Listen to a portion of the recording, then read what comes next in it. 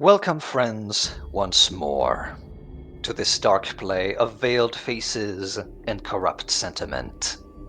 The blood-stained curtain rises, and the truthful lights dim as we dive into treachery and conspiracy. Tonight's drama, however, is a chaotic one.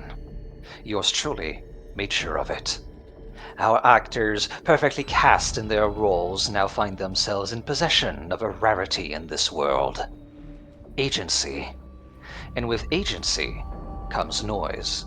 A beautiful cacophony of choice, pushing away the horrid silence of law for but a moment.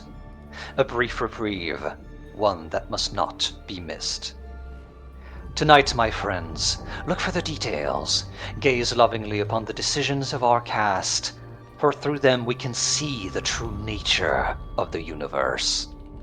Elements traveling and colliding, creating a pattern through circumstance and choice alone. Observe free will in action before it is snuffed out once more by the many directors of this performance.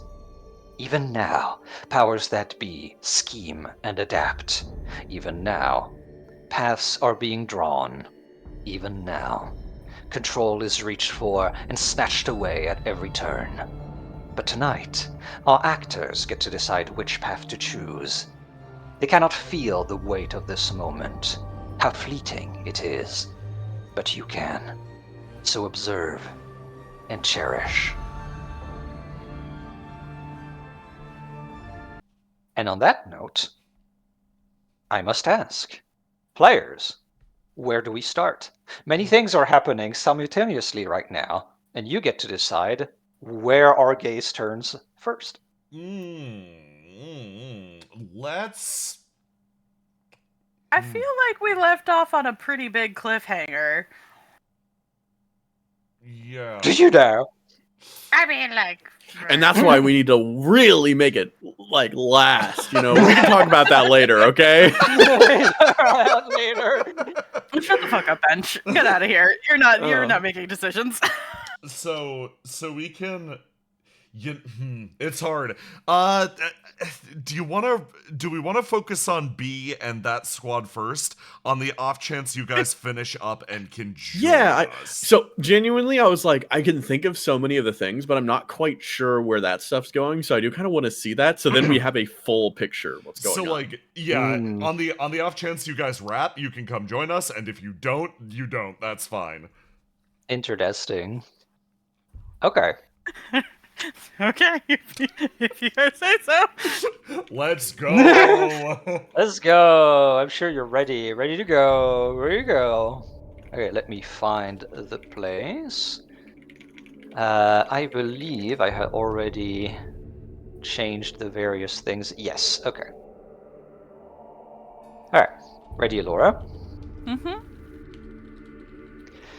As the audience and our players decide, we start here. In a room met by unrest and hesitancy. Do you want to start literally with a roll to see what the fuck? Yeah, sure. Let's see how we're doing. So let's drop and die. Nope, just regular die. Oh! Okay. Oh boy. And then 16. 16, okay. On one side, you have a Theomarch that is struggling, slightly being overwhelmed, a lot of things being thrown at him, a lot of feelings that he never had to think about before. And on the other side, a determined mouse. The kind of determination that might be more harmful than good. Not until now, but now. In the sense that he might be He's too gonna eager. push too hard. He might push too hard. Unfortunately, when it comes to programs and trying to get rid of them within a person, it takes time. It takes rest. You get the feeling that Theo March actively needs a bit of time now. Not quite to the point of like he needs silence right now, but in the sense that you need to find a way to stop Mouse from pushing, but you also need to have the period of silence that Theo March will be left in to be coded by one last word, and you're going to need to control that. Mm-hmm. Oh boy. Okay.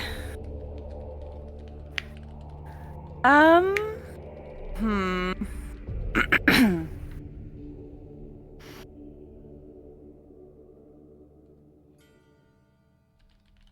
It.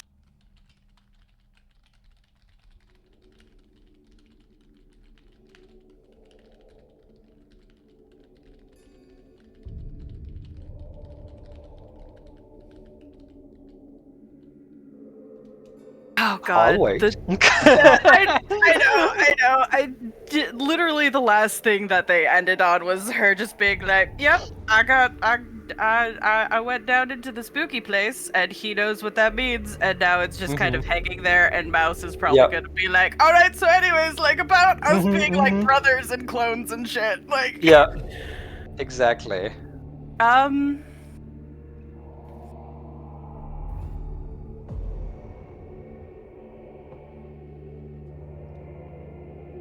Ooh boy. B finally lifts off of the desk, settles next to Mouse, and reaches out a hand to gently grasp the sleeve of his robe and pull a little, just enough to get his attention. Huh? What?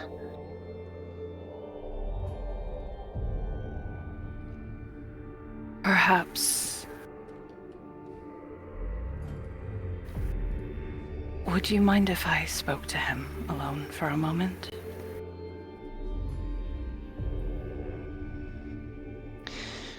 You can see it on his face. He does. He definitely does. Mm-hmm. But you making that move causes a little bit of a spark. So I'm gonna roll for him to see if he to see how he If does. he... Okay. No, that's good for you, actually. Uh-huh. I was rolling for his willpower, essentially. Oh. That's good. It seems that the boy has tired himself out in enforcing his view upon Theo March, trying his best. It seems that he now is realizing that he exhausting himself and is not thinking clearly. Right. Yeah, maybe that's a bit much for one day. He turns to Theo March.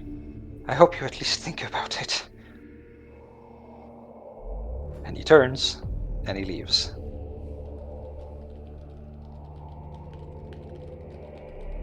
As soon as the door closes, she takes a moment and kind of seems to try and like settle herself again. Just the energy from everyone is deeply intense and very unstable, and she can feel herself starting to jitter and fray at the edges. She takes a moment to recollect herself before finally looking back at Theo March. So, this is a lot from every angle. I'm sure you will want to think.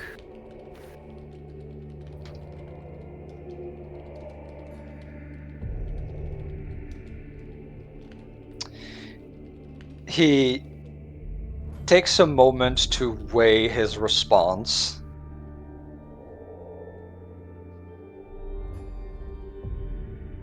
Was it like you remembered down there? Was it what you had seen? There's a long pause as she feels out the weight of the words and the memories. Is that why you stopped me? Did you already know what was on the other side?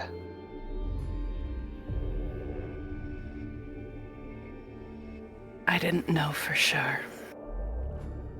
It isn't.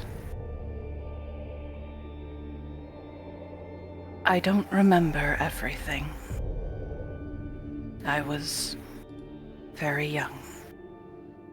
And there's enough that is different down there that it makes me very hesitant to assume I know anything.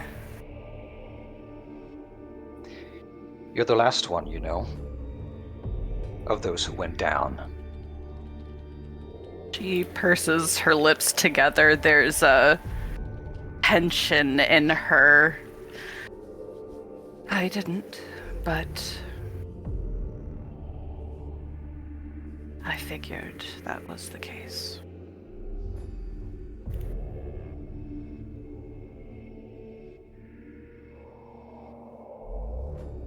Probably for the best. He pauses at that, but does not make a comment.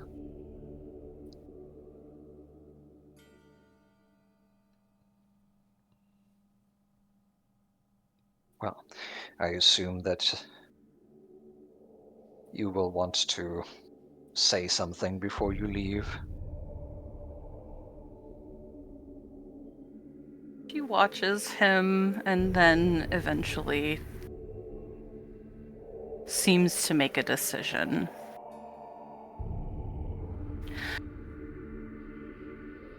Regardless of if you believe, Chamberlain, regardless of whether you believe your own memories, I need you to understand how little you matter to her. Because she will not save you. None of them will save you. They don't care.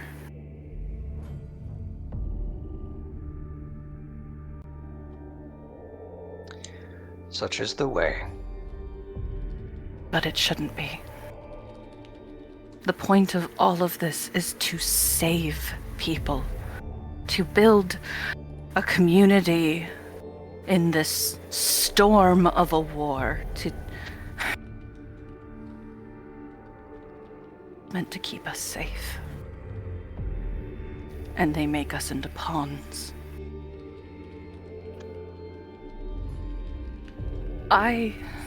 She starts to speak and then stops. And there's a visible friction inside of her before finally she says, I played a part that was what I was informed of as integral. I was considered important. And they watched me decay and wither and die from the age of 7 for the sake of their cause.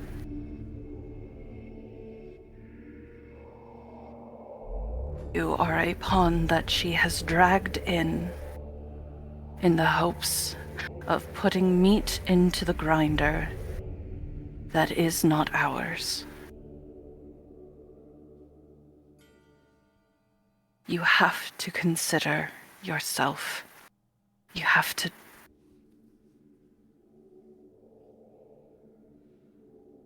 Regardless of whether or not you consider yourself important, your life is worth living.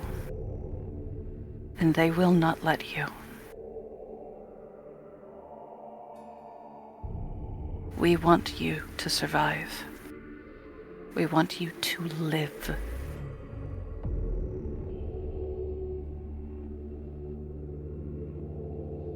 I want you to live.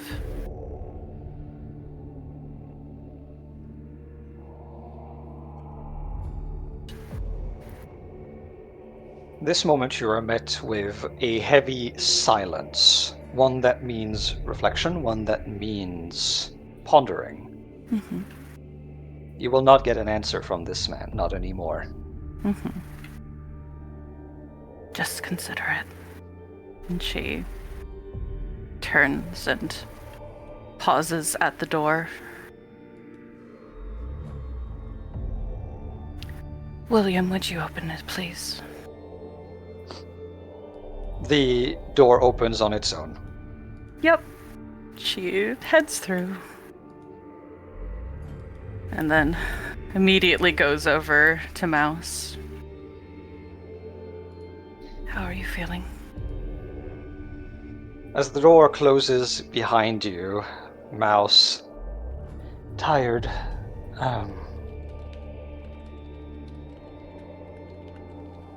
listen, I know I said some stuff that may have not been kind towards you anymore.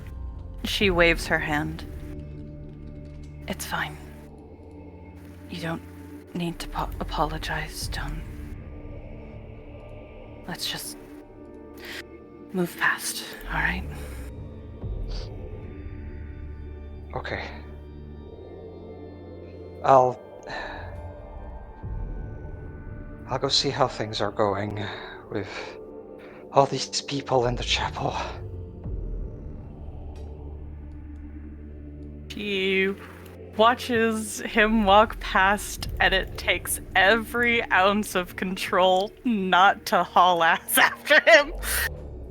He is immediately left alone in the hall. She does not look at William. She just stands there like a statue and tries not to think for a moment.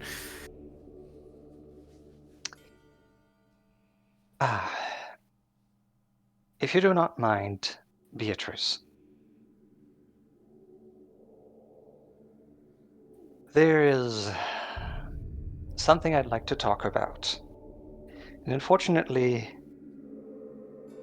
even if I have thought about it over and over again, there simply won't be a good moment to talk about it. There's a lot going on. We should, can we talk about it later?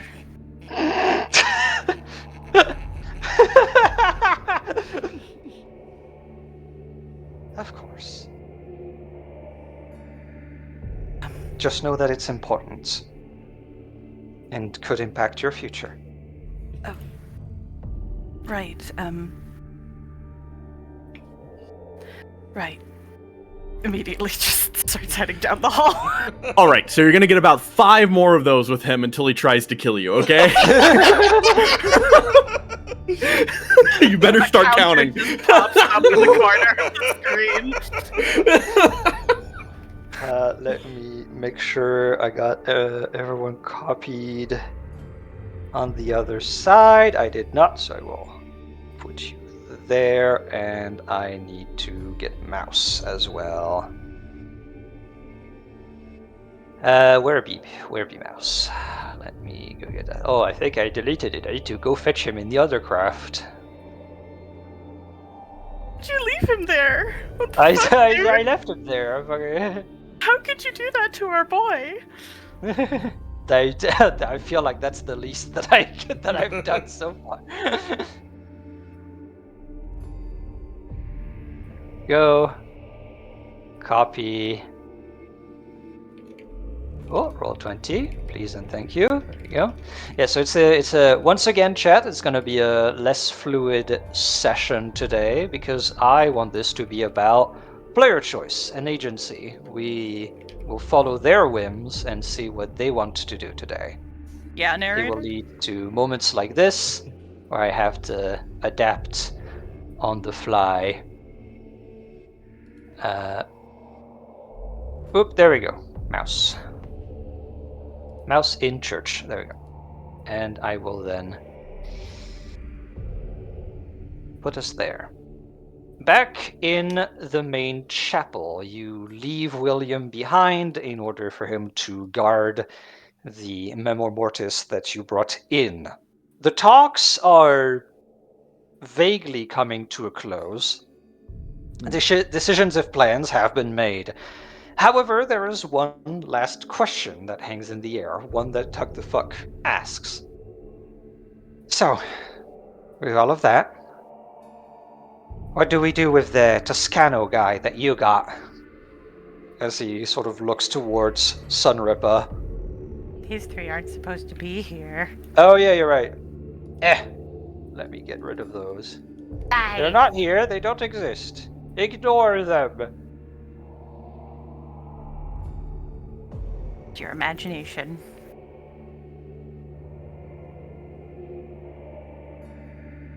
Sunripa sort of immediately kind of just, on instinct, kind of just replies, "Wait, what do you mean? He's mine. I got him fair and square. I just do whatever the fuck I want with him."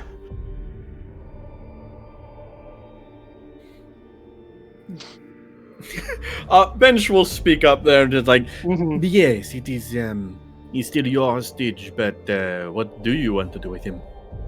Wait, well, It's just a question, you know. Well, at the time, I didn't know if you guys got Chuck, or if he did. He starts to scratch at his skull. I already know what I got him for. Fucking. He looks around, sees Piper is not here. Shit. Well, it's my hostage, and since we're doing the war like we're supposed to do, then I'll use it as such. Leverage and such. Let's see. Yeah.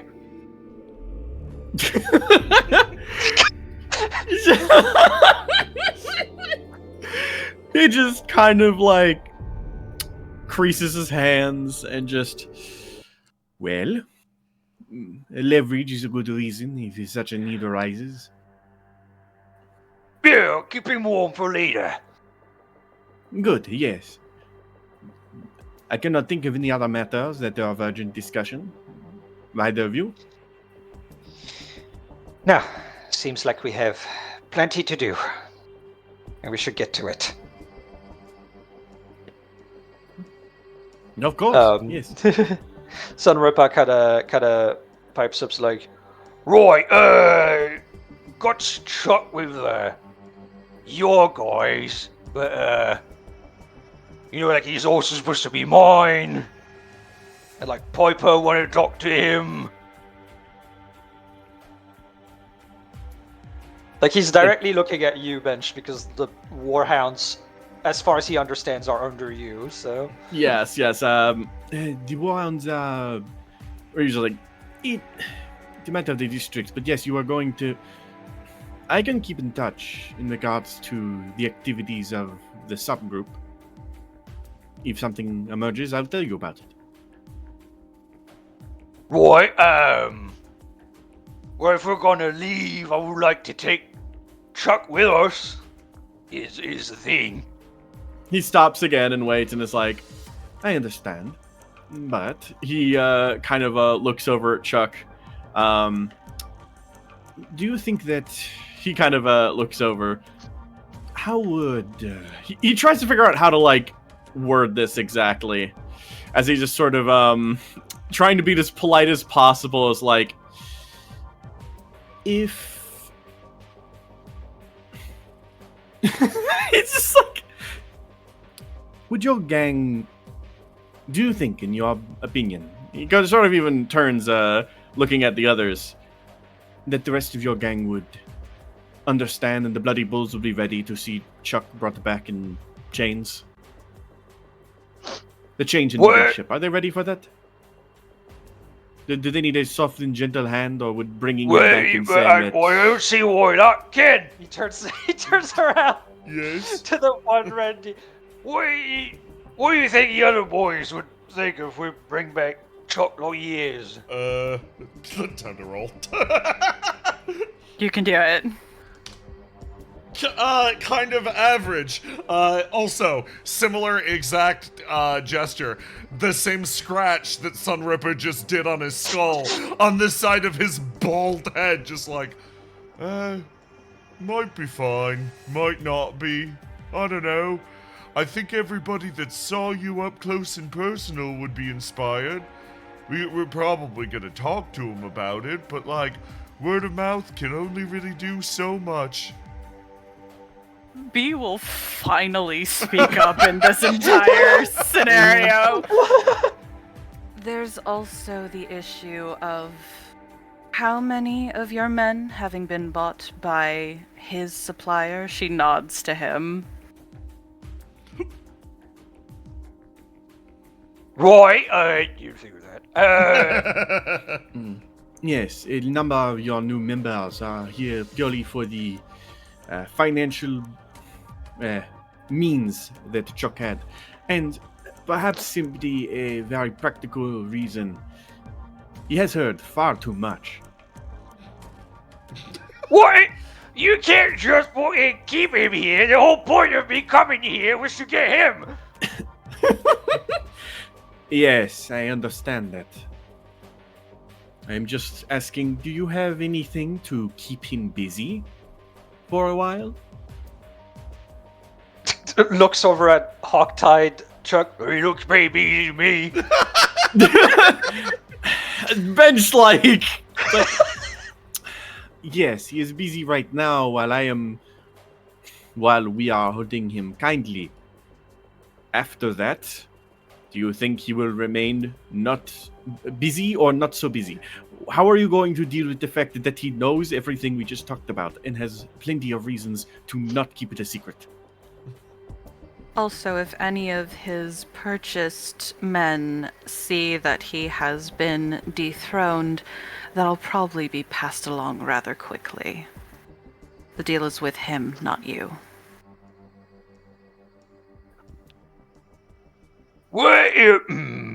He starts, his foot starts tapping on the glass that everyone is standing on. And actually, Tuck pipes up and says, listen, right? You're new in your position, and it's up to us to tell you what you do with your fucking organization, okay? But because you're new at it, you gotta take care of your own boys. So how's about this? This is neutral space, yes? We keep him here just for a while. You have full access to him, no matter whenever you want, and yet until you take care of business. As like a first little bit of comfort, right? To ease you coming into your leader position. Right.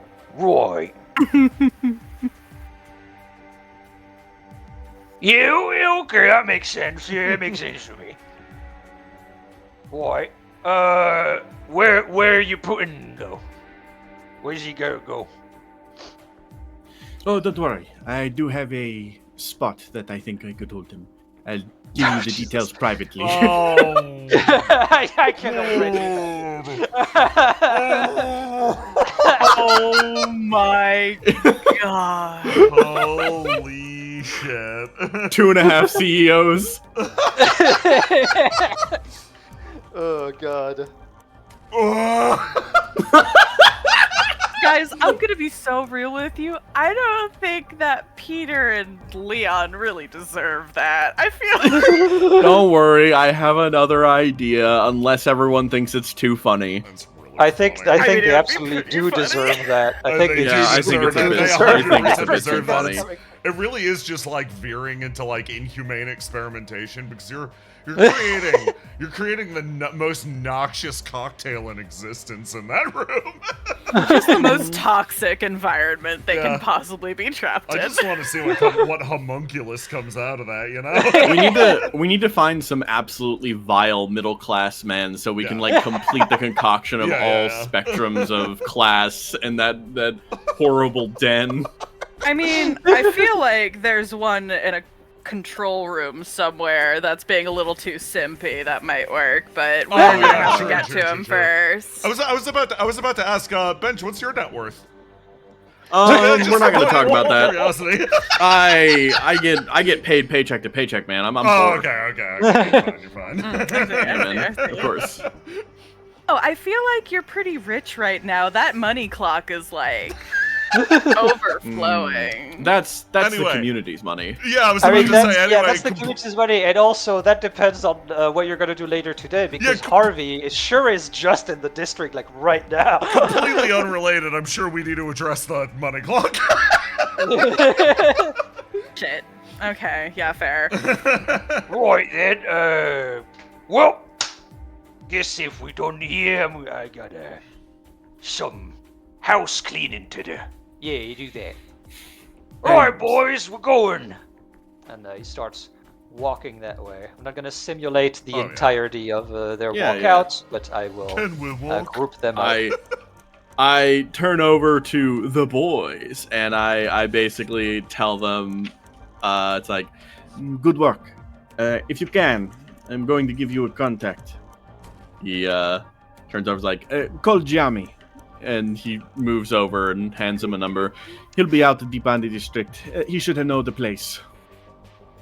He turns over to Chuck and is just like, don't worry, you'll be safe. I'm going to make sure to take good care of you. He doesn't even fucking answer you. He just like looks at you with the most fucking disgusted sneer. And then he turns back and nods his head over at Tuck. Anything else we can help you with? Apart from the thing you mentioned to get some contact and probably some resources my way, no.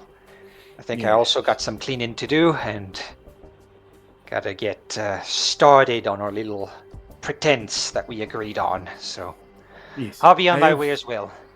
Sure, I have businesses as well to take care of. If it's all right, on your way out, I'll tell you a bit more about that.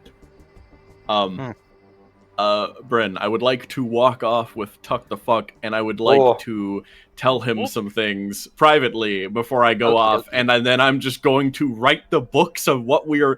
I'm basically going to write up orders that we can show Harvey and be like, hey, it's ordered. We're going to turn money into things, so Mhm. fuck off. Yeah. Respectfully, dear Senator.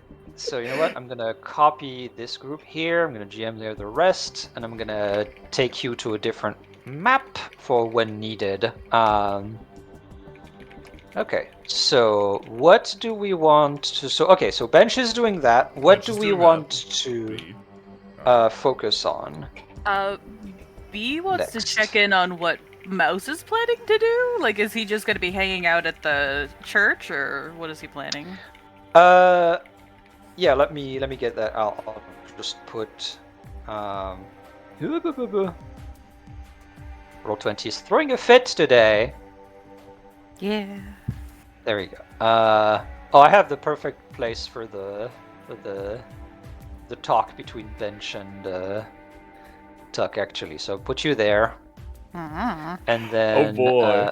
back to this. Yeah. So do you ask him directly? Yeah. Okay. He kind of turns to you and goes, This was all quite the ordeal. I think I'm just gonna rest for a bit. That sounds like a plan. He sort of looks around, looks at everyone that are kind of on their way to leave, and kind of just goes back this way, probably to his room. There he goes. Alright, Which leaves you with 3 dogs and a man Yeah. in the middle of a chapel.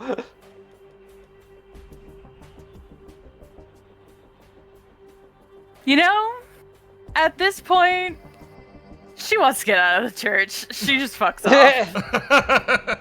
She just fucks off. Where does she Yep. fuck off to? Yeah, you coming our to- way, B? Yep, Let's outside. She's going outside. go! Okay, awesome. Be secure. Be secure. Okay. I will copy you. Okie dokie. Which leaves us now in the chapel. Oh, yeah. We're 3 dogs. So, like, what the fuck are we supposed to do? Everybody just left? We just sitting here? He said he found...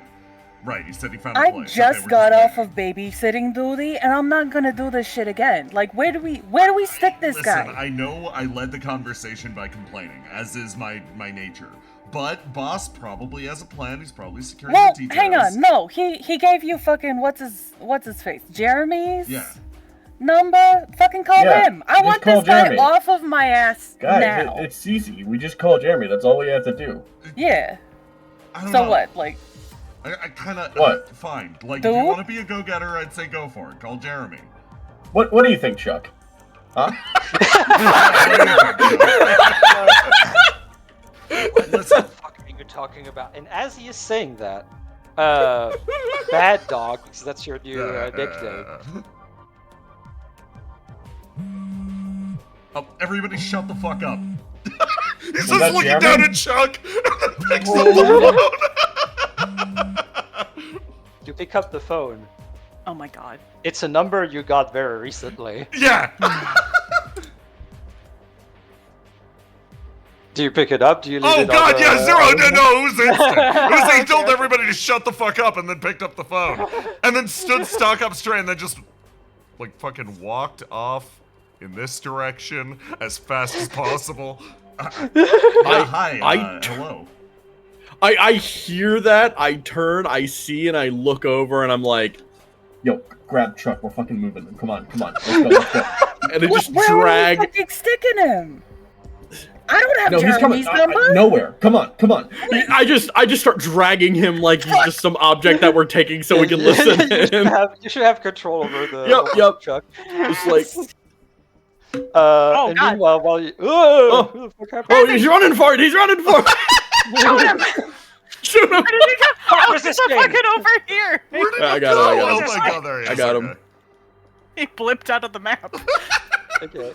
So as you guys move on the phone, hey, how's it going? It's going even better now that you've called me back. Hi, we did great on our mission. Do you want, thank you for the tip. That was really good information. Everything worked out great.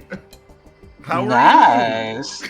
I'm doing great. Did that little tip I gave you secure me an audience with your superiors? Right, yes. Yeah, absolutely. When do you want that to happen? Do you want that to happen now? Soonish, because I just got a little bit of news as well that everyone on your side of things might be interested in. Really? Okay. It's time sensitive, though. Okay, I'm interested. Yeah, I'm interested. I'm listening. I can hear.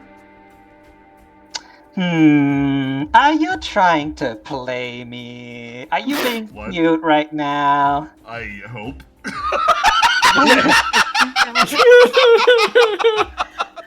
In You the know what would background. be? You know what would be cuter? What's that? If you let me tell my new little tip to your superiors. Yeah. Okay. Who do you want to hear it? I've got a lot of superiors these days. All of them? Wow. Half of them. You know what? I'm gonna make a gesture of trust, and I'm gonna ask you to go to whoever will be the most interested in a time-sensitive bit of information about a ink operation that's gonna happen soon. Oh shit! It's like a puzzle. Okay. he adjusts his helmet. Okay. Yeah. Okay. I'll relay that. You'll be happy with the results. I sure hope so. Kissy kissy. Click. Shit, I think that In went the- great. And Monocle's just like, who the fuck is he talking to? What the hell is? Hey, Hey. I got she left me with the fucking riddle. Yo, what? Who? What? Yeah, What she the left fuck? me with like a puzzle. Like if I want to impress her, I gotta solve her riddles 3, dude. Who the fuck? No, is this the fucking person that you were talking about? Looks Yeah, over at she's Weather awesome. Boy. I think Oh. everything's going great. She said kissy Oh when my she hung up. god. What? Yeah. What? Yeah, no, Dude. Whoa, hey, yeah, dude. no, things are moving a No, little hang on. fast. Shut up. That could be No, awesome. dude. Yeah. You are getting played. What? You are getting played right now. You Okay. met this person how long ago? Literally like earlier today, yeah. What the fuck do you mean she's saying kissy kissy then? Yeah, right? Like, I don't know. I think things are going good. And like, yeah, probably I'm getting played, but like, is that such a bad thing, really? Yes. Yes! Yes. Yes, it is. My God! No, Absolutely. What are you talking about?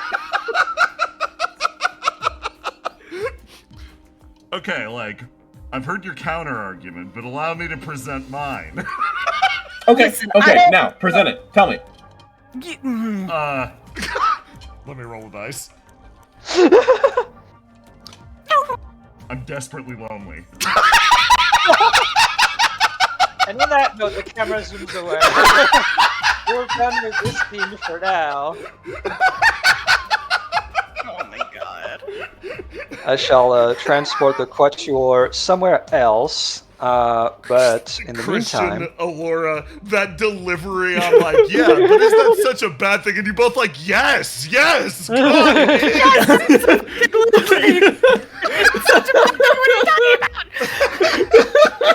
Monocle actively losing his fucking mind. Earlier, he was just like, I mean, maybe it's not such a bad thing. I don't know. And now he's like, no, absolutely. I'm so the excited fuck not. to cut back, and all 4 of us are sitting on the pew, and Chuck is in the middle of talking about his divorce. Even a divorce. They didn't sign the marriage certificate. I mean, that's basically a divorce. Yeah, No, like a It's really not, my guy. divorce, like, Clearly, you've Like- never been divorced. I mean, I haven't. No. no, yeah, no, like. Wait, have you been? I guess you. Wait. I guess it may. You've Oh, been shit, divorced? You've been divorced? Listen, we're not. This is not the topic of the situation. First of all, Doesn't like okay, so like divorced implies like something retroactive is happening, right? Like descent. like a marriage, Yeah, like no. an All I'm actual saying is- marriage. all A I'm saying divorce is- is illegal. No, breaking of a I got a train of logic contract. here, Like, what right? the I fuck got is a train of going on? logic, right? If divorced is retroactive, then if they never signed the marriage documents, then they weren't divorced, they were divorced, right? No. You got it? No. No. Makes sense, right? Chuck gets it. No. That's not how that works, buddy.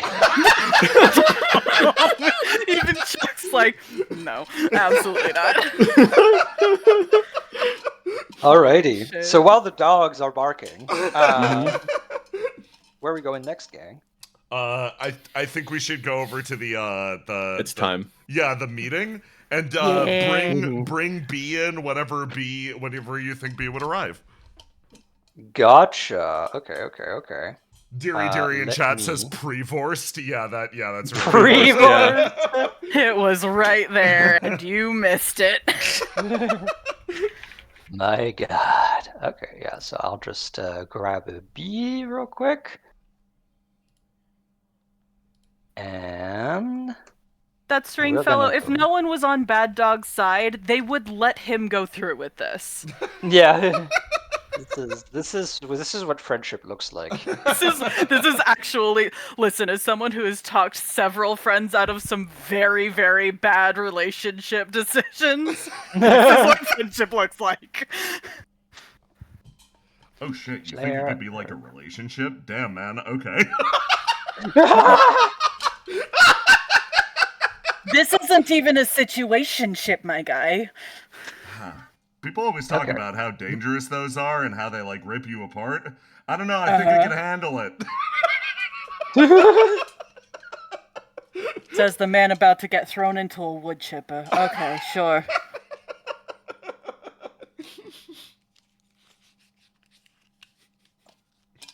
Okay, reading my messages for schemes happening in the background. Lovely, Yes, of course, lovely. of course. And, on the risk of repeating myself, while the dogs bark, we turn our attention towards a very different meeting in a very different place. In bittersweet limbo. A new arrival had thrown a little bit of a wrench in some plans. Immediately, Risha Shishani stands up, looks around, and is like, I told you to never show. Why are you here? We need to talk right now. It's very important. Fucking. She literally turns towards you guys, and does the mom thing where she like points like one index finger up to tell you to like wait. Yeah. Turns back to her. I got exactly one call to make, and I'll follow you outside. You just wait for me out there, and you don't get seen more than this. Sure. As she leaves. Okay. Risha puts a number on her phone. Christian, you know who she's talking. Who she's calling. Sorry. Okay, perfect. Okay. Please be available. I think. Yeah. So. Okay. You want me to. You want me to reply right now, don't you? Yeah. Over the phone. You want my voice to resonate through the. The phone picks up, and there's a snarl. I was like, what? Right. Scrackit, I know you're busy, but I need your help right now. There's some big deals happening, and busy right now. Much Yes, fighting. Yes, all right. When you said, anything for you. That's why you're my favorite. Okay. Hopefully it won't be too long. Go to the bittersweet limbo. She looks around. You go to the table with a giant fucking armor dude to it. You can't miss it. What say when now? Fight? No, they have some negotiations and deals that they want to do with the movement. Am I speaking to authority? She looks at the two very clearly, mafioso. I don't think so. All right. Okay. Thank you. Thank you so much. I'm sorry. Suddenly, on the other end, she just goes, Yes, kisses. Right. She closes her phone. Okay, so obviously I suddenly have an emergency that I need to take care of, but I have my most trusted lady on this with you guys, so you'll be taken care of. Hopefully this won't be long. Just wait here. And she also leaves through the door. 6XB turns over and talks to literally this rando next to them, just like, did you hear that? Ending a phone call with kisses. Massively manipulative.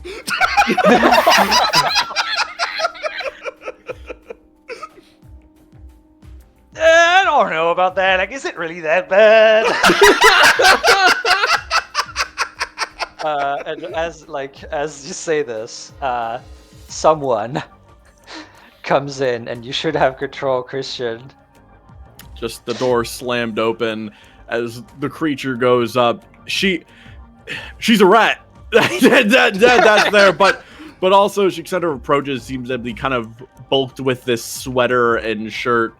As like stepping over, she turns over, immediately sees 6-6B, moves over and crawls, and then hops on, feet placed on the chair itself, kind of looking around in either which direction. And she's just like, You're all people talk to. Yes. What is it? We are busy, very busy. Well, 6-6B is going to launch into it. Hey, can I say, when we watch the Shishanis walk out of this place, B is on her way over here I think True. 66B is going to discreetly, at least alert B to that reality. Because B is a fucking ghost and can spy on that shit. I think what's fun is that it's very easy opportunity. There's the downtime between they came in to have texted B that too, and like, only these Randys are gonna carry around your phone. B doesn't have a phone. Yeah, so here's true. the main problem about that plan. You know the other thing though, the other very 66B thing, discreetly getting up and running outside. I have to use the bathroom. Takes out During from the front door. During the presumably minutes it took the creature in front of us to come over here. It probably was less of a distance from the agricultural district to here than the church to here. So 66B could have slipped out. Yeah. I'll give you something. Okay, I'll give you something from that because that specific movement of people creates an interesting aspect of things. It's not a scene; it's just something that you witnessed. So you did find B. B was making her way from the church and getting back into the district. You informed her of that. I will assume she is on her way to go snooping. The thing that you saw is that the creature did not come from outside the district. She was already in the district somehow. That's wonderful. So 66B, the situation basically winds up with 66B and the creature arriving simultaneously. At the same time. Okay, fantastic. 66B plops down at the table and sort of looks over at her, then looks over at the other two, and stares, angles their head over at Welch for a second, just well, we wanted to talk specifically about areas that outside manipulation might be facing your agricultural district. Yes, come then, talk. We will find many good deals and discussions. Wonderful. Yes. Names. Yes, 66B. Turns over to Piper. Piper makes a small wave. Brandon Welch, I believe Sneer, correct? Heard of you. Yes, Scracket Sneer. I've heard many good things about you as well. He he notices that as she says that she reaches over, takes off the hat, puts it on the heart, and does a courteous kind of nod of the head before putting it back on, and then turns over. Heard many things, not of you, but I'm sure quite cordial. And turns over to 66B. Heard you're strong. Big, strong. 66B. Very useful in fight. Many threats from Same expression. Literally no shift in 66B's body, but you just see a slow thumbs up rise from behind the table and then go back down. She says that, there's the snarl, and then she leans forward. Greyfield says you'll fight for him, true? Looks over at 66B, just if she could raise an eyebrow, just kind of tilts the head really? Greyfield say you will kill all bad rats coming to the district. We are bad rats. No, I would not do that. No. Well-known liar. Didn't believe it. Good to know. They look over, but you said you had a lot of enemies. That's actually what we're here to talk about. The number of people you're fighting. Yes. Watch me speak. It's looks over between the two of them. Would you mind reporting the areas of resistance that both of your gangs have faced? Piper will actually pull out her phone and pull up a map of the district and start essentially designating specific areas that they've been running into a bunch of resistance. Functionally, there are there are factions that are bearing down equally on the disparate factions within our city. As a result, we're trying to find a common point, or more specifically, a common enemy. Yeah. They look at it for a second, and then they sort of... She seems to be quiet, though noises seem to escape the mouth from time to time, as looking... Yes.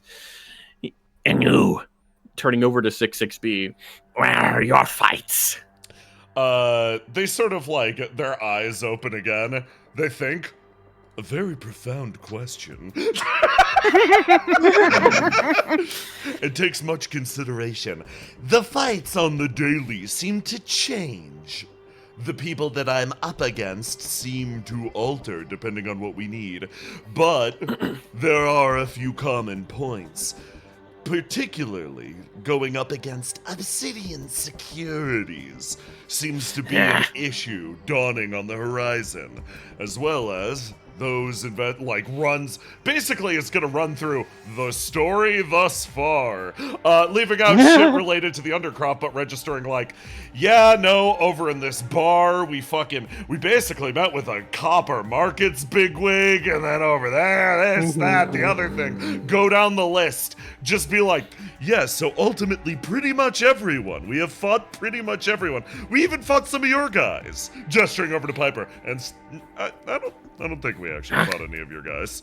Looking over at Welch. And none of... And You definitely fight none of Clan your guys. Sneer? I've never heard of fighting Clan Sneer. What did you do? What did I do? What did Clan Sneer do? What did you do? What did you do? You said you fight Clan Sneer. I did not fight Clan Sneer. Probably not. Did I fight Clan Sneer? She narrows her eyes. You consider Greyfield some of our guys? No, I also didn't fight Greyfilth. They're kind of like, Agriculture District? Agriculture District? Are you guys over in the Agriculture District? What? she stops. And it's like, Is that where Clan Sneer is? she kind of thinks, Clan Sneer everywhere, yes. Oh, okay.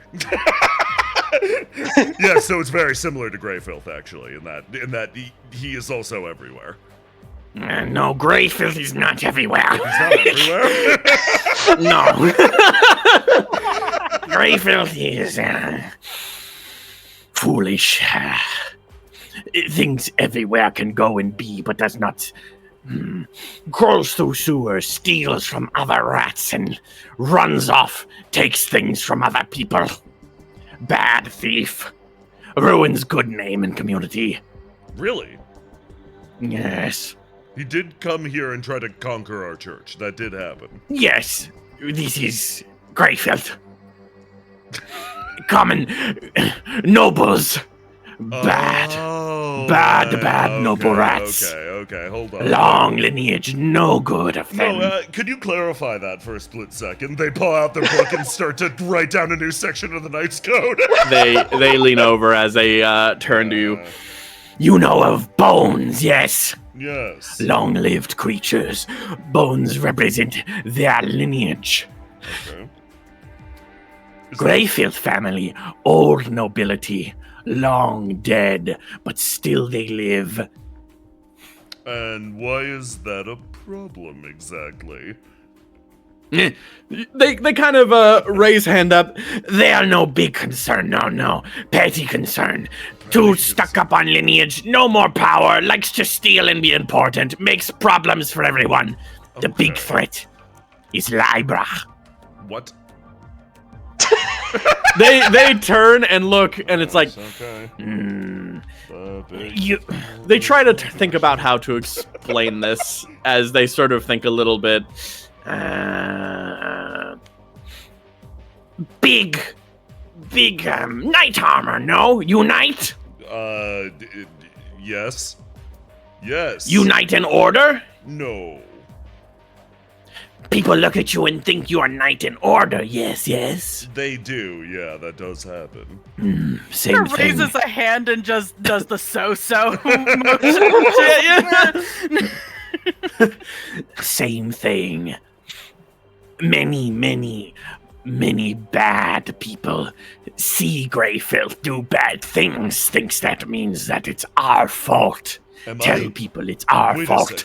Wait a second. Are you implying they? Oh, wait, hold on. I gotta roll my stats to see what part of the brain activates right now. Okay, cool. We're the one that is more tied inherently to this district. Are you implying that people see me in my big knight armor and might look at my friends and go, "Oh wow, those guys must be knights too"? They turn. No. Oh. I say people see knight person and think fascist. Are you a fascist? Huh. The fucking Randy next to you. Yeah, the armor looks a little bit fashy. Hold on. Let me check the code. Let me do a rundown of the code. Wait a second. Perhaps the code it's like that guy was telling me over in the church. Perhaps the code to begin with.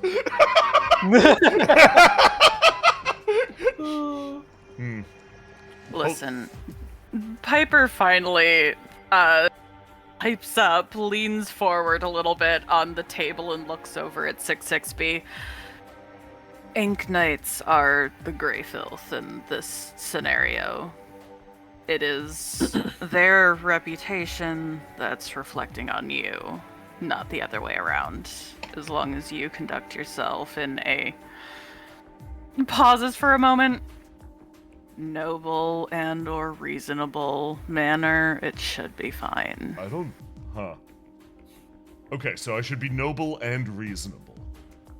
I mean, that seems to be the general vibe. At least that's what Ivan described. Miss Sneer leans in and she looks, less noble. Maybe break bad backs over big night knee. That's why you're here, no? They will be breaking many backs. No, I'm here to help find our common enemy. But right now, what you're implying to me is that there is an enemy within. They touched their chest. They sort of set up. Piper looks over at Sneer. I mean, it depends on whose back you're snapping. That can be pretty noble. Suppose so. Shrugs. The turn and Yeah.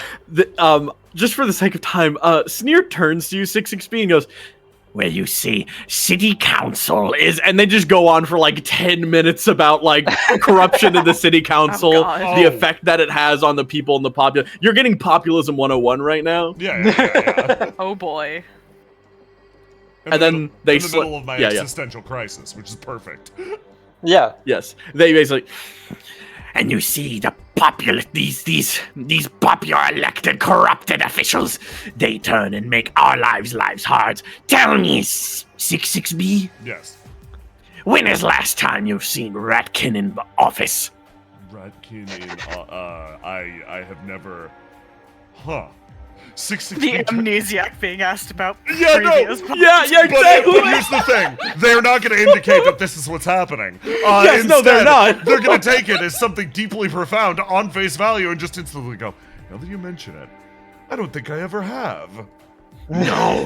When was last time you saw Ratkin running big business? That's fucked up. Wait a second. That's first of all, that's fucked up. Second of all, are you implying that running a big business would be something advantageous, perhaps? They give like a wavy hand. To be envied, perhaps?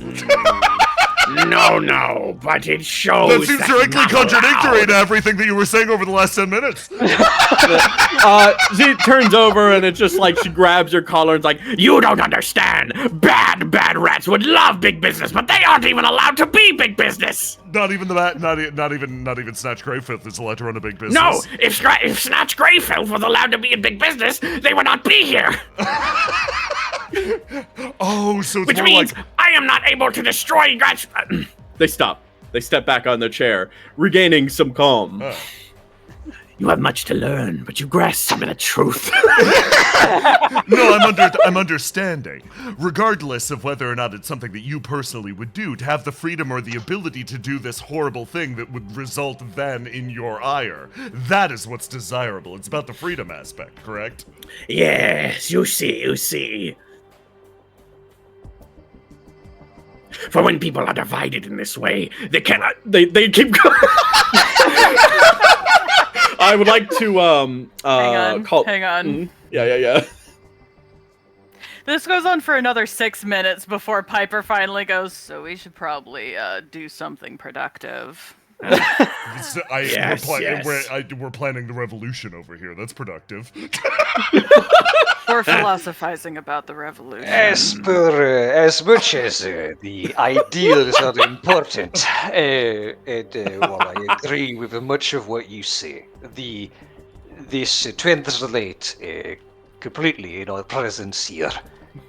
District that you stand in is currently a big fulcrum of political intrigue in area. Too many fingers and too many pies. And we hate that. That's fucked up. The people here are being crushed underfoot. We need to organize, build community, and this is why we reach out. Yes, I see. The rat sort of readjusts slightly, and again, they sort of... While Clan Sneer might have own problems in terms of agricultural district, this would be good, yes, but you come to speak of this, and I wonder... They sort of turn over in all which directions to the people assembled here. Many would like to say and use agriculture district as puppet. They pay big money, big power to spread, break, remove problem. Many problems such as this faced. You say you have similar enemy. They sort of slam their slam their fist on the table twice. I'd like to bring a rat in. This rat literally stands up from his table and comes in. Yes, Mr. They sort of look at the map. They are going to follow up on what specifically Piper was showing. And I'd like to just see a roll if I can glean anything about what they said and kind of what... Obviously, Sneer isn't sure of their intentions, but I would like to just really see the roll to see if we can detect anything about these movements with what we also know, since there's 4 factions knowledgeable of movements here right now. Yeah, absolutely. You know what? Let's do let's literally do a group roll. Everyone roll just to see how much everyone can kind of link together in this moment. 16. Piper's character sheet is connected to her portrait. I'm so happy. Oh my god. Yeah. It looks like rolled bad, so Rat doesn't know. Rat don't know. Rat don't know. Die. This is why we do group Oh, rolls. she's still wounded, right? It's the same day. Goddamn. Oh god. She's so distracted. You know what? She this entire time, as soon as she's finished pointing out all the different districts, immediately she's just like, I've been away from Ivan for a while. I really hope he's not In this case, with 6-6B rolling the highest at a 16, they're going to somehow and incoherently lead the conversation, making up for anything they lack with information with raw enthusiasm. Yes.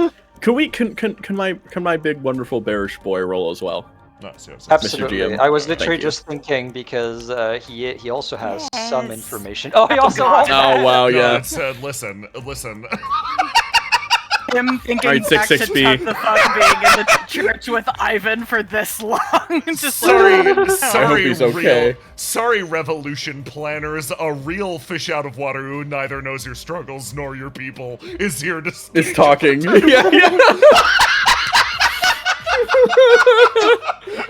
Hang on. I think I know about this whole Hold on, I know people's a- front thing. Yeah, I know a thing or two about the people. After all, what have I done if not encounter the people up to this point? I know a number of people, at least 20. At that point, Maybe more. I believe we can use the term the people for the people.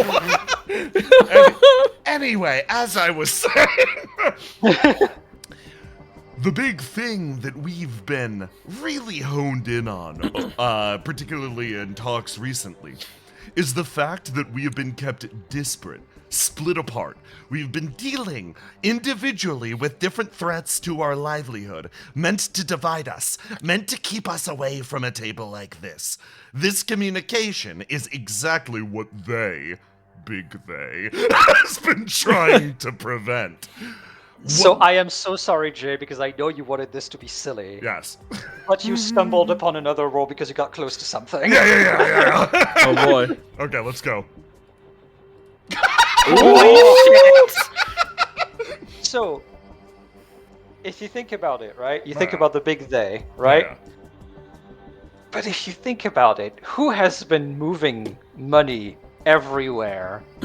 Has been present behind every faction, not necessarily always as a benefactor, but sometimes even as an enemy. There are many factions that are moving, and they're moving towards this district.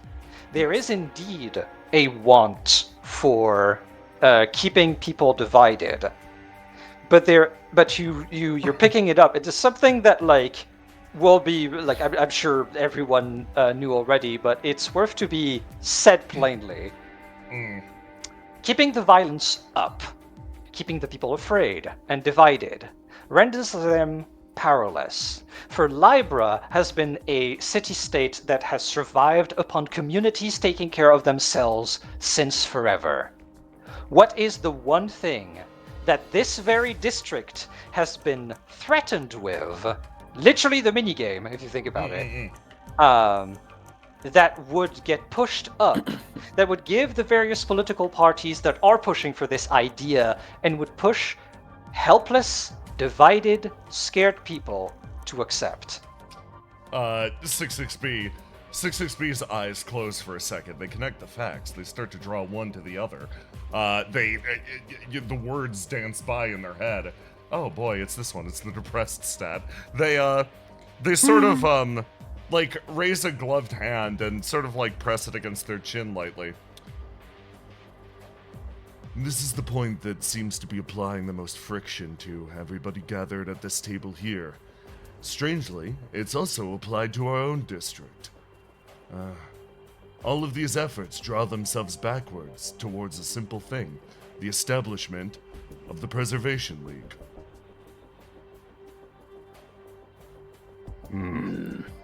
And Preservation League pushes for inner city law enforcement. Yes. Sneer turns, the grin beginning to form. You see, you understand, yes. And then she thinks, yes. And this is, It seems like there's some dawning. At first, you could tell, potentially, she was like, finally, he understands what I've been saying the whole time.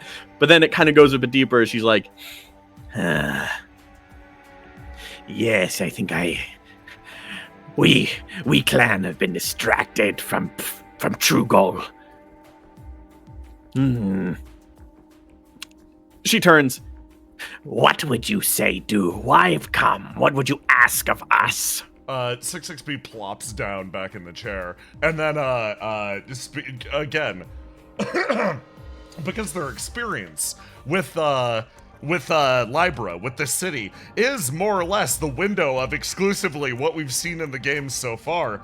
They are going to make wild fucking assertions about the history of the city and the way it should operate.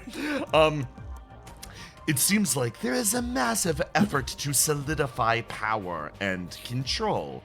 Right now, we are operating as different independent factions. That is our own nature. That is the way that Libra is and operates. But right now, there's an effort for unification. That can sound like a good thing, but not when it is under the boot of the Preservation League, and whatever shadowy overlords manipulate that puppet. So, what I say we do now, we unify ourselves simply enough to maintain our own autonomy. Because one way or the other, I think this decision will be made for us. Whether we are made one under a police state, or we make ourselves one to resist that very same thing, I think cooperation will be mandatory in our future. The question is, will we seize it for ourselves, or will we allow another to dictate our agenda, our lives, our futures? No chance, Clan Sneer. Follow future bootlicker. But, She stops, taking on a sort of calm stance. the agricultural district, they are not. They are not. You. She points over to her right. You are mob, and you are gang, and you are poor. Pointing to 66B, and is just like, That is no bad thing, but as she sort of kind of points back. we are many different. We are peoples. Are here. No main leaders, no leaders, just figureheads. I cannot say that the district rally full against and forth, but we must set example, trailblaze, show. We must show. And Clan Sneer is not agricultural district, and Clan Sneer is interested. Like literally, as she says, like just from Dexter was like, Yes, interested. Yes. You want fire burning under feet. Make league dance. I throw the cocktail. I do it. Well, that sounds exactly like what we're looking for. But- She says with a big smile on their face, yeah. She raises her finger. But I would not do it if hands are clean of compatriots. I ask your help. You must help me. You. Points over at 66B. You too as well, but you. Help with what? Break Greyfield's stupid nose. You will help me. Incredible. Oh, fucking perfect. we'll take our first break. Let's and fucking go. yeah, everyone. I everyone desperately go need back. water. I'll be right back. Yeah, go back Please. and get water. I'm leaving you guys alone. I also need to go get water and stuff. All right. I'll chill with chat. Chat. I'm not playing a rat, so my throat's fine. Yeah.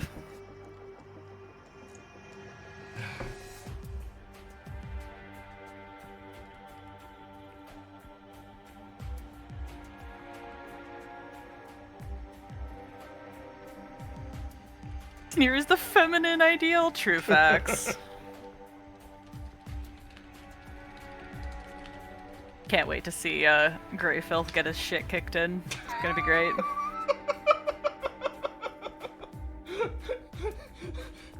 The only image I had, the second that was suggested, was 66B picking up Greyfelt, throwing him in a tumble dryer, and then setting it to high.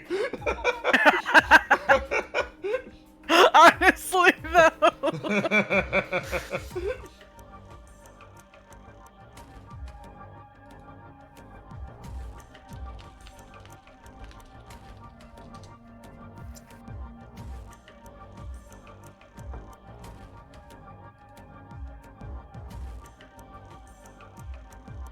But wouldn't it be better if you played a rat? No, I gotta save my voice for Tuesday. And I don't feel like destroying my vocal cords. Yes. Yeah. Is there any reason not to find and make use of a tumble dryer? Facts. Mm-hmm. You could probably borrow benches.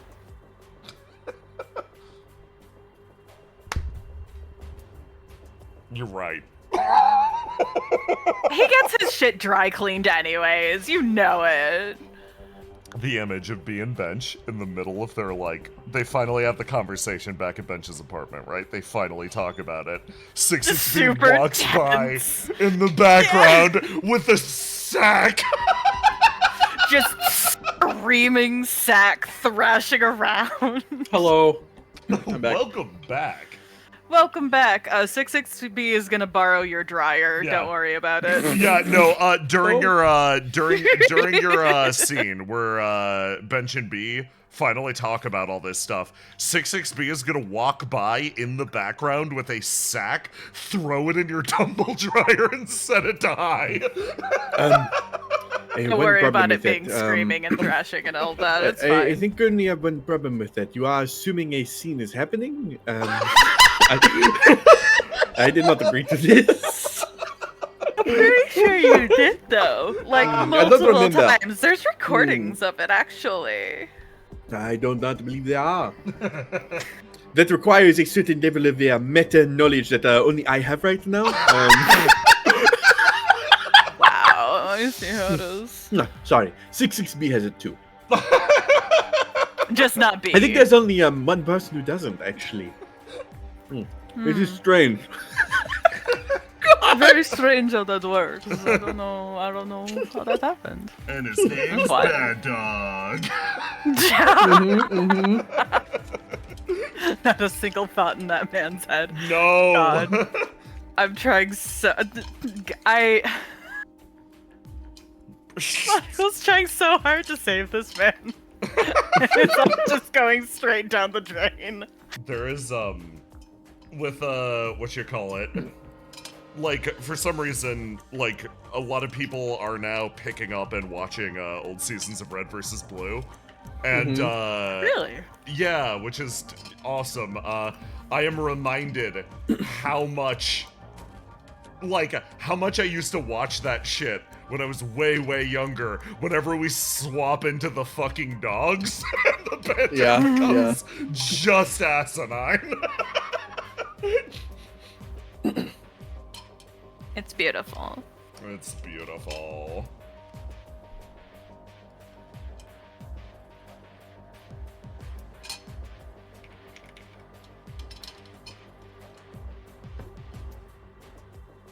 Was thinking the same, yeah. I'm back. Welcome back. Welcome back. Thank you. I'm going to refill my water and coffee really fast. Lovely. Tag team. How's the team doing tonight? I don't know. How's the team doing tonight? Team's doing good. I'm playing I'm a rat. doing I'm great. at peace. Yeah, at peace. B is existing, and that's fine. She's fine. Piper's just hoping that her boss doesn't implode the new structure already. I'm sure everything is a-okay. He's a big boy. He can take care of himself. Okay, I'm back. Welcome back. Okey-dokey. So, I'm gonna put you actually here. I have an idea of where we can go back to. Ooh. Ooh. Yeah. So for 6XB, with this established, this done, 6XB will probably call Bench and then actually head back to the church. They want to talk to Mouse. Oh, okay. Interesting. Okay. Yes. I guess that depends because Sneer has a problem happening right now that 6XB can help with. Oh, That is the Yeah. thing. Yes. That is the thing. You will. Sneer is actively about to try to drag you away to do something. Yeah. to beat I the don't shit think out- it'll be. okay. I don't think it'll. Yeah, I don't think it'll be too long Okay. to like stop you from talking to Mouse. It's just gonna be like we're gonna go to that rat fight going on up on the top part of the district. So, yeah. So 6-6B will call bench first, and that can work as a good dovetail into whatever the fuck bench is doing. Okay. Gotcha. Okay. So I will just get all of that going, place a bunch of people in a bunch of places, and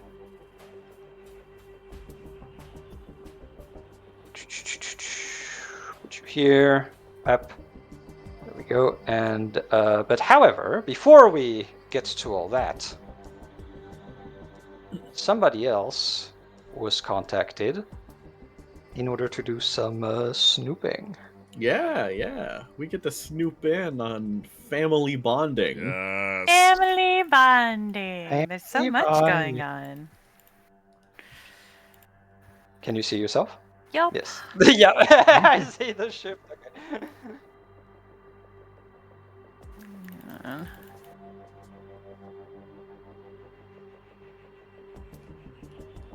You've been informed that they were leaving the bar not long ago at all, so they should be around here. Oh. Roll 20. Uh-oh. 20. 20. Uh-oh. Oh, there we go. Okay. Eek. Okie dokie. So the first thing that you realize is that, of course, these are very hushed tones. They're not projecting that much, although it is done with a lot of effort because you can tell that the conversation is very heated between the two. Now that you see both of them, one next to the other, it's like, oh yeah, fucking family. But Funny that they chose an alleyway to have a private conversation that has a camera in it. yeah, the cameras have been off in the district for a very long time, but yes. That they know of. So, now that they know. Yes, of course they've been off. Yes, of course. But essentially, would you give me a roll to see how opportune your arrival is? When in the conversation you manage to start getting in. Nope. Oh. Oof. Okay. Interesting. Let me think. Worst possible time, I guess. Damn. Worst possible time, I guess. Yeah. This is great. I actually love this. I love this. You are about to be dragged into this. Oh, that's fucking funny. You know what? Because of that, give me a stealth roll. I need 3 of them. 3? Oh, yes. Fucking... Alright, okay. Roll to do. Submit. 1 extra d6. Boop. And then we do 12, okay. Oh, you're gonna make me do it again. Okay, fine. Yeah. 1, and this, and that. A 15, okay. And then this. Oh no, it's not 12, that. it's 17. Okay. 12. Fuck. Ooh, okay. That one All is right. 12. That one is 12. Well, okay. So, when you arrive to the conversation, what you manage to hear is literally the following words of Risha, almost whisper shouting to Deshi, like, you're literally asking me to betray all of my people. What the fuck is wrong with you? You don't understand. It's bigger than you and me. And around that time, from behind you, Oh my god. you hear, Oh my god! Miss Robbins, I was just looking for you. Jump scare Harvey! Oh my fucking god. I was just on my way to the bar to start doing with paperwork and such. Just like, no, get down, get here, listen in. You're gonna love this too, Senator. Hang on. You know what? You know what? That's so fair. No. Oh my And that's where the Actually- one comes in, because unfortunately, Yeah. obviously, he is heard by the other two. Yes, of course. And you start to hear steps coming in your direction. Oh god, hang on. Be panic. Oh my god, I'm dying, B. Oh no! It's yes, Mr. Harvey, what are you doing here? Dashi? And then, of course, right at the corner. What is this? Were you listening on us? Do you want me to cut away real quick? Cut away. Cut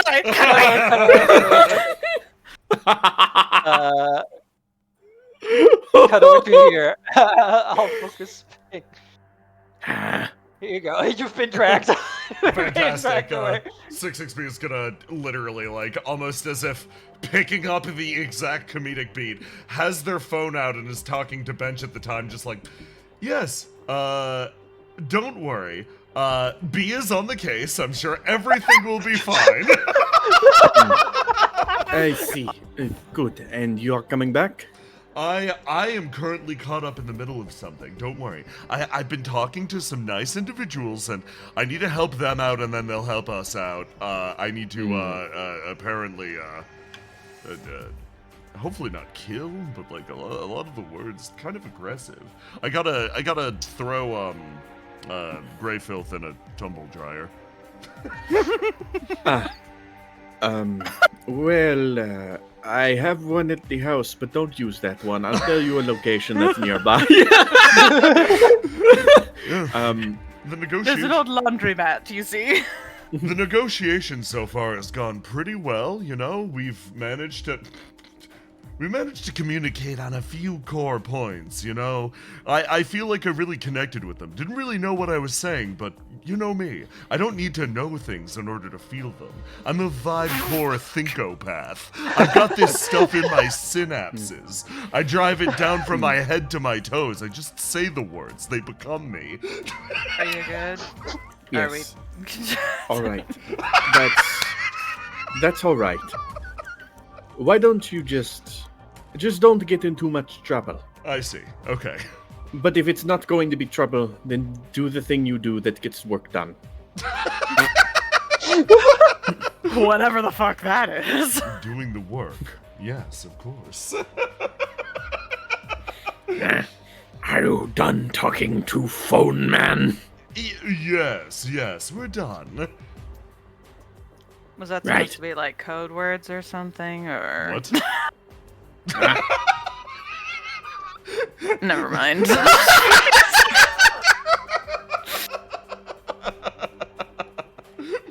Come now, round corner. Should be Yeah, here. You immediately hear, like, as soon as you get any amount close by, I'm giving you control over all the fur rats, by the way, Christian. Nice. You immediately hear just a bunch of insults coming in, and just a bunch of like, Our turf! We're here first pick, first grab, yes! Gray filth. fucking stops. Sneer! God. I went Power talk to. grabbing maniac, of course you be here. I am Sneer. I am proud. I am not the mirror you look at. I No went to class talk to. sneer ever sneered this face of earth, never.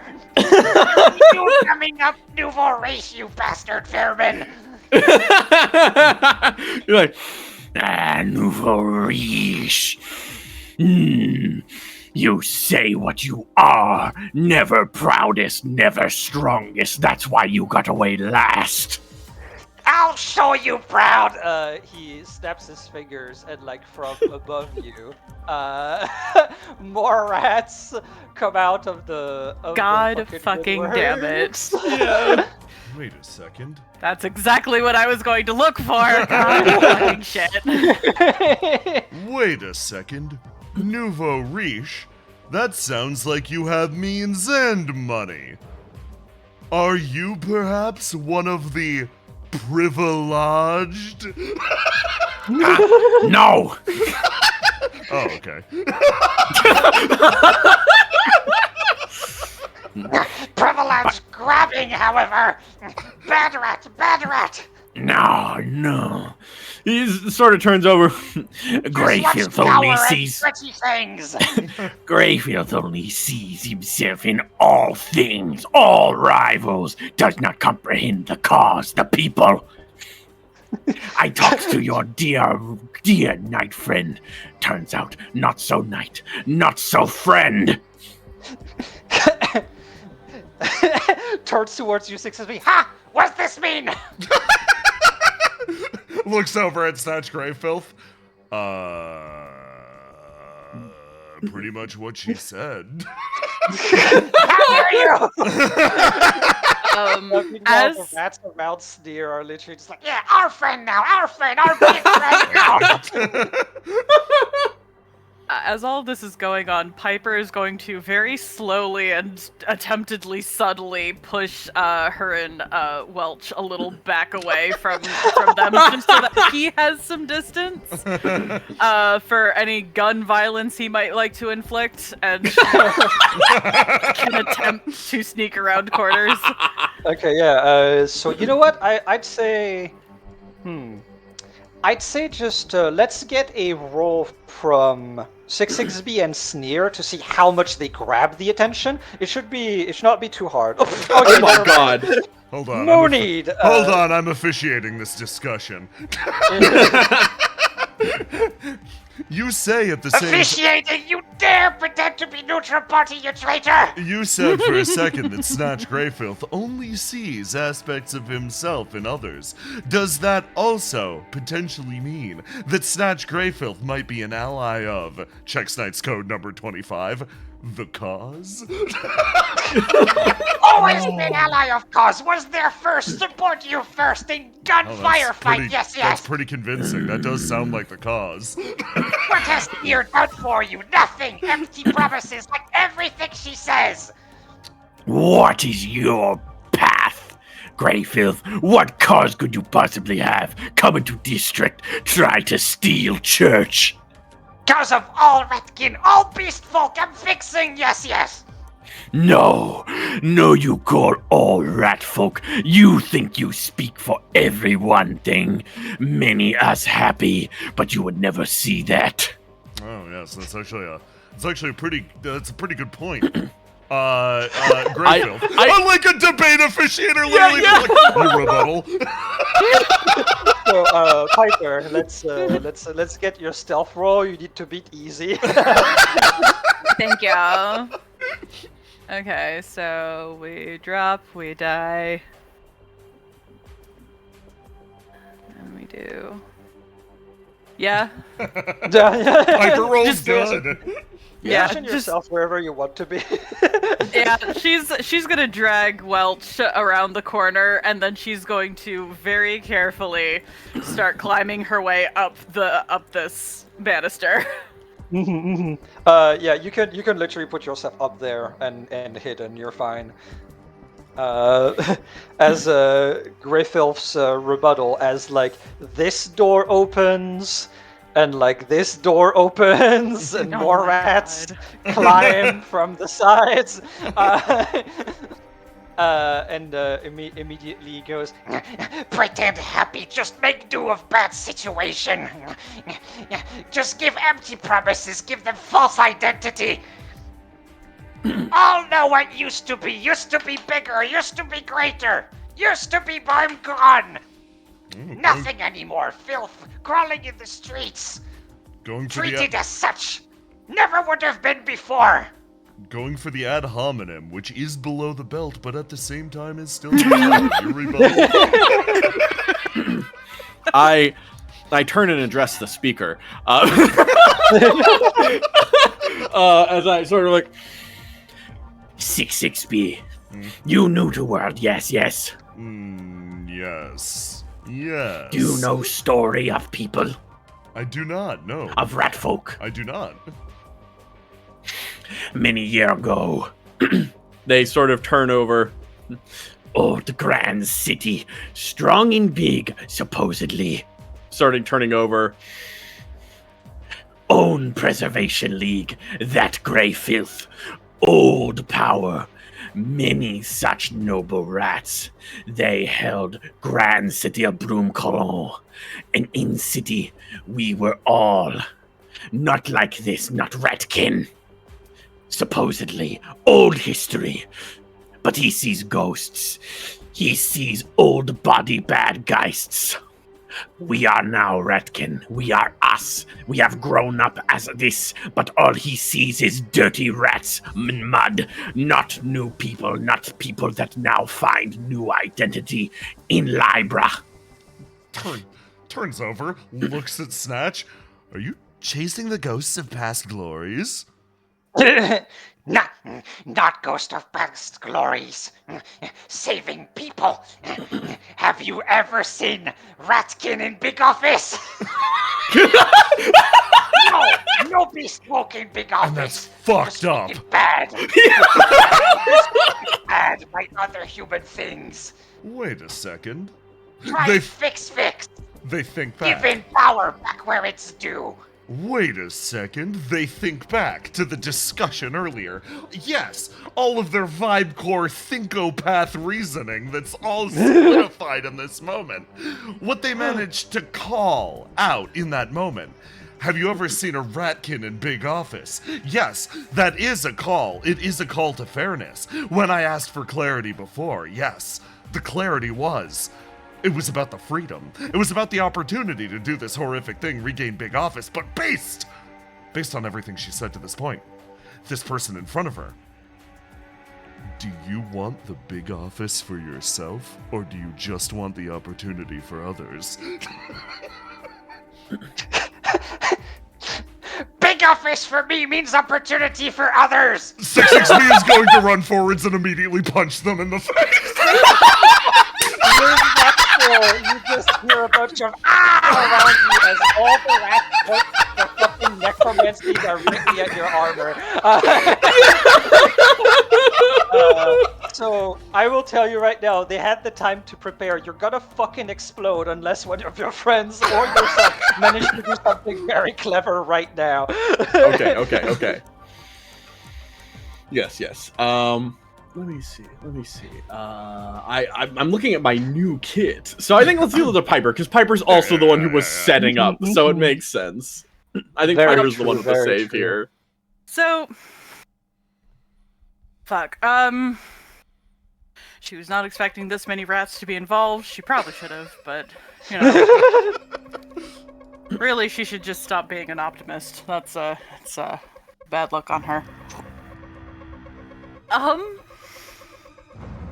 Fuck. Baby girl, what do you have? Not a whole lot. Question for YouTube and chat. Did you expect rat politics today? I bet you didn't. I just can't believe that Snatch Grey Filth was in the pocket of Big Office. You know what? No. Bad stuff, not good.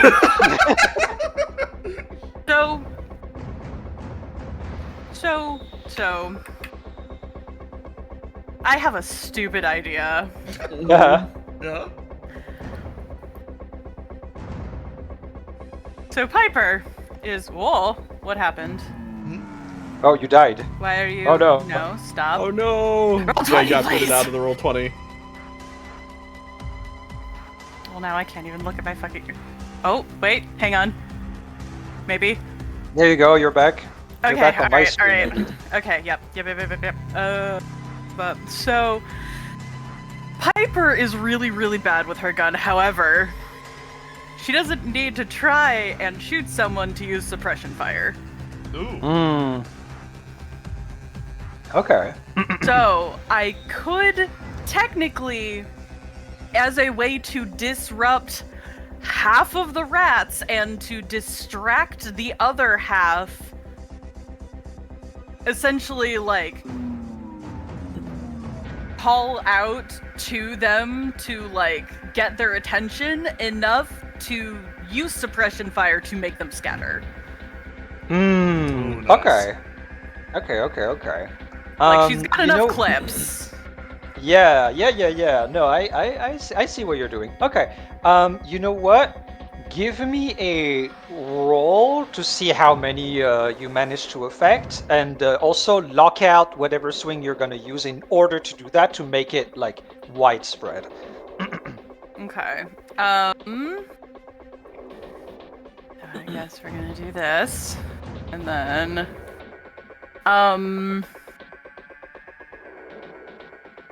Okay. Just... drop. And... roll. Oh. I should... You know what? I'll just roll wild. Why not? That's an option. Drop, and then... fucking roll to... do...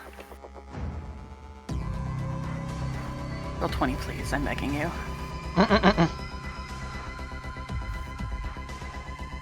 Please.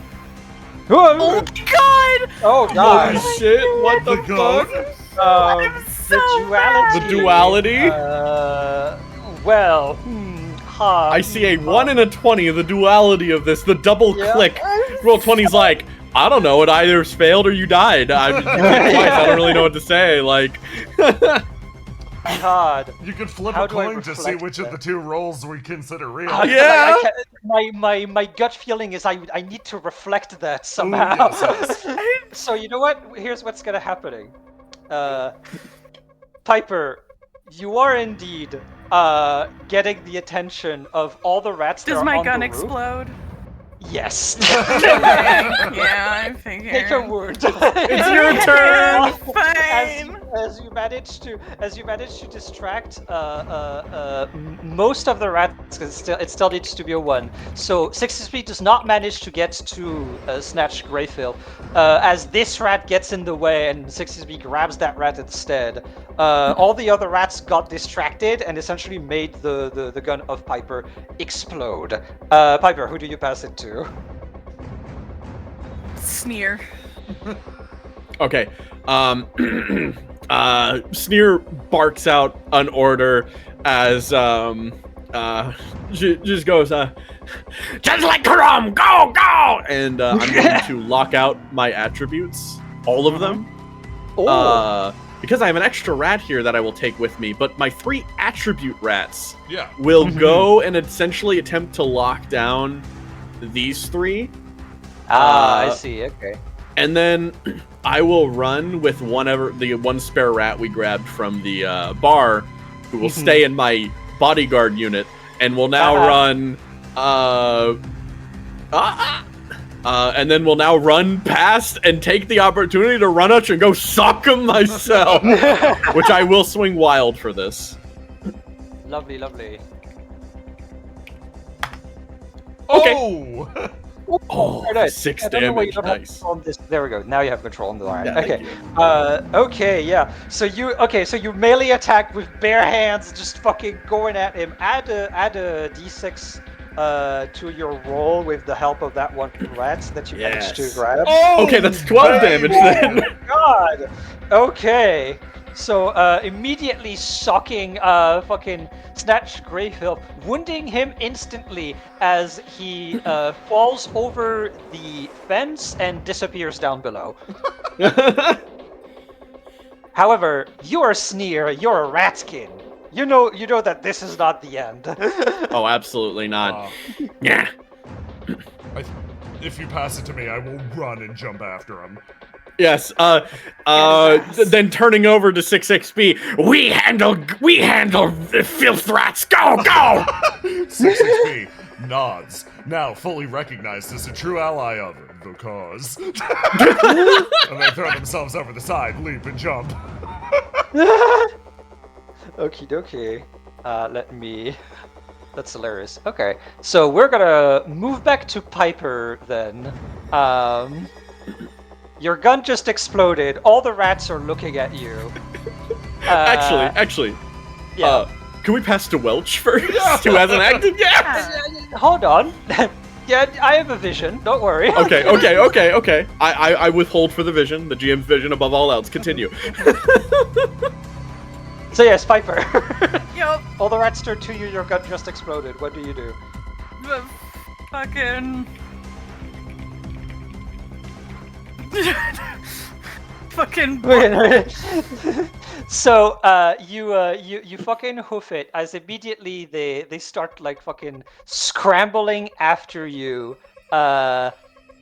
Nectar and ether humming into the air as you start to see your very reality being challenged around you.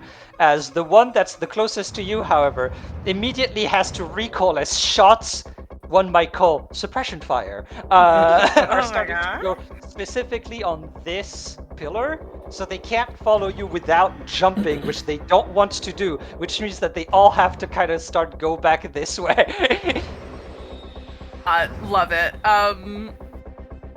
Piper is going to, if she can, toss her last clip of ammo to Welch, since she doesn't have a fucking gun anymore. And try and get as far as she can. Okie dokie. All right. Yeah. Give me your full speed. Do you lock out to go further, or is it just a normal move? She's got 2 wounds. That's 1 dice left. So she's gonna book it as far as she can. Gotcha. Okie dokie. Alrighty. I'm gonna move a position yourself. Yep. So if she can, whoa. There we go. There we go. So let me give it a roll real quick. Okay. Rolling for a rat. As so the extra clip is very much helping, as Welch is keeping them upstairs, kind of like keeping them pinned. However, you can see from your position that the one that's kind of like behind the group that he's keeping pinned is starting to prepare their own kind of like tuning fork wand thing and is up to something. We move back to here. Oh boy, okay. So okay, we're going back over here. We got these 3 rats all sorted and stuff. So really at this point we are kind of like stuck in. So I'm just going to go ahead and we'll turn around and both try to knock out this guy. And then it kind of goes to the other rats to attempt their own stuff to knock the others out. Absolutely. Let me see. So yeah, I'm give still me rolling your wild here. give me a roll to do plus 1d6. Alright. And yeah. 16. 16. Beats Okay, medium. very good. Yeah, beats medium. Only like 3 damage though, so. Yeah, 3 damage. So you managed to start wrestling with this rat. I will give you, however, if you sacrifice your current helper, to be able to free yourself from the melee, because there is one other rat that you will see over here that is also preparing something with some necromancer bullshit. Yeah, I will do that to then be kind of freed up. Can I get over to him now? You know what? Give me a roll. Let's see if you manage to extricate yourself fast enough. No, I don't think so. I think I get stuck behind the boxes here as I leave. I know exactly what happens. So you make your way over here, and you manage to, you're about to jump onto this rat, but unfortunately, just in time, the one turns towards you. As you hear, "Your body's like mine!" And you start moving in tandem with this rat as he jumps off. Oh boy! As he starts jumping off, I'd like to yell at the rats as I go down, "Skinner and sneak!" and have them reposition themselves as I start falling. Okie dokie. Okay, so I will, so you start following, I will simply put those on the GM layer because they will do their stuff later. Lovely, we're getting to use your entire kit immediately. Put those on the GM layer as well. And following the 2 rats who are falling, we shall indeed move downstairs. So let me get the correct thing. Top left. There we go. You were around here.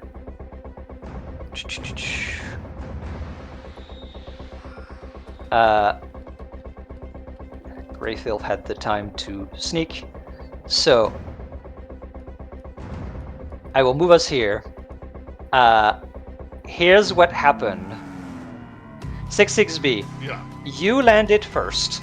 You had the time to kind of look around and get your bearings. You did not take any damage from falling. You have enough time to understand that Greyfield somehow disappeared. He managed to sneak his way somewhere or stuff himself in a box or something.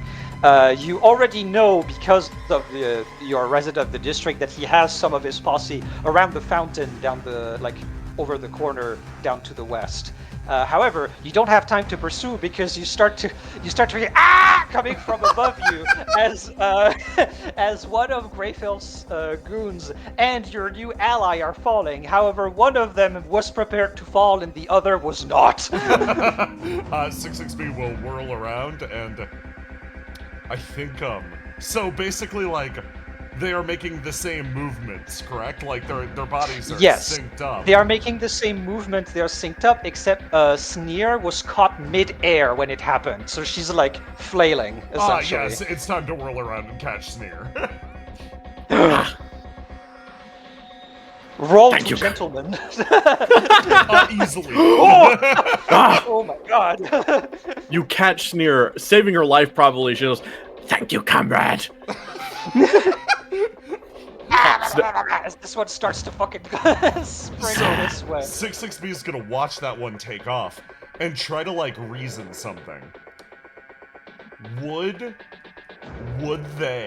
this one run off in the same direction? Actually, that's a question for Sneer. You know the Greyfield significantly better than I do. Would they all run in the same direction, or would they scatter? Ooh, are you supporting me for this? Yes. To reason out where Greyfield went. Then I will roll and see. Ooh! Oh, lovely. What do we got? What do we got, Brent? Yeah. What the fuck? The support is kind of apt because 6-6B would be able to inform that this is where their fucking stash of weapons is. Yes. So, yes, he absolutely would run in the direction that Greyfield went because this is likely a trap to try to get you under a lot bigger firepower. Ooh. 6-6B. 6-6B in that case is gonna go, alright, in that case. And then move over here and go around. We're using the map! We're using the fucking Mechanic of the map. You may have noticed since the very beginning that there's golden lines. That's because in cases like this, where the district was supposed to become, but in case the district were to become a fight scene, you get a specific mechanic where you could just move through buildings because you're an inhabitant of here, and people just let you through, or the building is just fucking abandoned. So you get to essentially teleport all the way over there. When we teleport to the other side, could I, perhaps, instead of going all the way through the building, I'm looking at this window down here. Are there perhaps windows over here? You know, there would be. So I will position you over here. As you see, indeed, what is this? Is this me? Weird Roll20 stuff happening. Hold on. There we go. Okay. So you position yourself at this window. You do indeed see this rat right over the corner, and all four of them kind of dig through this crate specifically. 6-6B will look at that and go, Sneer, do you know how to fire a gun? Oh, yes. I give the rat my fucking sniper rifle. Excellent. Then rats will come soon. Be ready. I will help. And then 6-6B will go out and walk around the old-fashioned way. Oh, okay. I see. It's time to get the rat sniper set up in the window. Yes. That's fucking hilarious. I love Sniper that. rat. Yes, Elora. As Piper is taking off, can she shoot 66B a text message? Real quick. Yeah, for sure. You get a text message from Piper that says, NE escape. 66B is going to take a picture from their current angle with the rats facing an ambush down here and go, direction on way to church. Greyfilth runs away, question marks.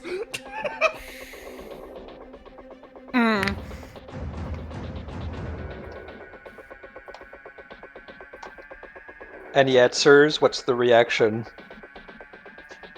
Well, that wasn't what she meant, but that's fine. The beauty of texting. Yes. Yeah. In short form. I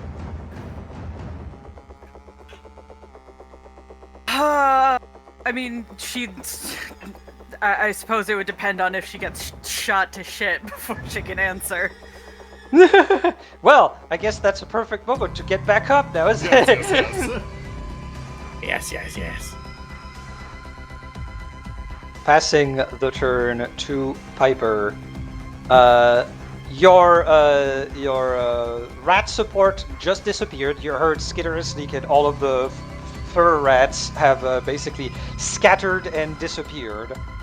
All of the other rats are now basically, since you managed to run, turning their attention towards Welch. I can't believe this is how Welch dies. Yeah, right? There not be. Again. Again, yeah. Hang on. He managed to keep some of them suppressed, but there's too many of them. He's gonna get overrun soon.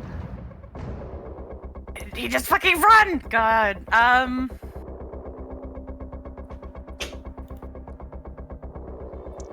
He probably will run, but I suppose he needs an opportunity. I don't know if him jumping off would be good either. That seems like a bad idea. Well, you may notice something underneath that may allow him to climb down. There are pipes. I don't know how sprightly he is, though, right now. Looking... Stupid. So I'm looking through my things. I don't have a whole lot right now, considering I'm out all of my ammo, and my pea shooter is dead. Yeah. Hang on. Loaded. So I can't do much of anything. However, I do have a Toscano wallet. In fact, I think I have several at this point. Yeah? I feel like she's going to try and throw those in the directions of the rats to try and distract them. Pretty much just like... That's hysterical. Listen, alright, she's relying on stereotypes, but she's hoping if she lets some money rain, it's gonna be enough of a distraction for him and her to fucking book it. Who knows? I don't fucking know. It's a hope and a prayer. Do you lock this action in? Do you throw money at the rats? Yep. I give up all of my Toscano wallets. And you ping on the map where you throw all of this shit. She's going to try and Let me see. Because like depending on where you choose, you may have to roll if it's very far away.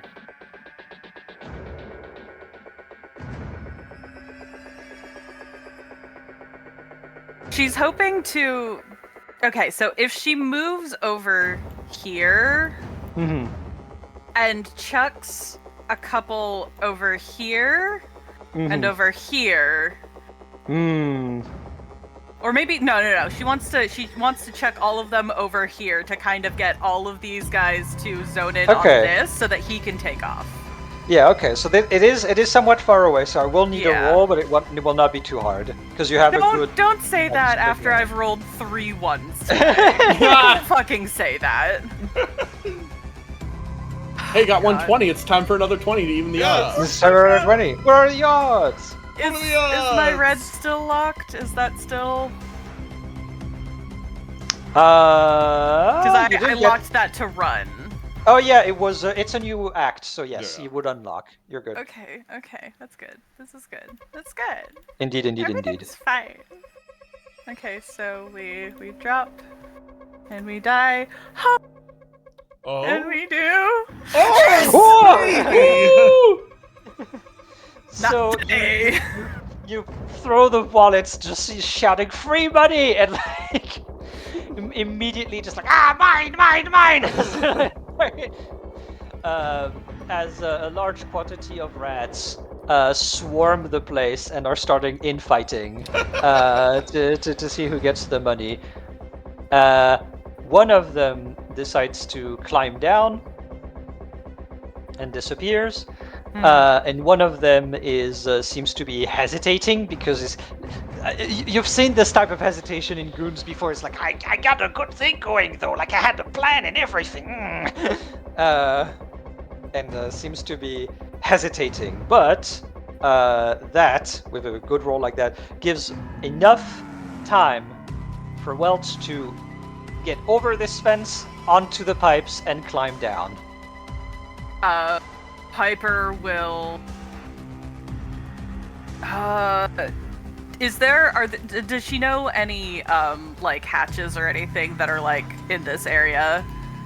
You could probably get in the building you just fled from, like this. If you can get in this building, there is a way down for sure. What about this one that's like closer? That leads to the wall. You know what? Could she also try? Sorry, not just, the like, wall. That leads to outside of the district. Oh. South That's is the also not wall. what she North is the city. South is the wall. I keep forgetting getting confused with that. Okay. Would she be able? Are there any pipes that she could use on this side? Oh yeah, absolutely. Oh, then she just scrungles. Scrungle down. Okay. Okie dokie. So I shall get you there. For now, I shall pick up all of the GM layer people here, and we're going to move back down. And you get a text as she is scrungling down.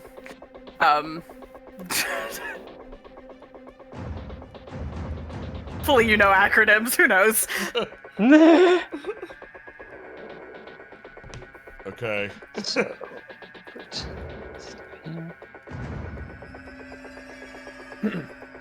All right, so 60 speed. You want to go first? Or do you want me to go first with this? Do you got any ideas? Because I'm just gonna rush in there.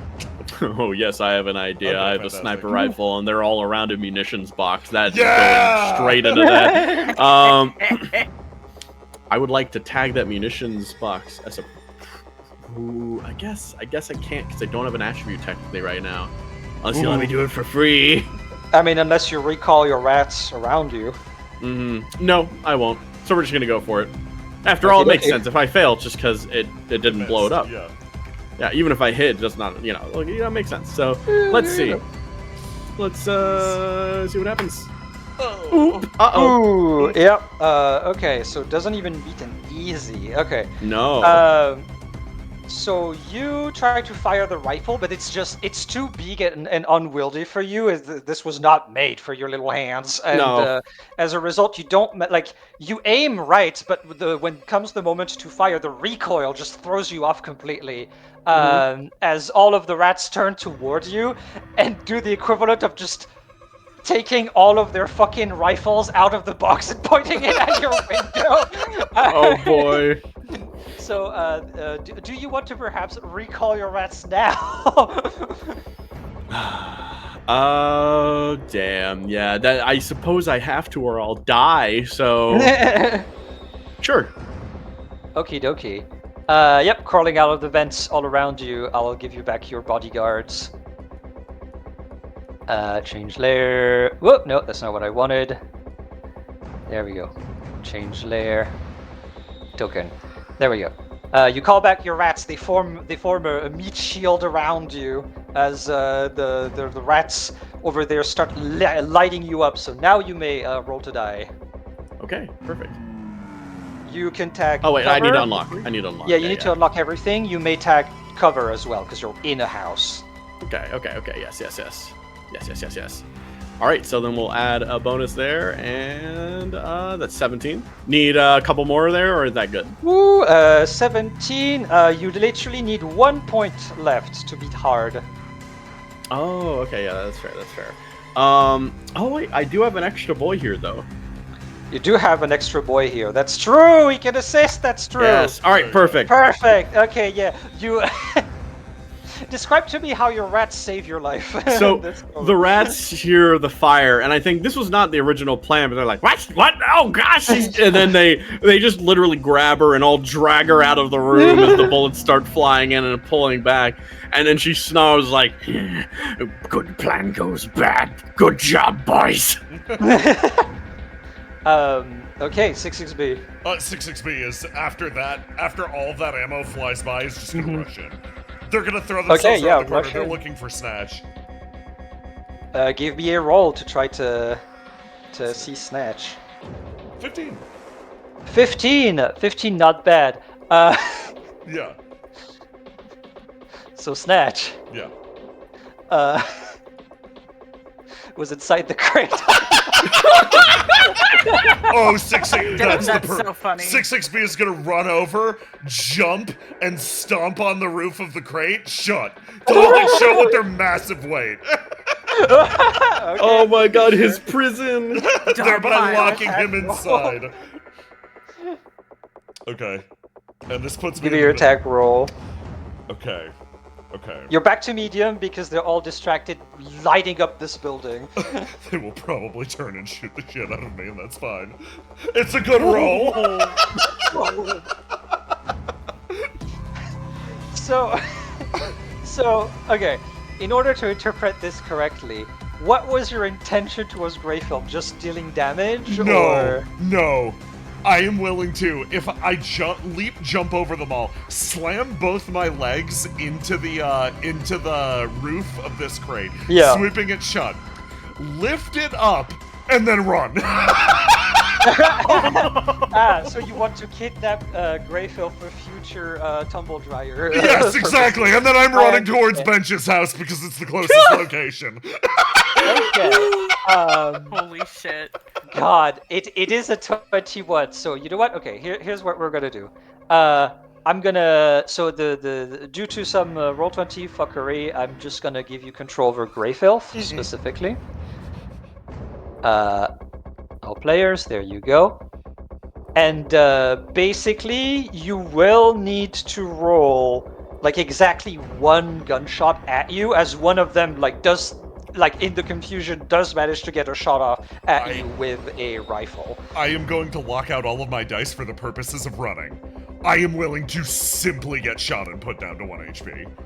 Okie dokie, you are at 1 HP, but you know what? Okay, you're at 1 HP, but you're without any rats on your tail all the way up to Welch to the east. Okay, we're running off in this direction. Because you have the insane speed. Yeah, I'm locking everything out and just running. If I get shot, I will get shot. There are no rolls anymore. So yeah, Piper, you just made your way down. Welch also just made his way down. And says, 66B, what is great? Gestures, and you just say, I got him. I got him. New guest, awesome, let's go. They're gonna run. They are just going to run as much as possible. If Sneer could lock these guys down, that would be awesome. I was just gonna say, what happens here then? That is totally a possibility, though unfortunately in this case Sneer has a different plan, which is just going to be, alright, skitter again, and escape into the building, and also leave through the building to try to pop up again later. I see. Okay, Fantastic. okay. So I will put everyone on the GM layer. As Sneer also disappears. Lovely, lovely, lovely. Can I join a Skitter and Sneakbren? It is not declared. Normally no, because you're supposed to be the kind of like figure, Yeah, leader yeah. figure that distracts in order to for them to do that. However, you are within a building and they just like got hyper confused by a knight showing up and kidnapping their leader. It's They are easy enough to say fucking- I am not in combat right now, and thus Yeah, it's exactly. sort of a It's like narrative thing anyways. basically Okay, gotcha. we stop combat now as the Greyfilth rats are confused and need to regroup and reconsider.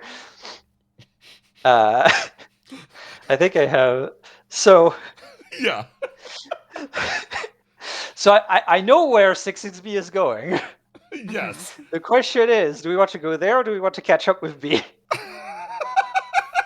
Let's catch up with B. Yeah. It's time. It's time. I think we should follow it to the conclusion.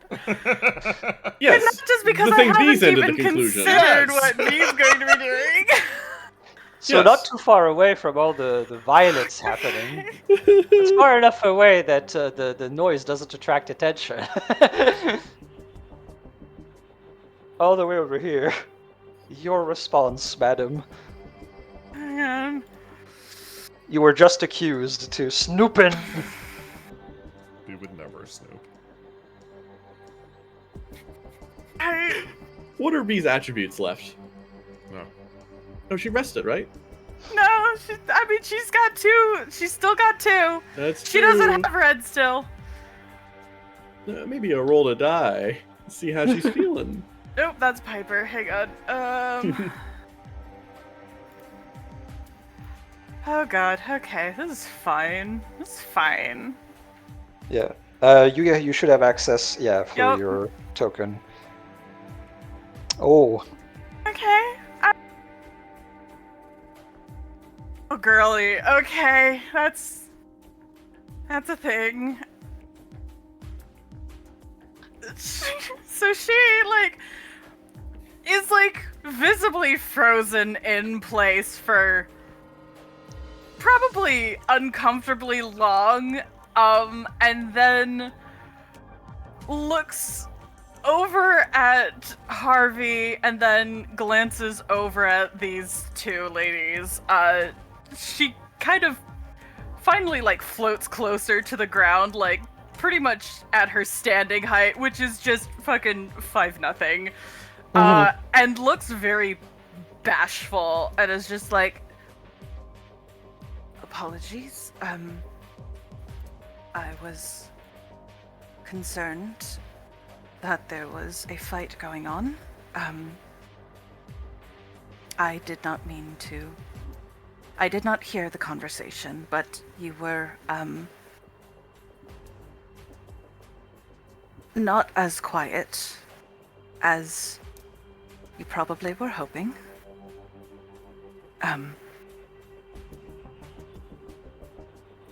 I hope that everything is all right. Pretty much just I'm just concerned that people are yelling at each other. Fucking, Harvey, thinking that he was also accused, steps up and says, well, I just arrived on official business. Mr. Shani, it's surprising to see you here, actually. Yes, is everything all right? And now you see something change. B, can you give me another roll to see stuff, notice things in the environment? Nudiser. The nudiser. No, never No, mind. not I can't that. do shit. That's okay. Piper is absorbing all of your luck, B. She barely had any to begin with. Yes, everything is fine. I was just having a discussion with Risha here. Personal matters. No, nothing you need to worry about. Let's just cut this off here. I'll call you later, I suppose. You... No. You're not doing this. You're not calling this later. You're not dragging this on. You came in here literally to ask me to betray everything I believe in. You don't fucking dare turn your back on me and leave again. So Bia, I'm gonna give you a chance to.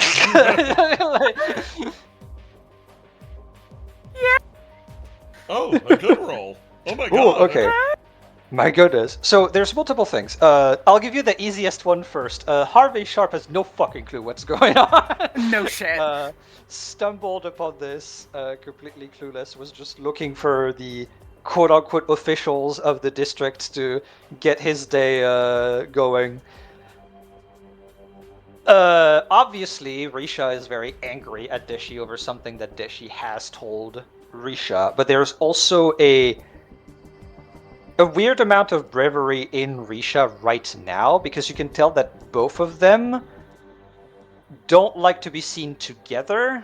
And the fact that Harvey is here, Risha immediately had a reaction to being seen with her sister, with everybody else. You can tell that Deshi is now having the same reaction now that Harvey is here.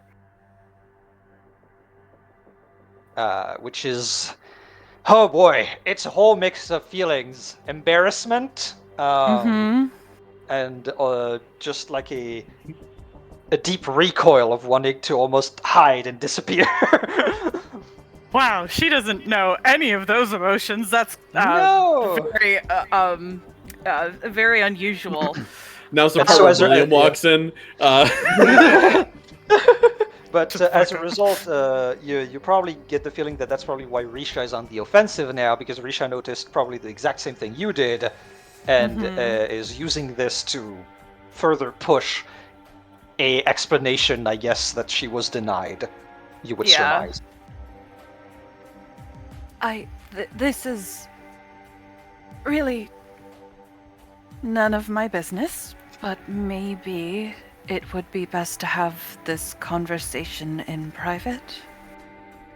She glances between the sisters. Harvey pipes up, yes, maybe perhaps get a room or something. We can leave. Be immediately like, "Touch up."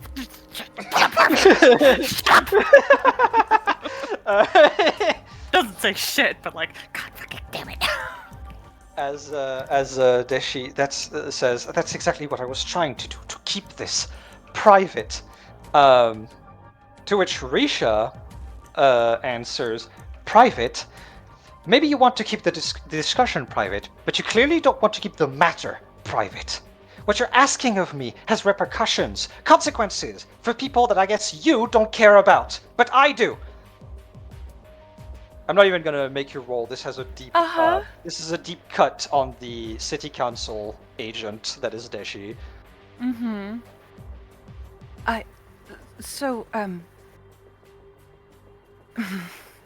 She glances around like there's not a whole lot of people in the district, but this is far less private than it used to be. Yeah. I'm friends with the owner of Bittersweet Limbo. Perhaps you could use her back room to finish the conversation. Well, what do you think, Risha? Since you want to make sure we do this here and now, fine, whatever.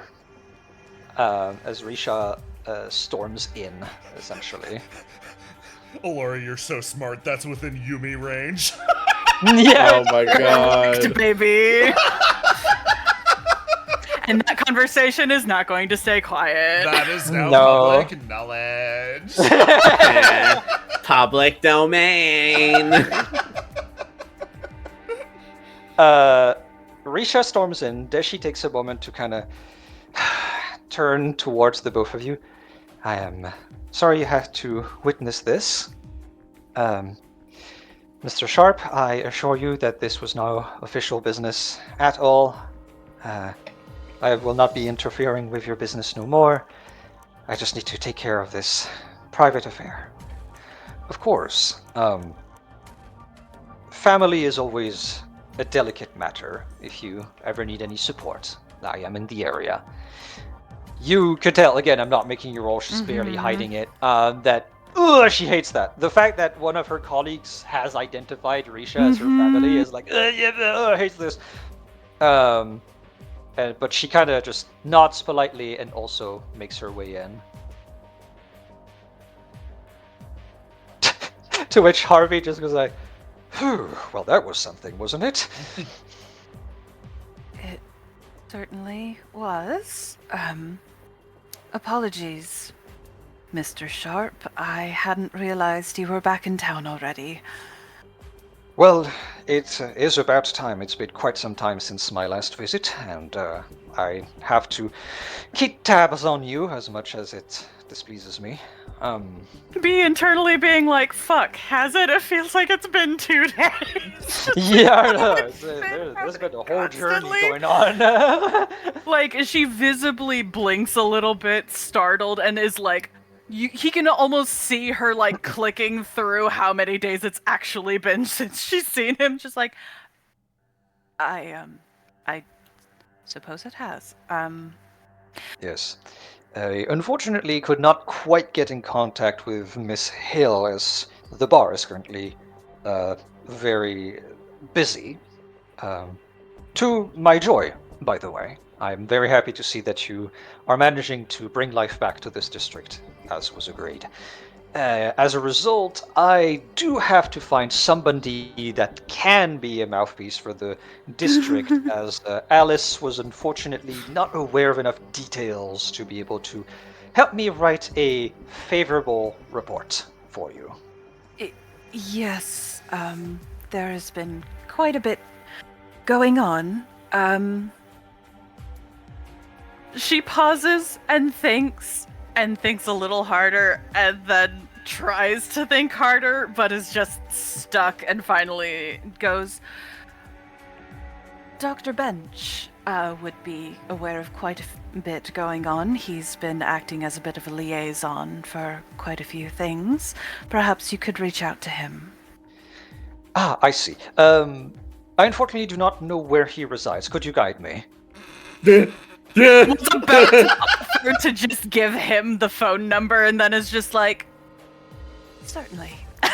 Oh, that is gonna lead to something very funny. Oh my god. Okay. Oh, fuck. Okay, hold on. I'm calling a break right now. I need to figure some shit Yeah, out. That's fair. oh god. Like, she was genuinely gonna be like, yeah, here's his phone number, you can set up a meeting, and then he's just like, tell me where he lives, and she's just like, I feel like I don't have enough leverage to talk you out of this. Oh my god. Oh my god. Please I excuse think, any noises you hear from the laundry room. yeah, no, I think literally the next map I need is just Bench's apartment. Yes. Oh my god. Okay, hold on. I need to go get that. Entertain Bench chat. sitting in his Figure- apartment, writing boring paperwork, and suddenly everything enters at once. And then the combat starts as he gets raided by rats. The last time they were in here, he told them what would happen if they came back. He told them, get out of my house. And now he gets to tell them what consequences are, because clearly they don't remember what that is. And they need to learn. Hi, chat! Are we having a good time? I love how much of a shit show this is. This is fantastic. I love watching God. all of the disparate plot threads coming together in the most disastrous way possible. It's my favorite is- thing. It is truly the Necroveritas way, I Yes. feel. I have a dumb suggestion. It's not even a suggestion. It's a proposal.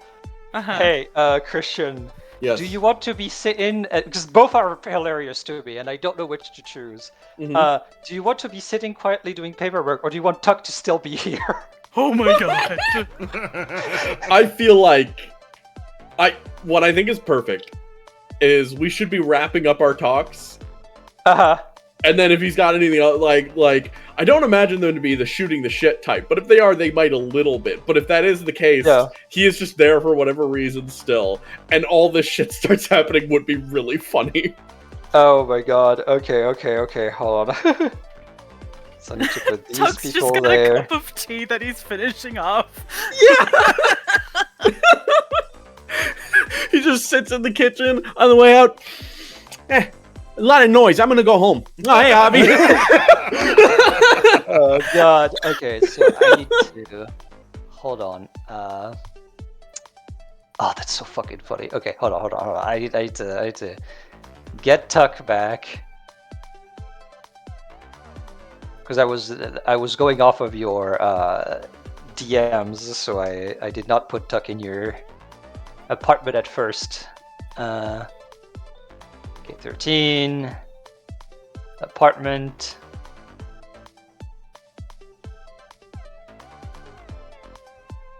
Would you be in the kitchen with Tuck? Would this be what this is? Oh, hello. Christian is Oh, gone. sorry. Oh, Yeah, I no. accidentally muted. What's up? Would you be in the kitchen with Tuck? Would that be where you would be? Oh, yeah, it's tea time. It's tea time, of course. And then I put the two goons he had in the entrance. Oh my god, this is gonna be such a clusterfuck. Hold on. Open fiesta. Oh so, my I put god. all of this on the GM layer. Okay. This away, and then I need to put this. Oh right, I need to go get extra rats just in case. You never know. You never know. You never It's very know. important to have a spare rat at all times. Indeed. Grab that. Oh, actually. Gesundheit? Please. Okay, so grab that. So I need to do also the thing where I go grab Sneer as well, because you never know when she's gonna show up Yeah, again. very important.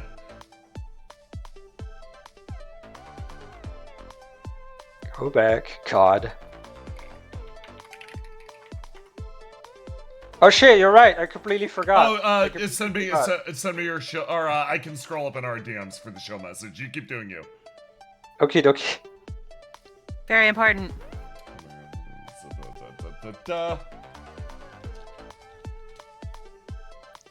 I hold on. I will give you music. Hold on. Yes. Here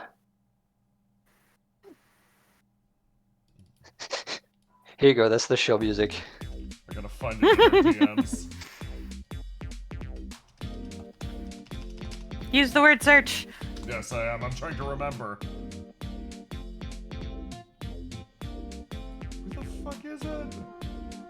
Just type cute.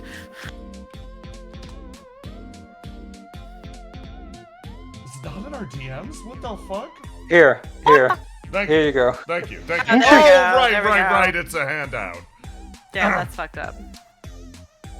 Patreon shill, : dramatically points at screen. Hey you, yes you, I see you toiling away, GMing online, wanting visuals for your games, but scrunching your cute little face at the idea of spending hours tiling the ground on Roll20.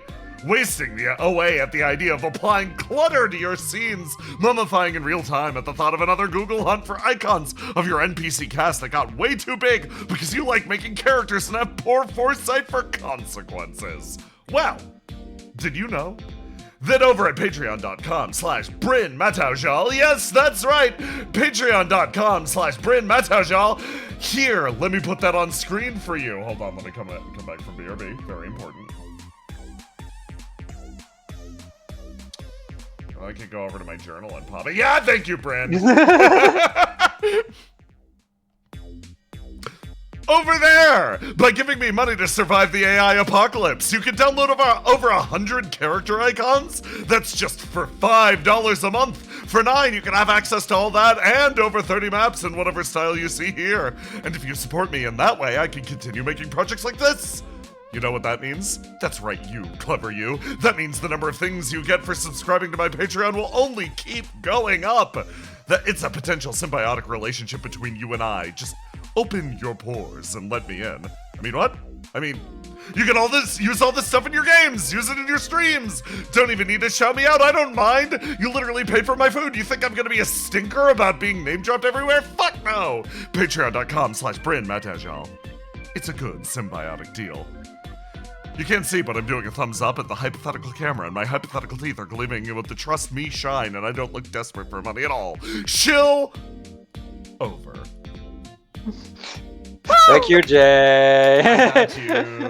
You're the best. You did so good. Oh my god. Wow, I I'm subscribing right now because I definitely haven't been this entire time. I'm gonna go to the subscribing now website again right for now. fun. For fun. It's a good time. It's a great time. Okay, I think I got everyone that will show up eventually. So we're gonna not this one, this one. Our attention moves back to a more tranquil area. As business has been concluded between those two people, Tuck the Fuck is simply finishing his tea. And as he does, he kind of just goes, not gonna lie, if there was anybody else telling me this shit, I would not believe you. And if I were to hear it myself, I wouldn't believe it either. He kind of looks over, but the man sees what he sees, and certainly the things I've shown you are... He kind of like just leaves the thing hanging in the, the sentence hanging in the air. It's unbelievable, and saying it out loud doesn't really change that. As he, again, as he just moves over, he puts the tea kettle on the table with the cups, pours 2 cups, and takes a sip. It's just like, seems like things are going to get even busier, as they always do. As they always do. Well, it's not up to me to tell you how to do your business, but if you're looking for investors, this would be a good place to start. Let me extend my own hand. So, this is where we get into a little bit of the mechanics of this, because if you remember, a big part of the mini game that has to do with the Undercroft is negotiations on the surface. You're now facing one of those factions that you could negotiate with, which honestly also could be any NPC or whatever. This is very open. I'm not going to restrict you. But you have... so I think we ended on 8 cards of loot that you had from down there, which are all valuable to everybody for various reasons. Their own research, their own them tempting other investors, etc. For Tuck the Fuck, to give it to you plainly, I'm gonna not doing it roleplay to make sure that everything is clear, right? So with him specifically, what he is proposing is that, again, he's a smuggler, right? He's a businessman. So what he is offering to you, beyond, obviously, he could give you more guys, right, to go for it, because he doesn't have many of those right now. He doesn't have many of those right now, but thankfully, due to the talks that you had, he's supposed to be on the back foot right now, and he is somewhat like in his role, so he can sacrifice a little bit of his manpower because he's supposed to start losing anyway to get the deal. It would be a convenient shift of power in a way people won't be able to observe. Exactly. Without killing people, which would be nice. Just people disappearing and such. He adds to that, just to the concept of of course, no one knows what the Toscanas are going to do, but I think it's still a pretty good offer right now. Reminding you essentially that the Toscanos very much still have the deal. Who knows what the political landscape is going to be. For now, the powers that be want chaos between the families. Let's hope that doesn't shift, essentially, is what he's giving you. Yes. As far as his thing, beyond the manpower, what he can do is tempt potential investors in your venture, which would allow you to get even more money to get more people, etc., etc. Now, you do have access to the Warhounds. Yes. Which you could also just give them stuff in exchange for more people that down there. This is the gameplay now when it comes to all of that stuff. You have and you can negotiate to start populating the Undercroft with your faction. Essentially, I would say essentially that basically everything Tucka said is exactly what we were kind of hoping for, at least what he was hoping for. Because yes, this is a very clean engagement because it is two people that are currently, at least as far as it seems right now, aware of the market, and so he knows what he would provide. We know what he provide. So far, but everything has gone perfect. As Bench says, yes, no, the tool should be good. I think a few investors would be good. We can... He kind of like looks... There are other interested groups. Some of these suspicious ones that might have been playing a part and putting you against the others. I normally say should not be on the buy list, but other than that, he kind of, I think we have a good deal. He puts out his hand to shake. One putting down the cup before giving full attention. Yeah. So yeah, he does the same, putting down the cup to shake your hand. Any names that you would have that you don't want me to contact? Most of my people are in the Copper District at this point. Rahab Rubik would be a wild shot, but he is working around things. Lauren Briggs is similarly one that is far too suspicious. I'm going to go down and basically list those. What he will say is he will mention Holden as not a particular. He's going to talk to Holden himself, is essentially what he says. So he'll figure that one out. But all the other people listed right now on heads of factions, the names we've picked up are on no buy lists right now, including a few of their... I've got the list. You got like Charleston. You got people there. You got these sub people that are like, well, this isn't technically that. Are in and around Briggs. Yes, and I hate to say it. Yeah. I hate to say it. I'm so sorry. I put the dog on the no buy list. Oh my god! How dare you! But you're supposed to be her friend. It's best she stays out of these affairs. I'm doing this for her sake. That's so fucked up. That's so fucked up. Okie dokie. So we agree right now that you are allowing for potential investors from the Copper District to put their nose in your affairs to a degree. To a degree, yes. With obviously the whole deal. Are you willing to sacrifice to get that sort of attention? I would say, so my call here is, Lauren Briggs does not want people also getting super more involved in this either. So I'm fine with there being a little buzz about stuff going on in Gate 13. I do not want it to be directly tracked to the leadership of Gate 13. But I'm fine with Gate 13 becoming a little more dangerous because of this, because I think that will keep the pressure on things staying violent, which currently we are controlling the agenda on right now. So that's about what I think the plan is there. Okay, lovely.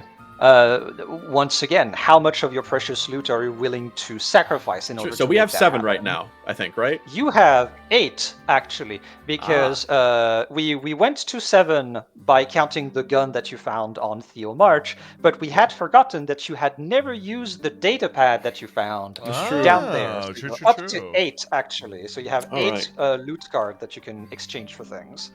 I think I would put it down almost immediately. I think we should immediately put in half, because I doubt Rat. I call him a rat. That's so fucked up. I doubt Mouse will be able to go through 4 super quickly. So I think giving Mouse like 2, 1 to work on immediately, 1 to work on, because we're gonna get more when we go down next, and then we have 2 to hand out as bartering. Yeah, basically it's. If we go like Holden, we'll give you 1, and we have 1 left to give to mysterious faction X that shows up and asks for 1 if we want them to. You know what I mean? Yeah. We don't have to give So, Holden anything. Like we're basically we're splitting half the loot with Tuck defense for us. Yeah. Okie dokie. Alrighty, he's gonna do that. You know what? Because you're giving him your trust like that, because that's like half of your cargo.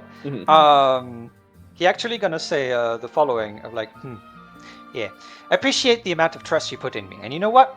I'm gonna pay it in kind. I'm gonna not mention you at all. This is a business venture that I'm doing. I'm gonna be your middleman. Thank you. That does mean a lot. I think this could be really profitable for both of us, and I would rather go into business with a calculating man than the copper market as a whole. I think you know who's good and not in that market.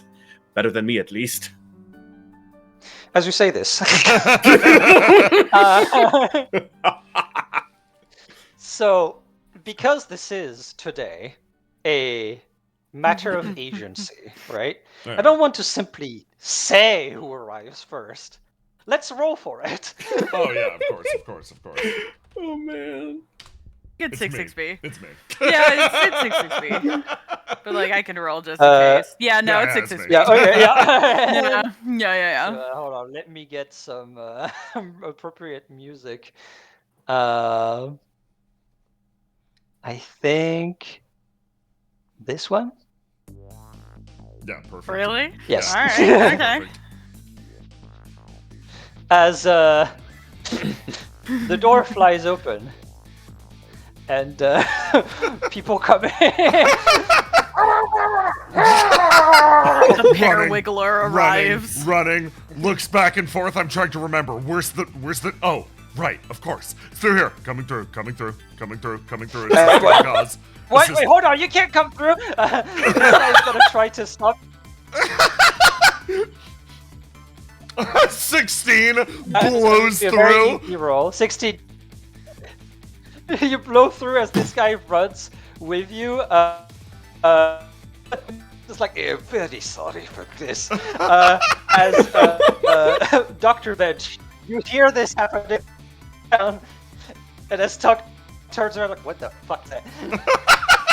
He sort of looks and he's like, I'm not sure. Let me go check on that really quick. Please, enjoy your tea. He steps out the side. He starts fast walking down as he moves past and then sees the two here. He sees Welch and he's like, Welch, what? And then he turns and he looks forward. And it's like, and then he stares and he starts to, What does Welch say? There was an emergency in order to secure some support for the mission that was given to us. One thing led to another. He moves over. 6-6B is just back against the door, sitting there. In the distance, you hear. As every time the tumble dryer goes around once. 6-6B? Yes. I thought I told you not to do this in my house. It was the closer location. Distance is not the... As you say that, we're gonna roll again. between Scracket. Yeah, Scracket, hang on. Yeah. Okay, Yeah. Scracket and the boys are here. Yeah. As Piper is just rummaging through your alcohol. As the rats show up and they move in, it's like, come on, let's go get, huh? Hey, beat us here. Yes, well, let's go break some bones. Yes, What? all right. It'd be a little difficult. I assume you just brushed past him. But they take, they leave one boy here and then take the other rats through as they storm through the I think they knock the chess pieces down as they move over, and then they storm on past, and it's like, Big night man, good, 6-6B did good. Turn around. Who are you? What is? Who are you? We are. Leave. We are doing. No. This is my house. I'm using it. Get out. I'm assisting the cause. turning over, watch as you click the tumble dryer on again. Click. This is Kurt. Every time 66B steps back in, you just hear like, Oh my god, that's so funny. Alon stops. With everything going on, the only thing he focuses on is this utter bewildering moment as he turns around and points, "Put my alcohol back." It's organized. I need it back on the shelf right now. It is... She didn't actually take anything. Let's just say that. She was just rummaging through. Oh, I see, Oh, I God. see. Oh boy. Looking at the vintages. Mm-hmm. Oh god. Ooh, Bryn, you're cutting out also. Uh-oh. Bryn, Oh, I think cutting you're- out. I think you're cutting in and out a God. little bit. Perhaps we should change server location. oh no, oh okay. We can hear you, it just cut Oh, you maybe. out for that last bit a little bit. Oh, okay. Am I back to normal, or it might just be like a I think there might be a delay. Yeah, you're a temporary little thing, or scrungly. like, when I'm talking now, is it cutting me out? Uh-oh. Oh. Yeah. Okay, let me try to leave and come back. Damn, that's fucked up. It's fucked up. Are you back? Are you good? I just tried to disconnect and reconnect. Am I good? You sound Better. good. Yeah. Better. Yep. Okay, Oh awesome. yeah, you're fine. Is there a delay as well, or like is this? Not anymore. Yeah, No, you see you're right. good. You're good. Fixed it. Thank God. So yeah, what I was saying is, meanwhile. Yeah. So as soon as Harvey opens the door for B and she sees fucking all of these guys in the fucking hallway, she immediately rounds in front of him and is just like, I should probably let Dr. Bench know that if you could just wait out in the just like immediately invading his space, like trying to like Of course, I suppose shove him that out. makes sense. Yes, of course, I should not absolutely. barge If you in like get- this, and yes, just of close course. the door real Right. quick. Thank you so much for your consideration. okay. Close. No, B. No, B. Mm-hmm. May I be the worst fucking player I could possibly be Of and course. ask, do you close the door? Can you close the door right now? You know, that's so true. That's so true. That's so true. Hang on. Not to be a cop, but it'd be very funny. Oh god. Oh no. I'm trying so hard. Oh Yeah. Oh yeah. Cool. Oh cool. wait, actually no. Wait. Oh, wait, you no, need to be it's hard. part, to- Oh.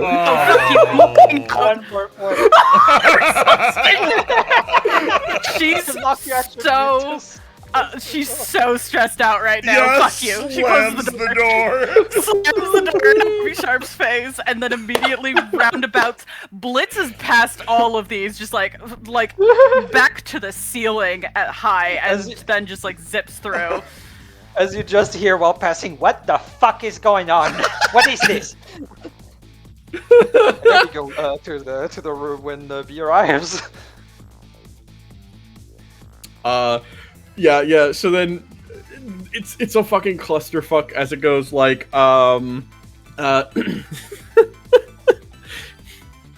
seeing the alcohol situation stopped as he stops. This is not a. Turning over, seeing B, and then kind of turning back. Yes.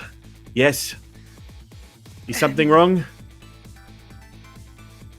What else is wrong, I should say, maybe.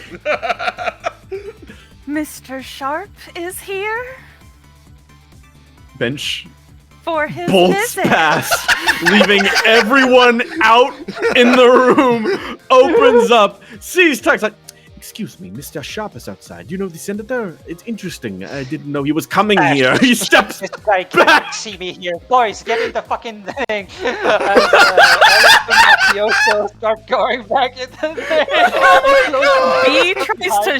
thing. B tries to shoo the rats into the other room, just like go Which room? Which room? into this one. Mr. with- Sharp, I voted for Sharp. Can I say hi? Absolutely, go. Well, why not? This way. Come on. Let's go. Why are there so many rats in your house? I don't know.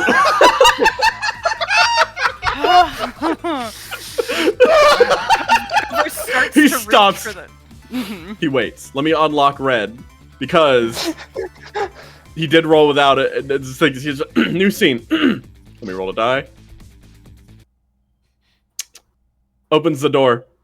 Oh, Mr. Sharp, nice to see you. I'm sorry for the sudden. I had some patients in. Of course.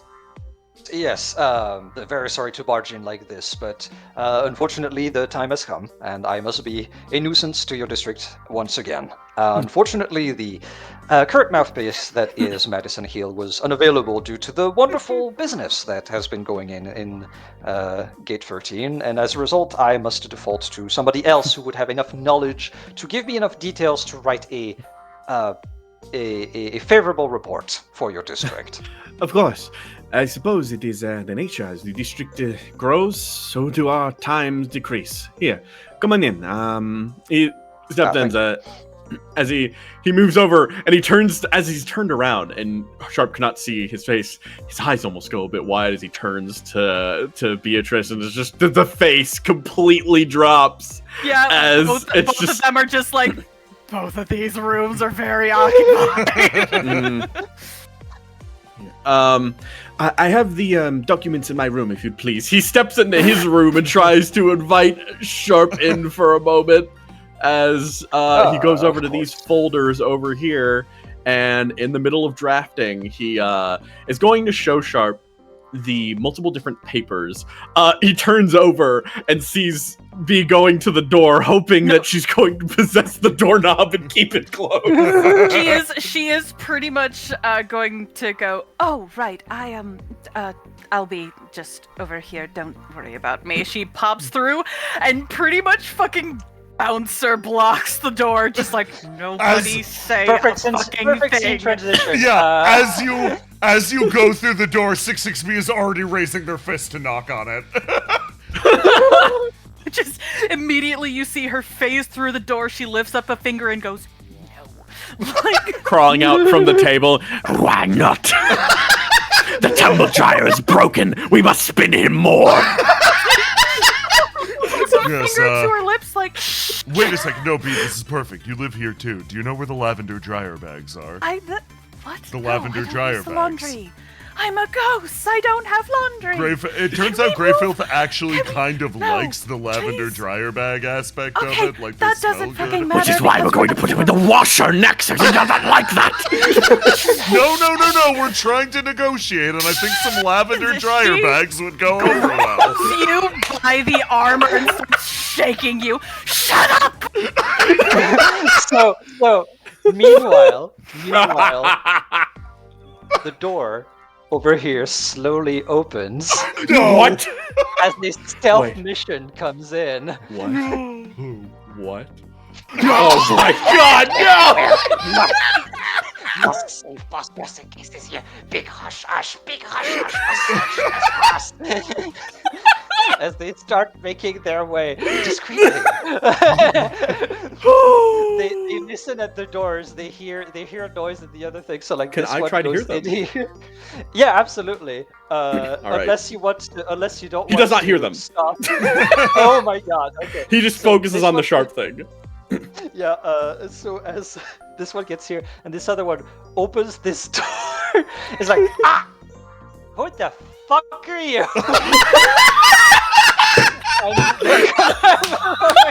Oh, that guy's dead. That guy's dead. That guy's so fucking dead. As Bench, he raises up a sheet which shows a number of buy orders that have not been filed with any sort of financial institute yet. I was writing these out. I just came back from a trip. It seems that everyone was rather I busy. see. So I guess could it makes sense. he sort of would it be all right to take this, or should I try to run to cash it out immediately? I would hate to take your time to cash it out directly, but it is. These are the numbers that are correct. We will not be spending anything different from these. I see. Well, it would be. At this point in time, we have reached a point where, with the money needed to be tracked down properly, it would be better to start to get in contact with a bank. I have some good contacts at the Warlock Warlock Finance if you would need. It is a good point. I believe I'll take your contacts, though we'll probably shop around ourselves. After all, there Of are a course. number of considerations. It is currently a split money. We might even need to look into a different type of banking solution, since we are not one organized front per se. That makes a lot of sense. He basically fishes in his wallet and takes out a card of somebody at Warlock Finances. Not super high, but not super low either. The kind of person that's just what you need in order to like make things smooth, right? Essentially. As he does, he's, would you mind some questions, however, just to make sure that I can include it in my report? Of course. Whatever you need. Right. So there has been some whispers, I must admit. I was personally very glad that you would manage to get the support of a community as strong as the agricultural districts. However, due to the unrest in the city right now, I'm sure you understand that many at the city council find the decision intriguing, I suppose. I bet they do. Yes, it is. It was interesting. He sort of considers. I believe it is something to do with. It kind of. We had this. I don't quite know what it is. Is there a streamer? Or... he kind of like scratches his chin. Are you aware what that is, Sharp? Yes, I suppose. A streamer situation. It came by a that while would be a back, sort of influencer on the Necronet, yes? Yes. It seems as though there was a burst of popularity with the youth who saw some of the areas in the district. I suppose a number of them were influenced within the agricultural district. It sort of naturally happened. I wasn't quite sure. I didn't mean to make any sort of political statement. But it was, I see.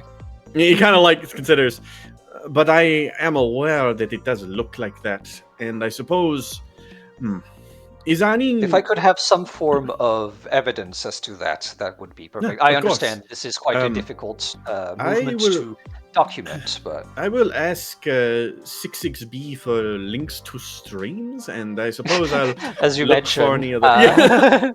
Scene transition once again. Let me hold on. Because I was dreaming about. There we go. Over here. Please, can you all just keep your voices down? All right. Right? Okay, that's going to make it very hard. That's going to be difficult because we're traveling on to the negotiation section of this, but we'll try to do it quietly. Okay, let's go. What? No. You need to not do this right now. This can be later. B and Sneer, because you're the closest to the door at this point. I need a perception roll, essentially. So give me a roll to do. All right, let's see. Please. 9, God, no, 10. please. 10, Please. that's so funny. Please. Then All right. I can never do anything ever again. I'm This done. is, look, you have to understand, this session specifically is the B fail girl arc, so I guess so. the dice You mean are aside declaring. from every other day? Yes, this one in particular is comedic in nature. 66B has taken Snatch Greyfilth out of the dryer, and he's basically like tied up, but like in basically like a gym bag where only his head is sticking out. His head is sticking out. Unhead me, you filth! Unhead me! No, Greatfield. Agricultural District has you now. And Clan Sneer as well. Okay. So, Over here. what you hear? No. I need to describe exactly what you hear. You through the wall. You hear no, as the voices get more distant, as 66B grabs both of them and literally runs them back to this corner, climbs over this shit, and throws themselves through the kitchen door. So you just hear the distant like, ah.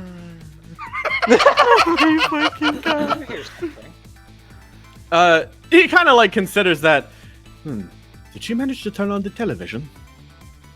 He kind of thinks about it for a second and scratches. Whatever, it's no matter. He sort of turns back and just sort of starts looking at this again. You were mentioning, if I were to... Alright, I suppose... I don't know how to put it. The agricultural district, is there a suggestion you would give for how to stay neutral in the affairs of... while not giving away business that would help grow the district? What would they ask of us? What they would ask of you. Well, it is a point of contention within the city council, as actually I should change the music right on. There we go. It is a point of contention within the city council itself as to what is to be done about the current uproar in the agricultural districts. Many of us consider that they have been treated unfairly and as a result have a right to protest. However, there are many also who consider that times are hard and that strict decisions must be made, and as a result are trying to go around to ensure the neutrality of the various districts in regard of this affair. They don't want the spread of this unrest to reach other other just as important districts. Crash! You can tell that. Crash! Literally, He winces. He straight up winces as he. One moment. One moment. I'll get back to that once. Yeah, over here for now. Yeah. So you crash into the thing. You see a rat that you've never seen before. You see that this inside window, right? Yeah. Like inside the mirror and stuff like that. That used to be a window before, probably because this was some sort of shop at some point. Has basically been taken off of the fucking wall. That's what I was making you guys roll for before. If you heard that. Oh my god! And he basically crawled his way through and is now in the kitchen. Sees you here, and then points at Griffin. Stay still or I'll shoot you. They did not have a gun. They found a gun in Bench's house. They found one of Bench's guns. God. B would like to go. B fucking goes through the wall, spots this motherfucker, and wants to possess him. His fucking cloak. Okay, Just. Oh my god, she's so mad. She's so angry. There we go!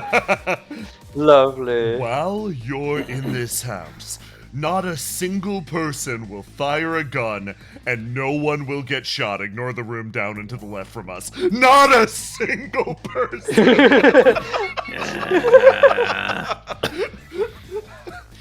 You heard 66B. Now, comply.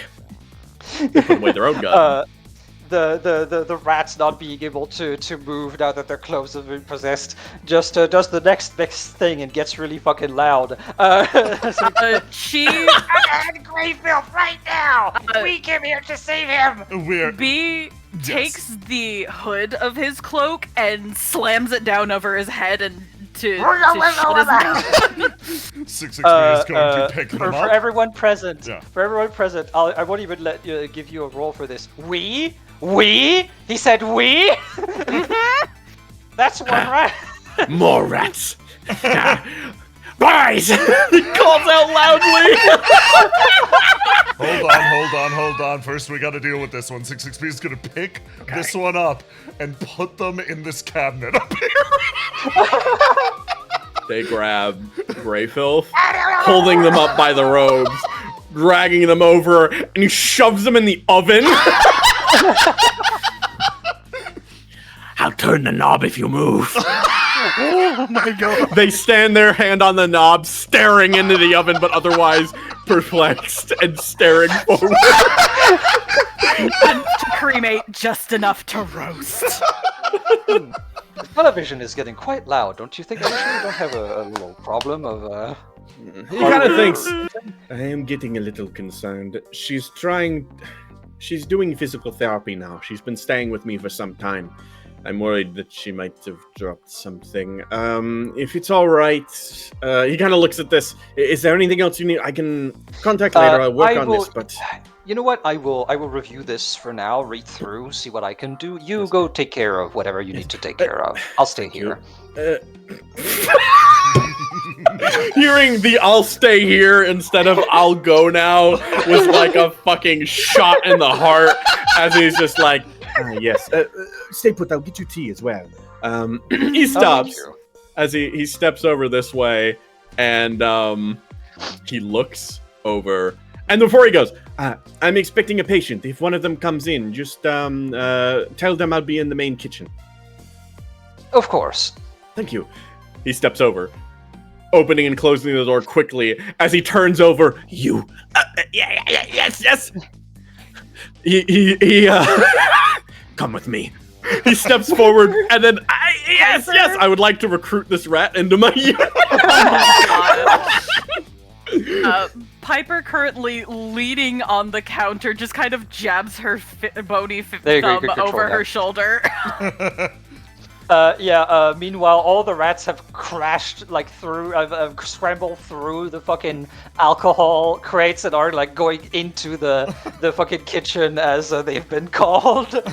He turns over to this one of Tuck's boys. He's like, out that door, next door right in front of you. Join with Tuck right now. Okay. No need to get violent. Yeah. You turns over to Piper. Yeah. Just stay here, I guess. You're fine. He turns over. He turning around. No one's seeing this. No proof of the existence of this ever happening. He skitters over the boxes, using his time infiltrating Grey Filth to inherit the skills of rat-based movement, and crawling forward with this rat as they go through and assembling this horde, moving to the other side. Miss Sneer's like, Why are you clan leader? Come here! They scatter over immediately, except the last one who waits a bit is confused. Go!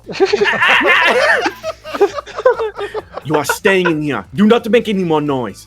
He takes a cup of tea that was left here by Tuck, and then just starts walking out, turns over. 6-6B unhelpfully turns and looks and goes, if you're looking for a more convenient way than climbing over those crates, points at the mirror that's been taken off its hinges. He stops, turns, looks for a second.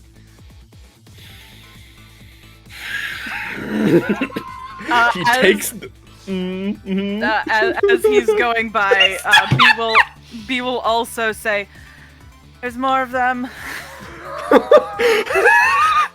He gently takes the mirror, puts it up against the wall, reaches into this moving crate, pulls out a lamp head, or like a lamp stick without the head of it on, holding a bat, walks through with a cup of tea and a lamp on his fucking hand. As he turns over, turns either way, he opens this door, one hand on the lampstand, one hand on the handle to get it open, and then hip checks it open and looks through inside of this room. You see nothing. He knows better than that. As he puts the cup of tea on the ground, closes the door, locks the door, steps up in front. I told you are not allowed back in here. If you do not come out in this instant, I will get violent. roll me intimidate. 10. Obviously, he's just a man with a candlestick, and they know they're better at hiding. I can assist you. I'm gonna lock out a dice to assist you. Add 1d6. I'll exhaust it for the scene. As if to drive home this exact threat of violence, you hear another crash from the nearby room, and this split second of as it seems like for this rat in this room, the life of another rat is extinguished. Add 1d6. And you know what? I'm gonna say add another d6 because the same shit happens directly north of you. That's true. That did happen directly north. All right, that's 20. That's 20. No rat speaks up. However, this piece of furniture starts to shake. I fucking forward. He steps forward. He pulls the exact drawer and looks down with that face, holding the lamppost. And then, Sorry. Don't speak at all. No speaking. No noise. He puts down the lamppost, takes him by the scruff. You're going to go out the front door, you're going to leave, and you're not going to come back. Do you understand me? He just nods and starts skittering this way. He moves forward, takes the teacup, and then turns around and moves out this door, and then opens from this side again with the teacup in his hand. Moving forward, as he touches the doorknob, his face returns ever so serene and stoic as he moves forward. He's like, hello, I'm back. Yes. I have. I've gotten through all of the files. I think this should be just enough for me to be able to gather something, to put something together for you. So, thank you ever so much for giving me the time to read through this. He puts the teacup down. Miss Robin was making tea, hence the racket. It's a bit cold, but he kind of like looks at it. She did make it with care. Lots of screaming for tea. Okay, thank you. I appreciate it. Are these? He points at the files that you gave him. Are these copies, or can I take these with me? Oh, please take them. Of course. I shall. Well, now that you gave me tea, I guess it would be rude to. I'll just finish this and be out of your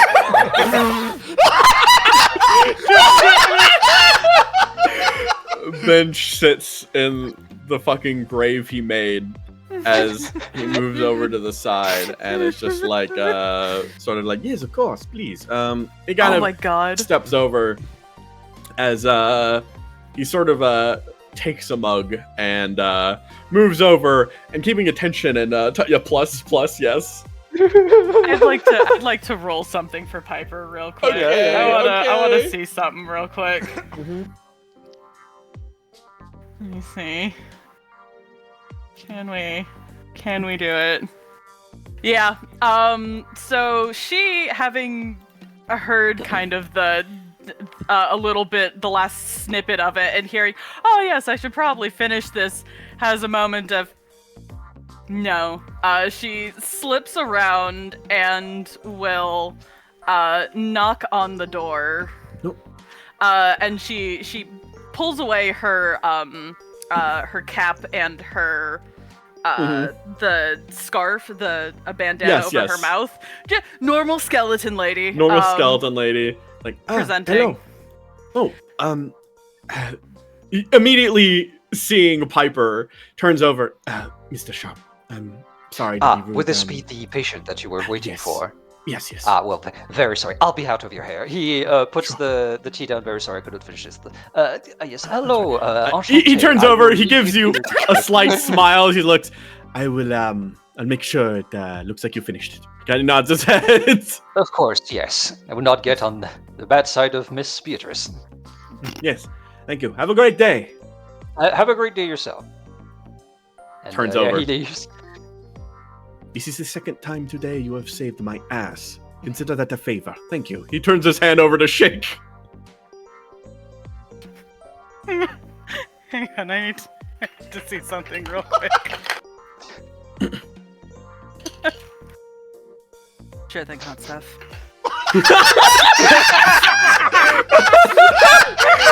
Oh my. Puts her cap and her bandana back on. He nods his head, and it's just like, we stay in touch. As they say this, this door opens as Welch comes out. It's like, excuse me, Dr. Bench, you would appear to have an infestation of some kind. Yes. He reaches into his pocket and pulls out a gun, and he just like looks at it, puts it back. A threat didn't work last time. Mr. Sharp has this one, but he we nods don't his know head. how many there are. Mr. Sharp has left. I will take care of things. He kind of looks down disdainfully. Yeah, it's just knocked out. Like they literally just beat the shit out of it. Yeah. I'm going to take care of things. He says with this just like utter disdain look as he's like, Mr. Sharp has left. Thank you for your time. He steps out the door. We could take this one with us if you need. That would be nice. Yes, thank you. He steps through the Alright, boys, mirror. just pick it up. Easy enough. Alright. See you later, bench. As they also make their way Have a out. good day. He says, "Have a good day," nodding at them while he was putting up this disassembled mirror again. Sets it up, steps back, takes a deep breath. Roll to die. Okay. So he steps up. Well then. All right. What is... 6B holds their hand up, and in a moment, you see them. They give you like an almost like hold there expression, and you've seen this. You've seen this body language before. It's funny. It's the gentlest expression you've ever seen on their face. Almost concern of something that something's happening in front of them. It's just so beautiful. That's right. During your time watching nature documentaries and the like, it's the look of a park ranger reaching their hand backwards as a natural miracle is playing out in front of them. Yes, this has to be a miracle. They turn and they look at you. They're negotiating. Despite everything, there's this coldness, but then he kind of leans over the side and just kind of steps up next to you and watches for a moment. Yeah, no, they're just gathered around. It was about creating the ideal conditions for them to actually speak to one another. And they're doing it now. These are ideal conditions. Yes, they're talking. He kind of puts his hands up to his chin. It is, too caught up in the moment to think.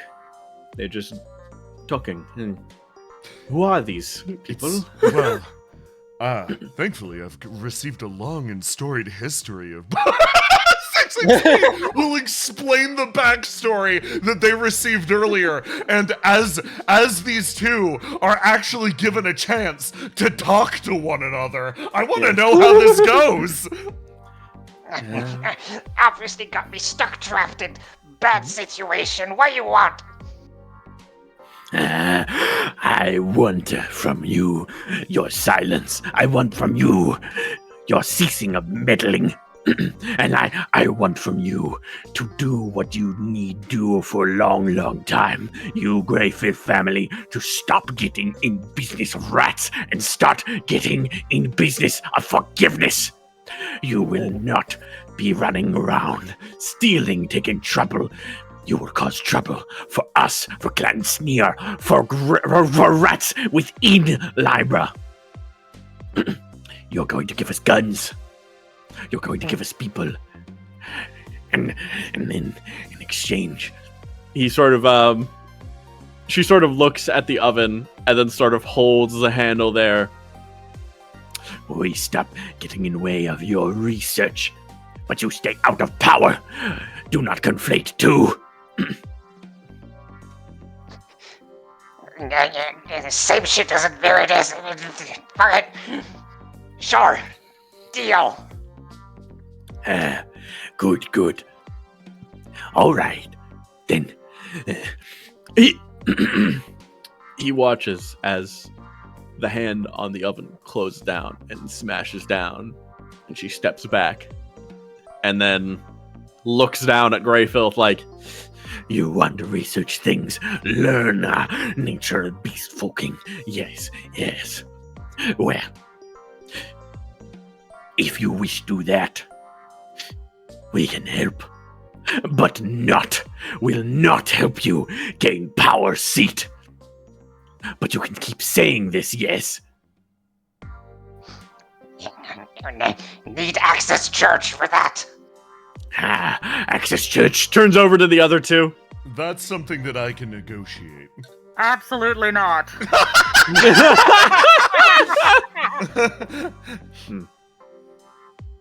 And why was it the Greyfilth wished to access this church? Greyfilth? Need equipment for big research, big learning. What are you Get to it through researching? sewers and catacombs. Not only needs place to do the big research. What are you researching? I could give you the Yes. location of such technology. Excuse me. Listen, we need to know, what are you getting up to? Genuinely, your talk about this big research that's apparently more important even than your previous status. What is it, though? In this moment, it's interesting. Greyfilth actually turns towards Sneer because since there is this degree of her disagreeing with the very essence of that research, you see him hesitating into starting to explain that to the other people. He's waiting for a nod. Sneer looks down on Greyfilth in this way, and then turns over. It is as I said, 66B. Research changing us back. We have not ever known that. Why would we go back to something that was not for us? Changing back, as in Changing back. Oh, shit. Beast folk, not always beast folk. Used to be just like you. Never known you. Always been we.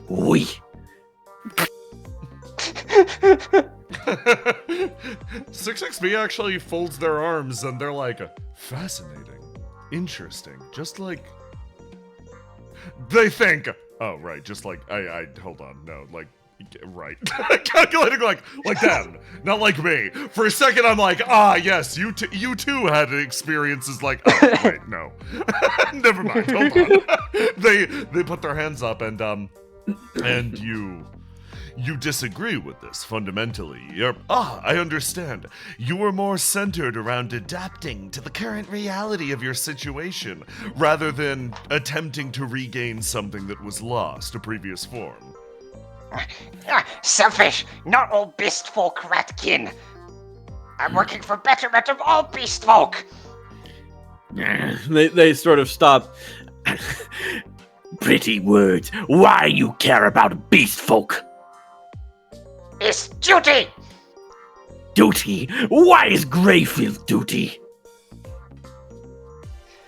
There is an actual moment where the sort of like nervous nature of and like the bouncing around and kind of thrashing kind of just as his natural state of being kind of ceases as he takes a breath that he does not need and goes, Stain of King Father upon my shoulders. Must fix. More King Rambo legacy. Bench, however, will speak up. This is kind of fitting into the interest right now as he turns. No. You say responsibility. Is this your fault, Greyfield? No, not your fault. Your father's. Your Yes. clan's. Damn Greyfield, big ambition, big dreams. Big mistake. Caused all this. Must fix. 66B actually pauses, their expression falling. I can understand why that would be a point of concern, Sneer. But Snatch, this reversion that you're talking about, this undoing of the curse, will it be voluntary or compulsory? Will they be able to choose for themselves? Don't know yet. Must research.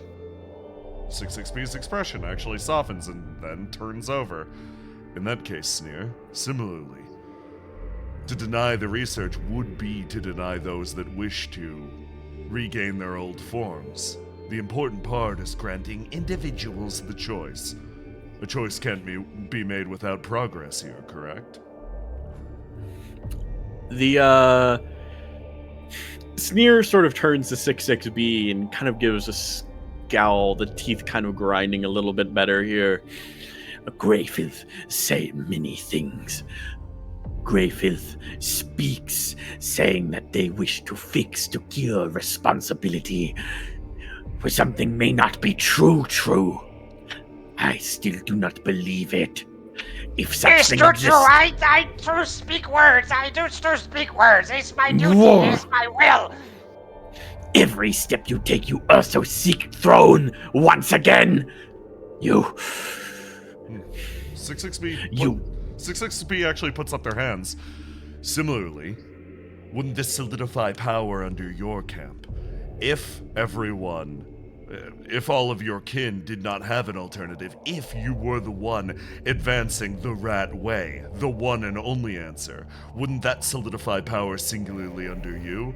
I think the way that you can truly assist the cause is by giving individuals a choice. Oh, this is kind of interesting. You know, I can't, let me see. Rolling to die doesn't quite matter. Listen, you want a wild roll against each other? 6 Yeah. 6 All right. Let's fucking go for Let's happy see here. slaps. What did they get? Ooh, 19. 19. Ooh. 16. Ooh. All right. Okay. They sort of turn to you and they give you a look, but beneath the hat, the eyes are kind of blocked as they look across, and then they go, Yes, maybe. Something slight true, maybe, yes. But, Greyfifth, not trusted alone with such research things. No. Greyfifth, use opportunity, take cure, use to weaken unity of pact things between beastfolk and us. You would use this to gain power, control sole source of reversion, easy way out to make us think we can be saved. It would not be good under Greyfifth hands. Well, then perhaps it does not need to be on the Greyfield's hands, as 6-6B says. Yeah. I genuinely, 6-6B sort of puts their hand out. What do you all think? Looking at the other rats in the room.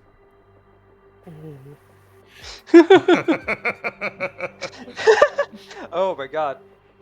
You know what? I'll roll for the rats. Hold on.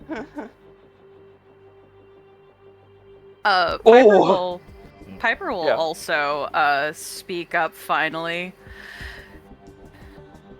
If he's off on his own, out from under purview, He's gonna do whatever the fuck he wants, regardless of what he says.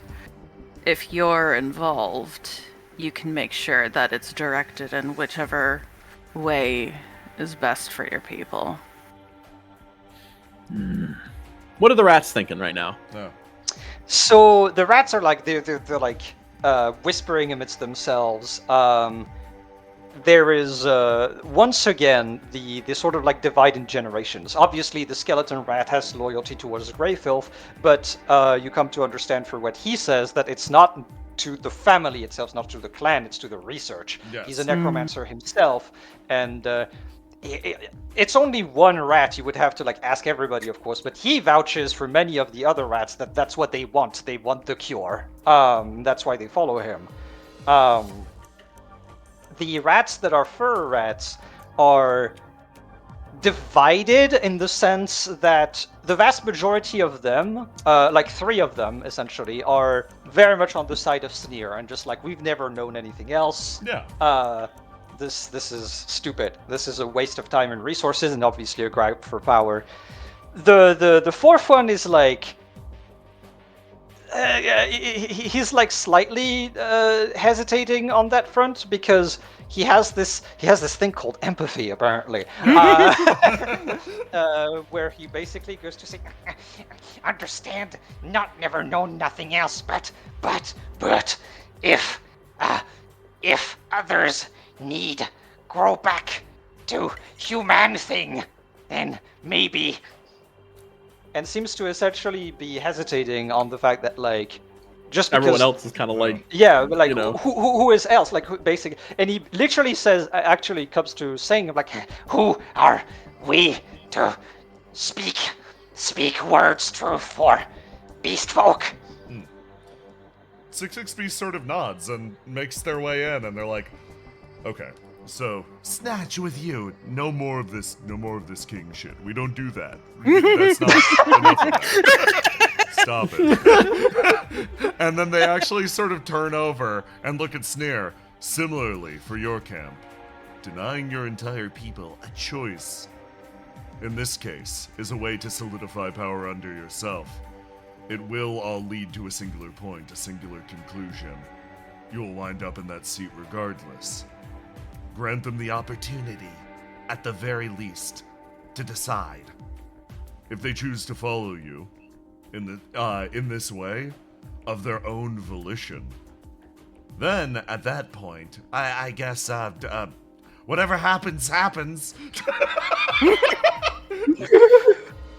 They stop, turn over, and they give you another big, serious super rat stare.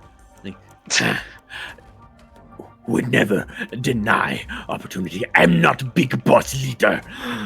Only interested rat. Yes, if such things possible, gladly many would, and would still be welcome, for we are Broomcron, not only beastkin laboratorm. But He stops. She stops, turns over, do not trust this one. pulls out. So, Greyfield, welcome. Welcome, Greyfield. Wait, what? Drags Greyfilth over here amongst this mass. You come with us. We are now big, great strike force, great unified force. You, me, 66B, Piper, Welchman, and my rats. None of yours. We are united by a similar cause. We've all heard the clarion call. It's kind of fucked up that you've never seen a rat in office, right? But one of my rats, one of other people, they will ask questions, they will want to know, they will come for me. Oh, don't worry. I think there's a way to smooth that over. He like looks at you in complete disbelief. What? No, it can't work, don't believe. So you'd rather go back in the oven?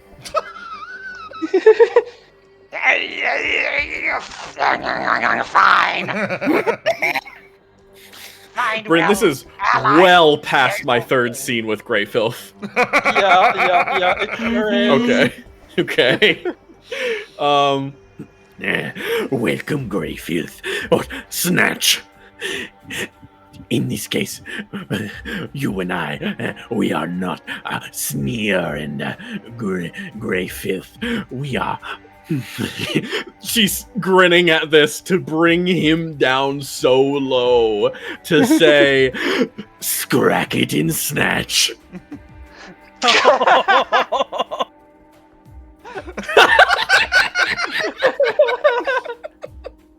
As I hear horror movie style, she drags him away.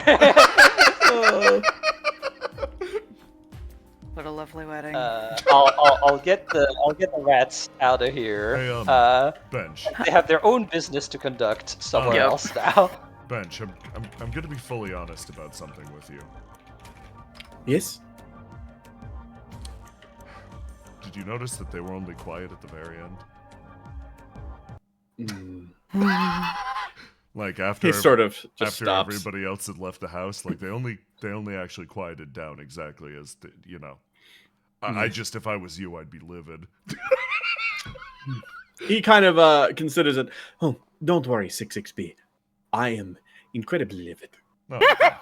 Well, that's good. Yes. It is a bit performative of them, too. He sort of checks. My gun has been loaded for the past 15 minutes. Let me fix that. He takes it out, carefully empties the magazine, puts it, and just puts everything down. It's like, 66B, Yes.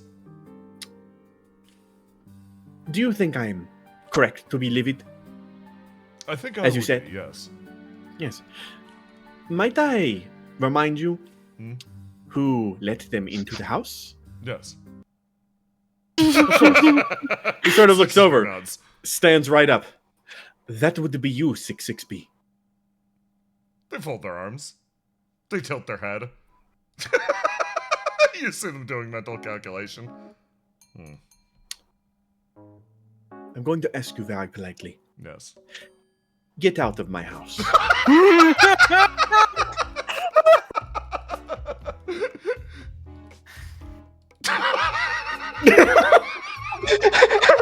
He stops. I just put the mirror up again.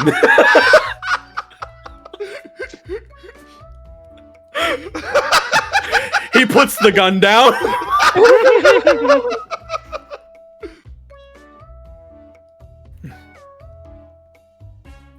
Is he looking through the? Oh no! I moved 6-6. This 6-6 is gone. I cambered back up to you two. Okay. Stop. Is Piper also gone? Because I saw her discreetly Oh yeah, leave. no, she fucked off. Okay. So let me, as things calm down slightly, and finally silence comes back on the apartment. We find only two left in this space. He stops, breathes carefully, turns over, looks to B, and goes, "Thank you." Well, I did my best. Sorry for dragging him here. I didn't realize you had a party going. You had no need to apologize. He stops, stares down at the gun and teacup on the table, both of them. Really, it's like his life in 2 segments, if you think about it. As he stops and he turns over. It all worked out. I think I'm going to have to start installing better locks on my door.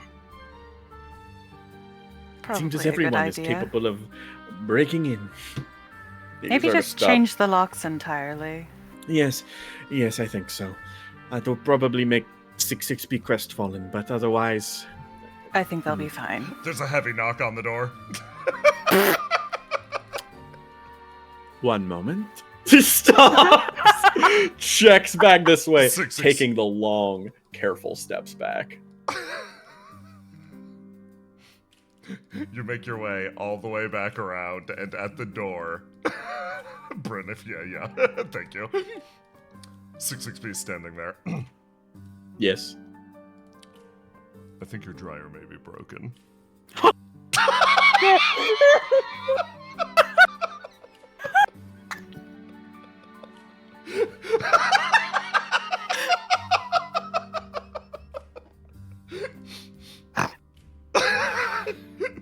Slowly closes the door.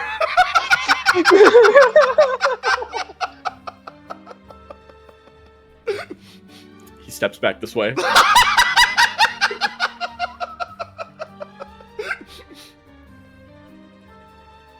He moves back over to the kitchen. He there's just an utter brewing silence. He walks in, closes the door, takes a seat, grabs the teacup, and drinks the coldest, over-bitter tea imaginable. Then puts it down and sort of looks up. So, we were going to talk. Would you like to do that now or wait 30 minutes?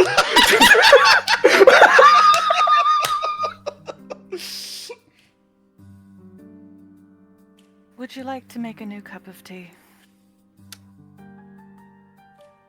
I think there would be nothing I would love more in the world than making another cup of tea. He sets up yet another cup of fucking tea. He steps over here, pours the cold tea out, and goes about the matter of food. I have a question for the GM. Are we continuing, or is this the end of the session? I think we're doing this now. Okay, then can I call a break first? Absolutely. Holy shit, Okay. we're doing this now. Okay. Okay. Later is now. Oh my Later god, is we now. will Like 10 not minutes. talk about this later. Holy shit. Okay. Let's see. I will be right back then. Yeah. I don't gotta worry about shit. How's it going, chat?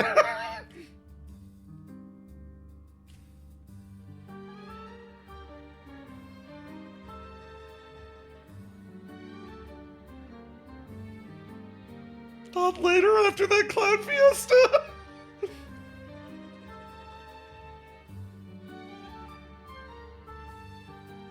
We have exactly 1 hour more to stay in reasonable standards. It's been delayed for long enough.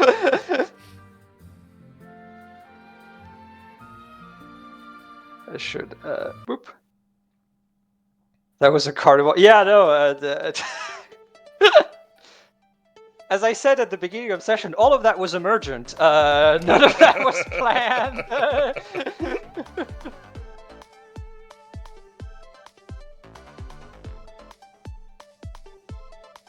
Listen, Terrace is my new favorite NECROVERITAS moment.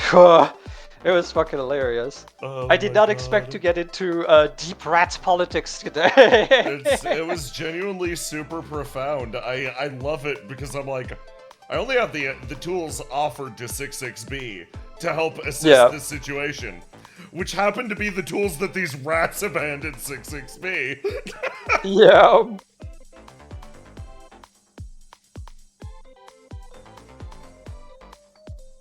Oh my god. Fucking insane. Mood swept from Goof Troop to Sirius back to Goof Troop so fast. NECROVERITAS, baby! Oh my god. That's how this game be, apparently.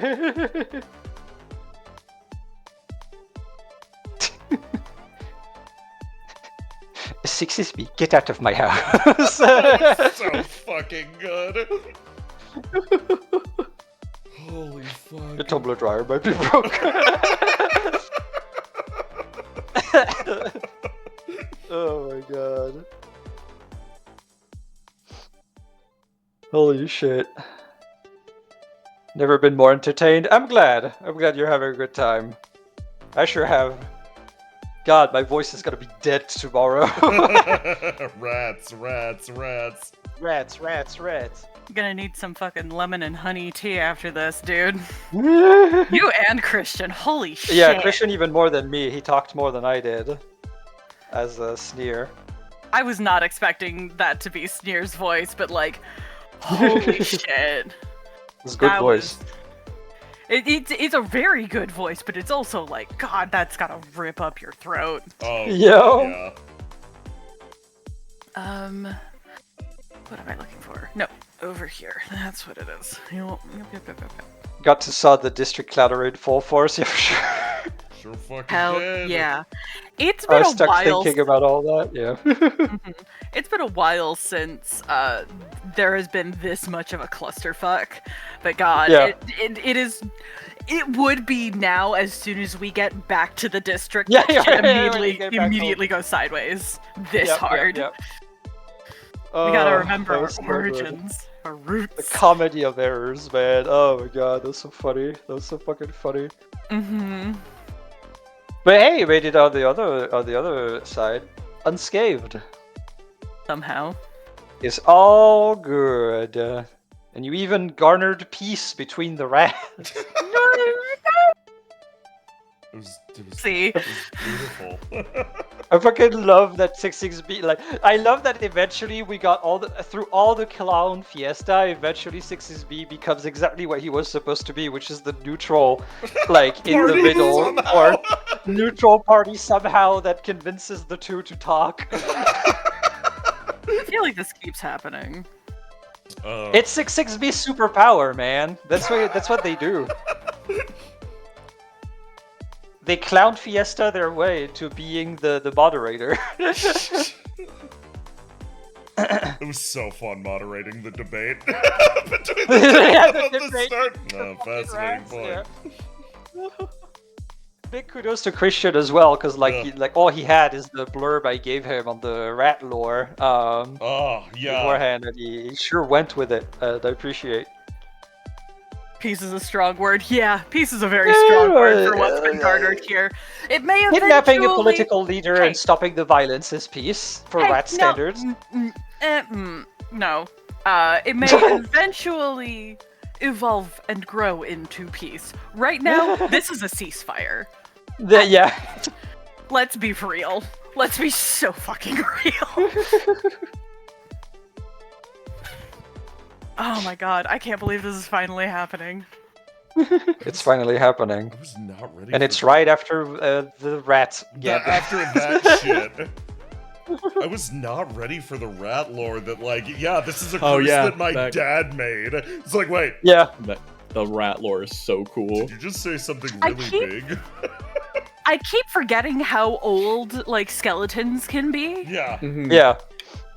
Like, my brain being like, oh yeah, that was, like, forever ago. I don't even think that No, they're still around.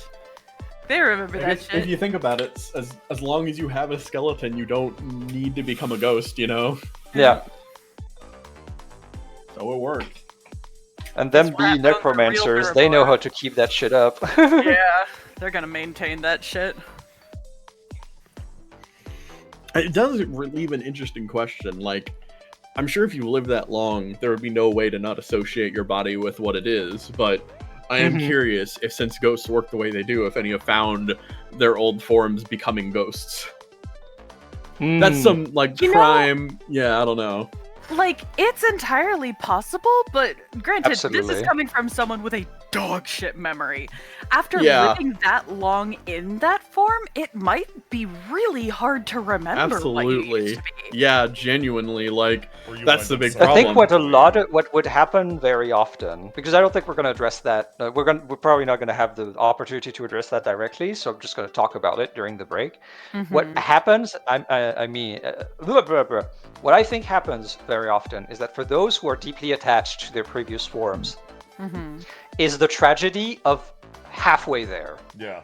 They become human again, but they're not quite. They're kind of like, it's not quite like a faceless, but their features are very generic. They are what they think they were, You know, unless what I they see had too? like a picture or something, and I then they could would see probably it latch being onto like that. they're mostly indistinct and faceless, but weirdly they would probably end, their arms and legs would be ending in that of a rat's, like a were-rat thing. Because you think about it, every day you're going to see Just your your arms hands, interfacing yeah. with the world, That's your what you legs see most of, walking. yeah. Yeah, so it would be Yeah, like definitely that part. would have weird ghosts out there for sure. Mhm. That's fucked up. But I'm back. I'm ready. I got my water. Let's fucking Are we go. ready? I know you're ready, but is Is Bench it ready? time? We'll see. Alrighty. Then I shall bring down the mood just slightly so that we can get a little bit more relaxed. And get right back where we left off.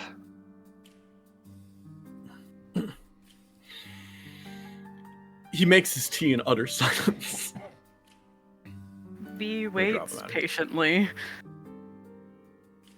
And you know what? I'm gonna see something real quick.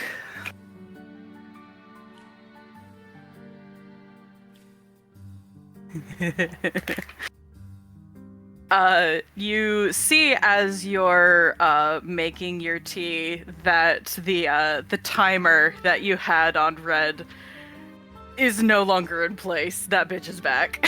Oh boy, okay. A fun situation. Okay. Because I think... Did we rest, Bren? I know 6XB did. I think 6XB specifically did, but we didn't have a chance to rest yet. Except that lock that there. Like, specifically Bench. I don't think Bench has had time to rest, for the most part. Good. That's the specific part I need to figure out. Okay, good to know. Mhm. He takes the tea back to the table, puts down the pot. As tradition, he puts 2 cups down, pours 2, and then takes 1 and takes a sip. And I don't think he would really talk until after he finished his first cup. But if you want to talk before that, feel free. You know what? That's an excellent question. What do you want to do, B? Oh, interesting. Back to yellow. Interesting. She waits quietly. She even makes the motion of holding the teacup. There's almost like she's practicing trying to interact with it, giving you enough peace to actually enjoy your own cup. Mm-hmm. Bench will remember this. He drinks, waits She a does moment. not pick it up, but she does try. Uh-huh. He waits, takes a sip, then he finishes the cup, puts it down. He pours himself some more, but then sort of lets the cup rest and stoop a bit as he sort of turns over. So, would you believe that I'm not a doctor? She, at this point, has mostly been focusing on attempting to interact with the cup, her eyes fixated on her hands as they attempt to grip at the ceramic. And then you finally speak, breaking the silence. She slowly looks up to meet your gaze and goes, "No shit." Mm-hmm. He shifts back, holding the cup, taking a sip of tea, then putting it down. Yes, well, it was never supposed to be a, He sort of, looks at the cup a bit, kind of swirling the tea. A long-lasting disguise, I suppose. I don't think I was supposed to be... well, he sort of thinks... When William gave me the job, I didn't think it would be as, get as in the weeds as it did. He sort of, again, rests down the cup.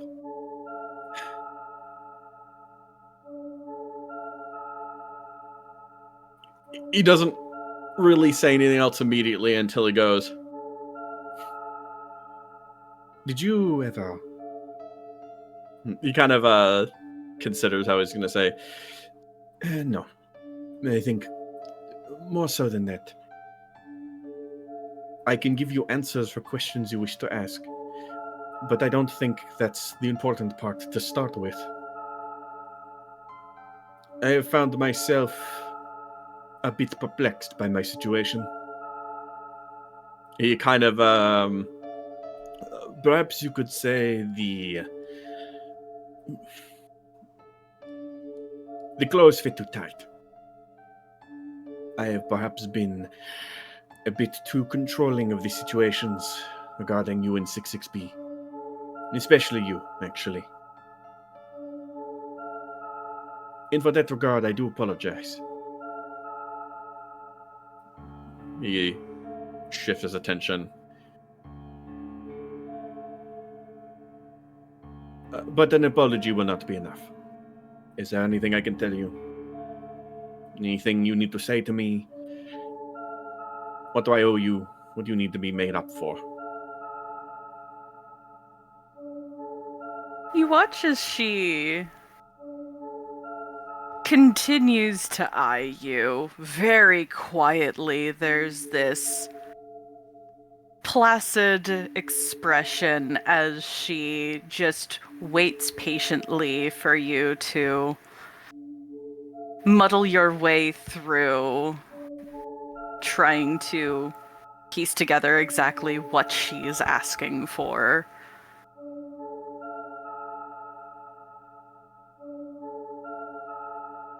Who are you actually working for? He kind of considers a bit. Well, William is currently offering me my current contract. Who are you actually working for? But he sort of stops and looks as he sort of shifts his attention. I am not William's man, though I was recommended to him. He sort of pushes the tea plate forward as he shifts around. And despite that, he sort of does consider, I would not be willing to give you any names. It would be a risk to my contract and otherwise. But it would probably be even more risky if I told you nothing. So, may I have one promise before I tell you this? Just stay out of the business and the affairs of my contractors. If I believe you will, I am fully aware that you are a capable person that I could tell them was on our side. I think they would believe it, considering your past with William. Will you be in agreement with this with me?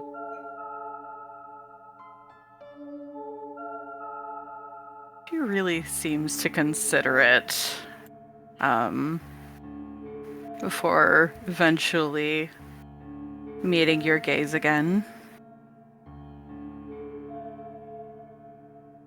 Only for as long as I believe they mean the district no harm.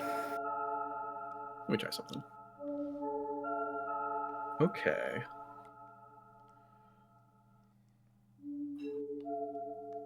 You wanna Yeah. read something real quick? Sure, I'll take a read. All right, what I hear. She means William. Okay, yeah. All right. All right. He kind of thinks about that as he shifts his attention. My employers do not mean the district harm, but that cannot be said for all of them. He sort of thinks. The wrong read in this is that I am not employed by one person. It is in fact the case that I provide information to every church district within the city.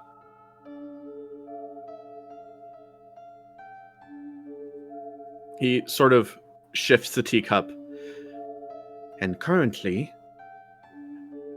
he sort of shifts. That means that most of them do not mean William harm due to the careful manipulations we have done throughout the time in the district. But they do have their eyes on this place.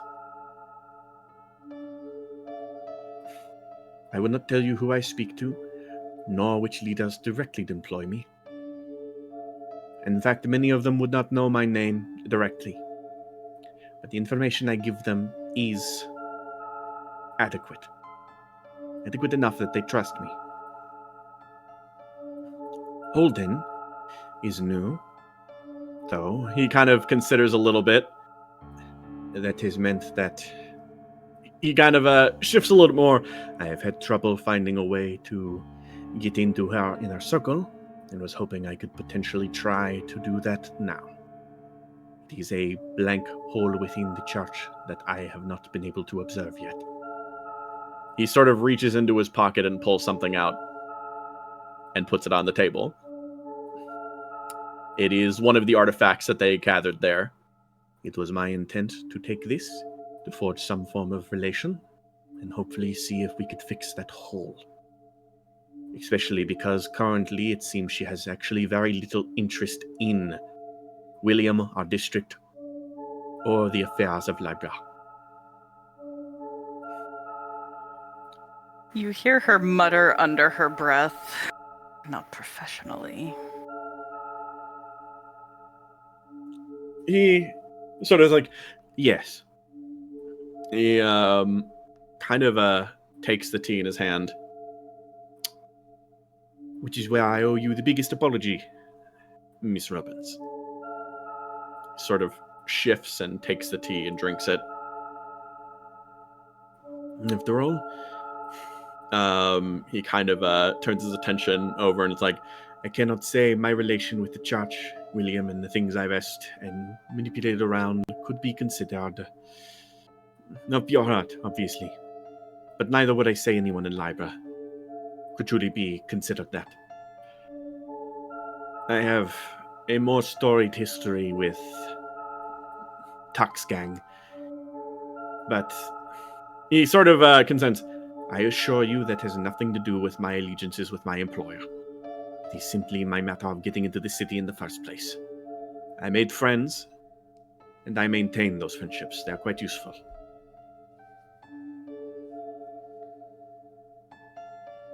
You watch as something turns over and clicks in place in her head.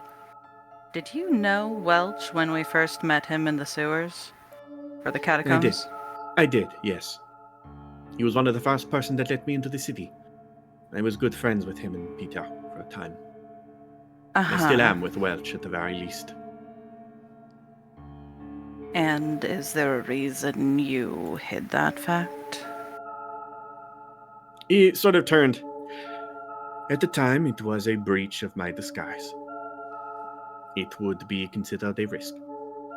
After all, he sort of turns and stares directly at UB. I had yet to determine your intentions within the church. After all, perhaps though I did not fully know at the time, there was a background. And perhaps that background was well hidden. But I'm sure even you can understand that. No. He says that and he stops. Especially because it's you. More than anyone else, you could understand perhaps my concern. I suppose. But I can see now that perhaps my concerns have gone past simply professional and have gone to somewhat an obsessively stupid degree. You are not with that cult. You are not a threat to the churches of Lebra. And as a result, there's no reason I need to be... He kind of thinks about it. My employers have no reason to be afraid of you. And as such, I similarly have no reason to keep things from you when you and 66B are one of my closest allies within this district.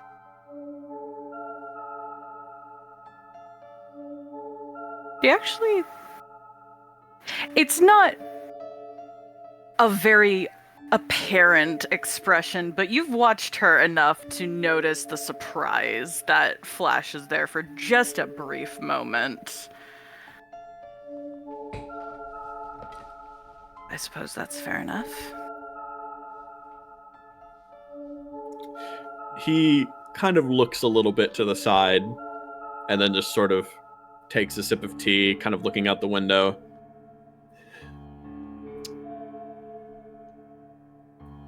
And then kind of turns on back and then...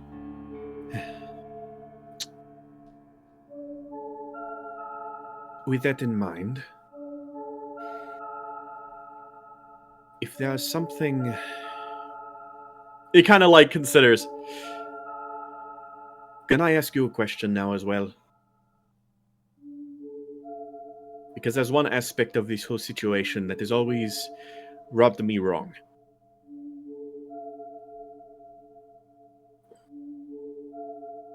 I will consider answering, since we are being honest. If you do, and answer me correctly, I can write this all off as simply information gathering, and if anyone finds out, I can... He sort of considers...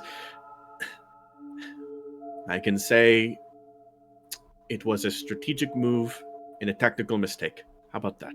All right. He sort of takes a note to himself, writing something down on a page, closes the book, and then stares directly at you. Who is William really? What does he mean to you? Damn, bro. Holy shit! All right. Let's fucking Oh, God. go, King. Oh god. Okay. Alright. Really? Really? Hang on.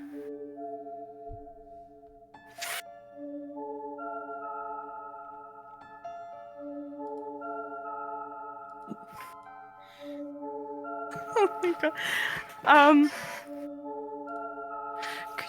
Could you clash with me real quick? Okay, I'm in red. So are you going red? Is that what you're doing? Yeah, because All right. this needs to be a red.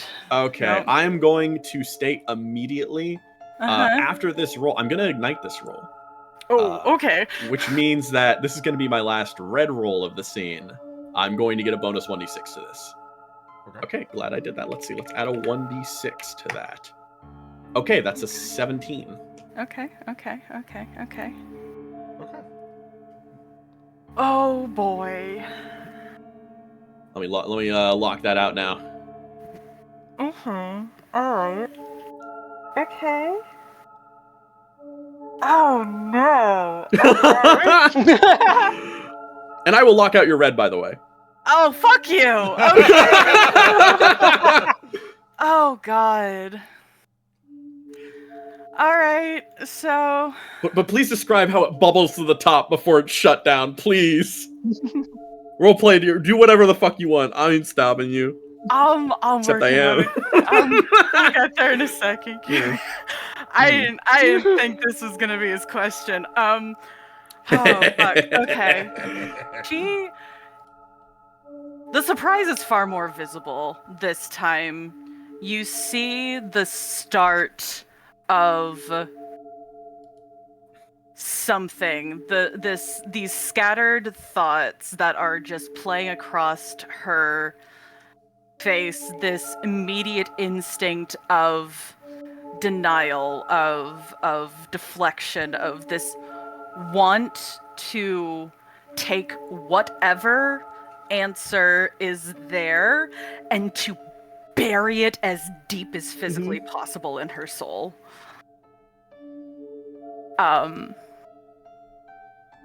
And then finally you watch as her expression just falters, and for a brief moment as she closes her eyes, you see almost a flicker in her visage.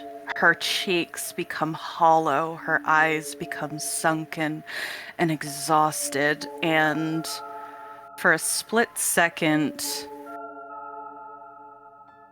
it's almost as if what she was as a living, breathing woman overtakes this projection, and then it flickers back, and she is in her long flowing dress. Her hair flicks out in these ribbons of blonde and gold, and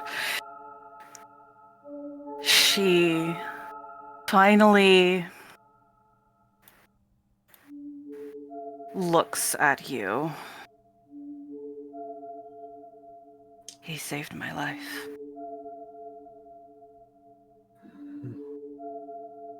Before all of this,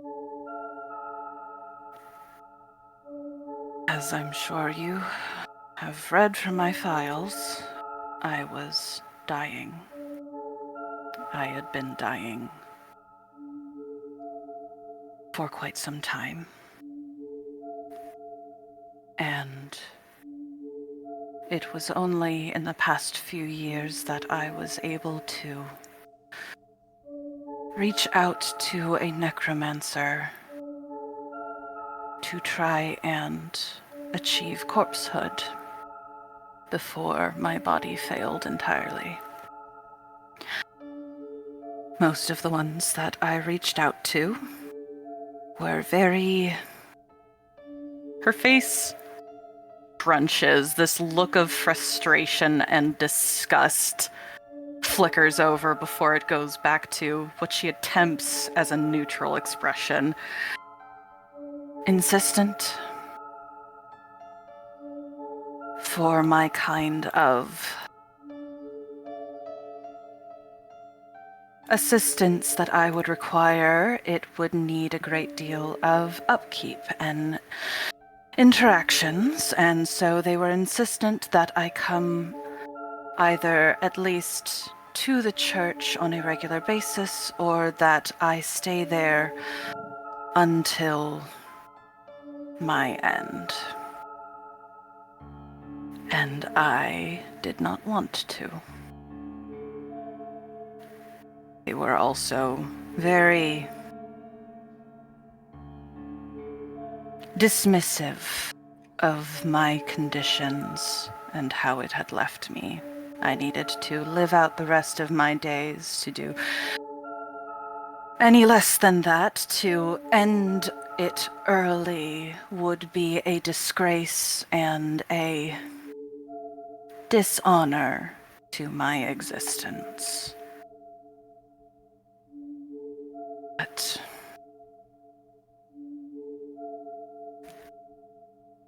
It's not the case with William. He came to my apartment almost every day to do checkups, administer medication, painkillers, to see to it that I was not wasting away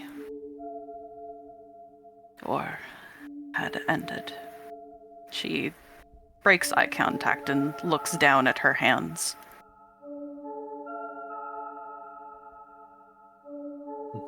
He has done a great deal for me. And because you have won this clash, and specifically because it was a clash with Red, I'm going to give you an extra piece of information that she does not say, but Bench very much is able to sense in this moment.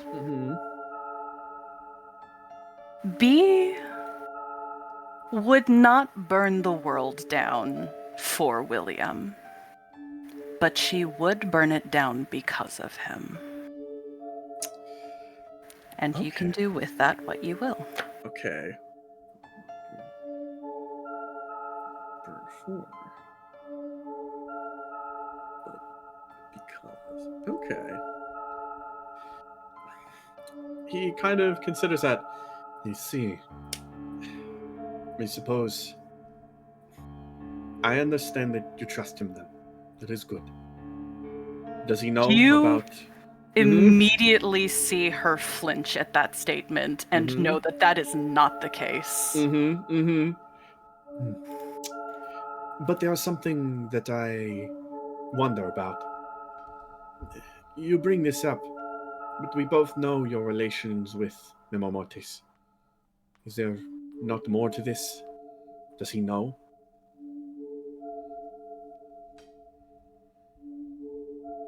I don't know. I have never told him, and he has never asked, though he never does ask. She pauses, and you can see there is something that is deep-rooted in her that she wants to say but is struggling.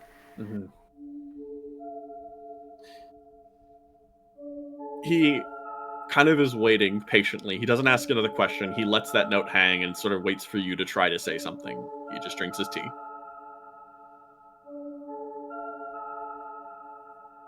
Eventually, she seems to drag it out of her. There was a point that I thought he was part of them.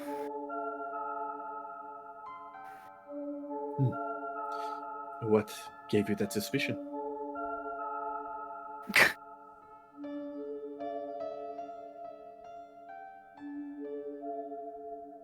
Because he wasn't what he was supposed to be. Or at least, not what I was told he was supposed to be. Necromancers are selfish. They are egomaniacs and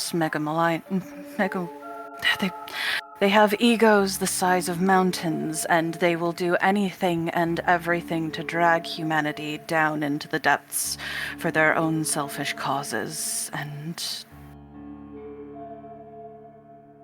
she pauses and starts to fidget with the material of her dress. She just looks down at her hands. He doesn't. He puts everyone in front of himself, to the absolute detriment of his own health and well-being. He is constantly placing himself in the middle of situations where he is either going to be the hero or the martyr.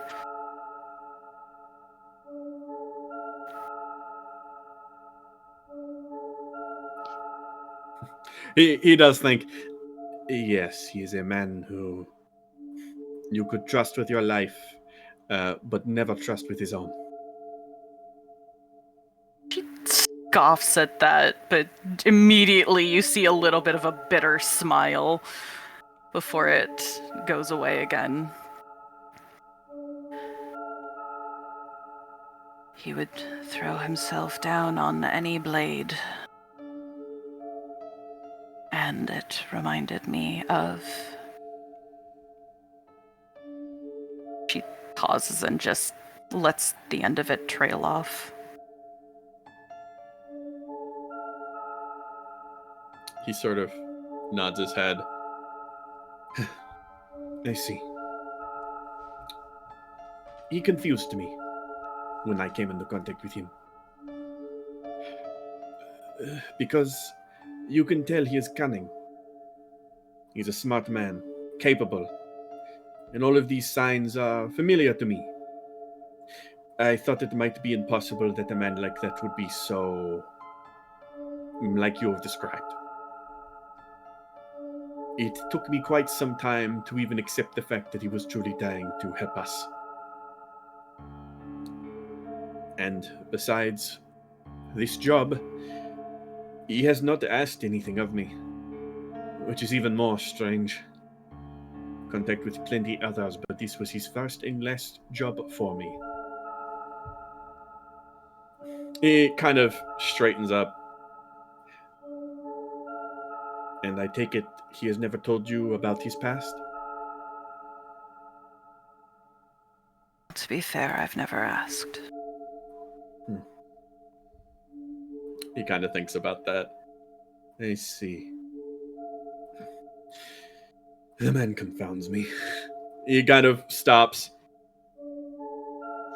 I ask his closest... He kind of just thinks... I would say I asked his closest confidants, but he has none. He is only closest confidant to others. Right. She nods. Kind He's of thinks the keeper about of that. secrets. That he is. It kind of narrows his brow a little bit at that. And then returns. But if he's not a threat, well, he kind of thinks about that. He will not sell us out, but he is most certainly a threat. Stated with a bit of annoyance more than serious, like, indemnity to it. Mm-hmm. A stubborn man must never be underestimated. Thank you for your honesty. And he kind of considers for a moment, waiting as he stops, and then...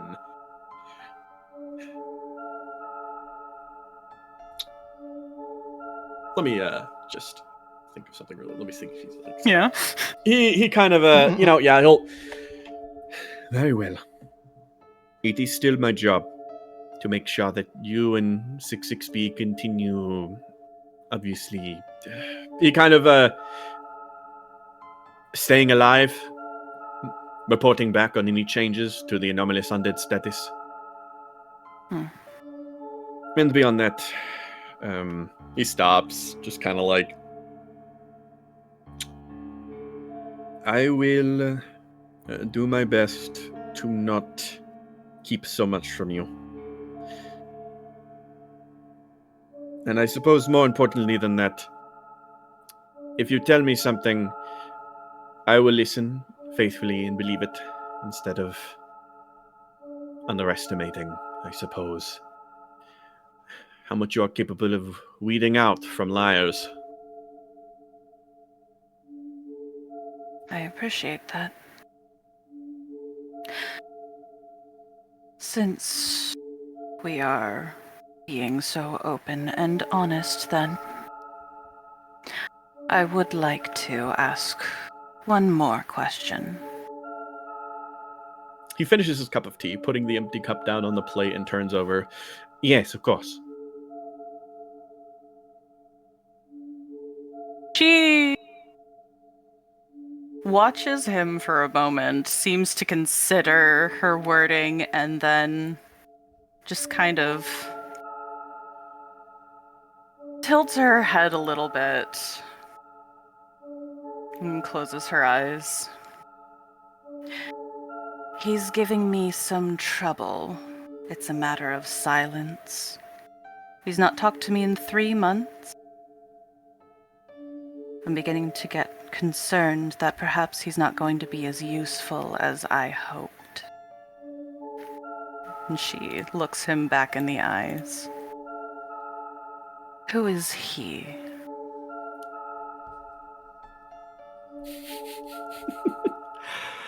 Okay. Give me a second.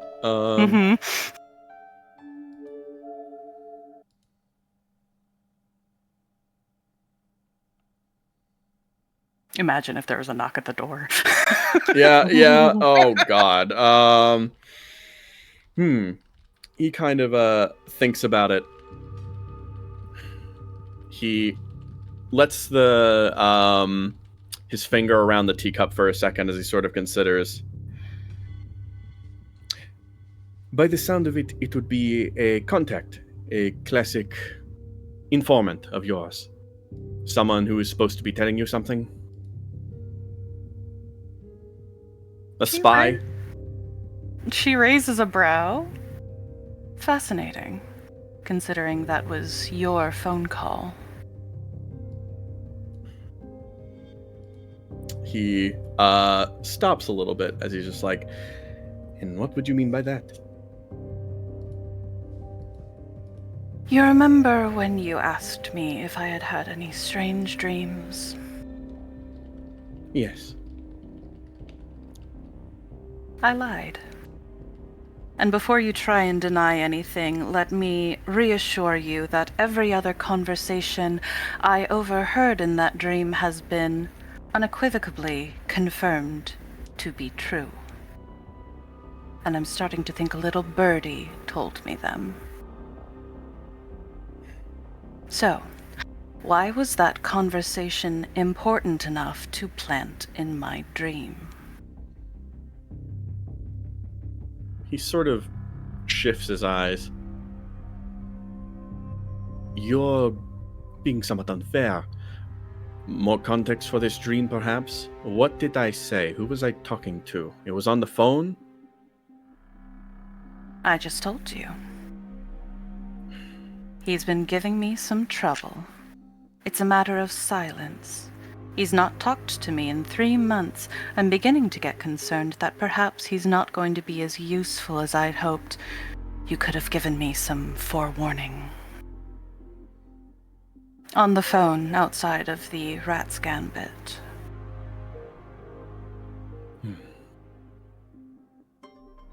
He shifts his head a little bit and then thinks, and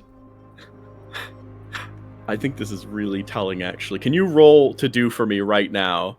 I don't think you're in yellow. Are you in yellow? She is not, but she All right, can you're in be. blue? Well, if you want to clash, go in yellow, but if not, whatever you want to do. Actually, no. I was about to say, she's locked in red. She's not, you bitch. You put that fucker away. Alright, so I don't think I have a swing right now. No, I did. So I believe that's locked. It is. So I'm yellow to clash? Yeah. Oh boy, okay. Let's see. Oh, wait, that's not yellow. Hang on. It doesn't matter. Fucking. Yeah, fair. Yeah, that'll be sick. Okay, all right. In that case, he looks across and he gives you the look and he says, I am completely honest with you when I say I do not remember that conversation.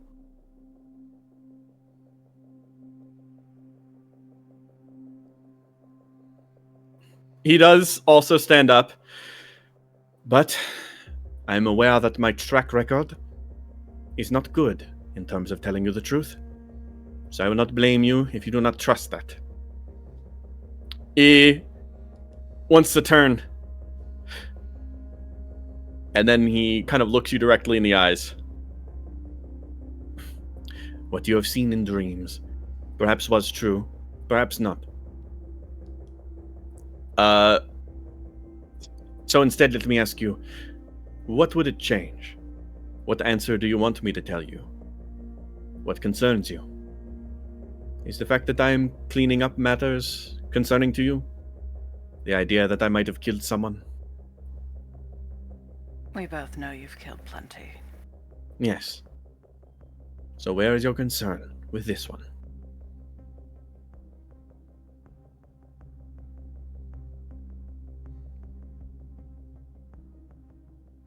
My concern is that apparently you have multiple employers and multiple contacts that are just out and about with their own agendas.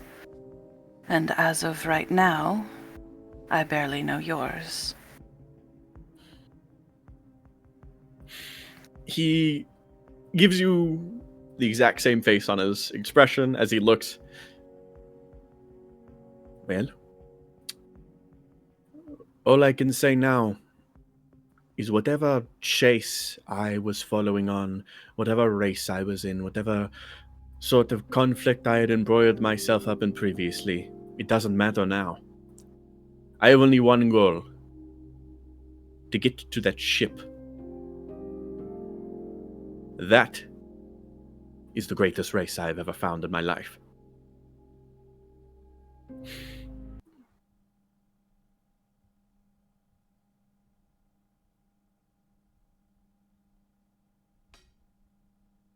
Fine.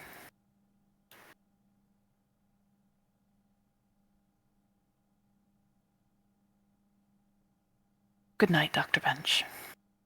And she turns and just floats off. Good night, Miss Robbins.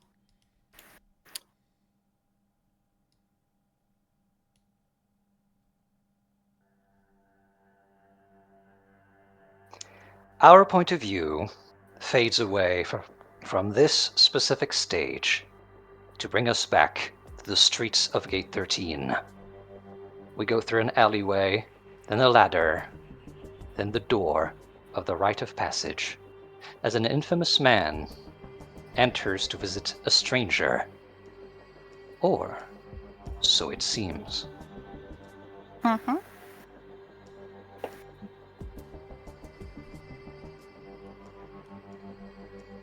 Harvey is not there. Boop.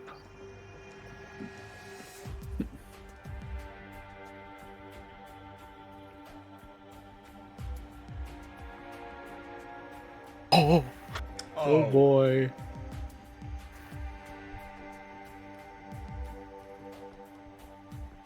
He looks around, takes in the surroundings, appraising it all, before turning back to the woman behind the counter, as she tenses and reaches for something hidden.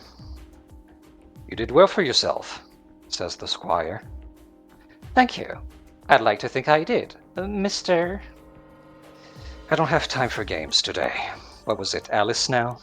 I must admit the coincidence of your transition matching with your disappearance has thrown us off your scent to an embarrassing degree. But the vacation is over. As specified in your original contract, your duty to Ink does not end with any identity, and I just so happen to have a job for you." "It's been 10 years, Squire, and we appreciate the depth that your self-imposed cover mission has reached. We shall commend your sense of initiative and the timeliness of your awakening as a sleeper agent. I will add a personal commendation in my report in regards to your instincts of positioning yourself within Libra society. This will be very useful to us in the coming era. If you think you can just appear like a ghost in a play and order me around, or would you prefer the hard way? I will be operating in the area regardless of your input. We have the means to cause untold damage to a barely recovering district like this easily. Have you forgotten how this works? It's in the words we taught you at the academy. As long as ink flows, blood does not." And we're gonna end it here.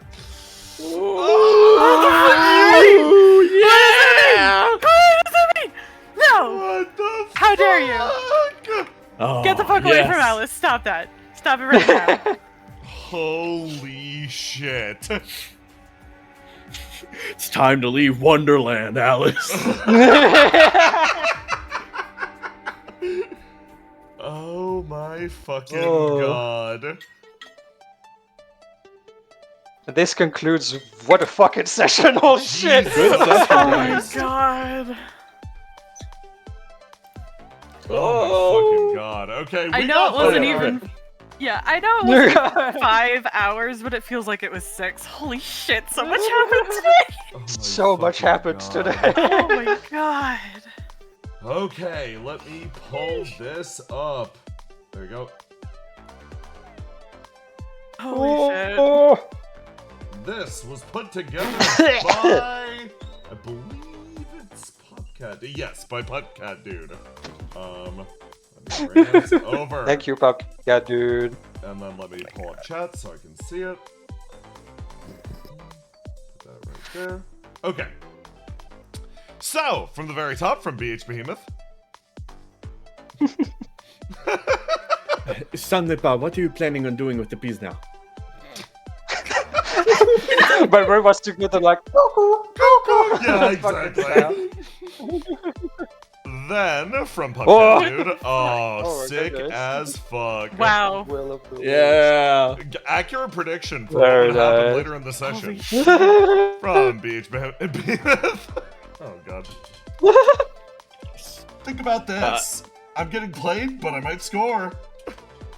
As someone who has in canon scored, you aren't even in the game. From Popcat Dude. I'm desperately lonely. From BH Behemoth. Pardon me, I have to use the washroom. I'll come with. That's so. Wow, yeah. big. Oh, wait, hold on, actually. Wow, big guy, where do you keep it all? Holding on to that idea. Hold on, put a pin in The- that one. The double, my the God. double B contrast. Oh my god, NECROVERITAS. We've been seeing a lot of the second type today Yes. because of the ones. She strikes so hard. Whoops, phenomenal fucking work. Thank you. Thank you. Rose. From Lovely. BH Behemoth. What is this? Were you listening on us? I was looking for the washroom. From Behemoth. I love this because we got so into rat back and forth that this is the wrong rat saying this. Yes. But in honor, You tried to mediate. You tried to be neutral. Prepare to continue the epic struggle with evil and neutral. Put tumble dryer, install it. See, yeah, it's their next Cover strongest it. upgrade. Oh my god. 20 or 1. Yeah, 20 or 1. No Yeah, other yeah, that's options fine. from BH Behemoth. That truly was an unforgettable luncheon. Yes. Oh my god. From BH Behemoth. my God, I'm a that's neutral amazing. party negotiator.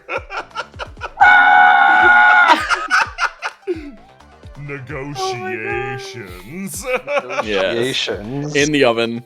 In the oven. From BH Behemoth. So, how does it feel? People not sharing the plan with you? We both know that not a second of that was planned. From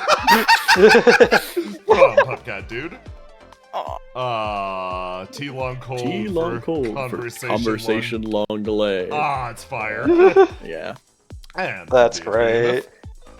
I must say, that was actually a very productive talk. I was expecting 6 XP to charge in here, followed by the Warhounds, a half dozen knights, and 1 dapper doctor. Whoa! Oh, you know, I'm not a doctor. I am. I just walked in. Been here the whole I have a time. medical degree. Politely sitting off screen. That was phenomenal fucking work. Great work on this session. Chat, Incredible. thank you for watching. Players, thank you for playing. And Bryn, thank you for GMing. Say goodbye to chat, everybody. Goodbye! Bye bye.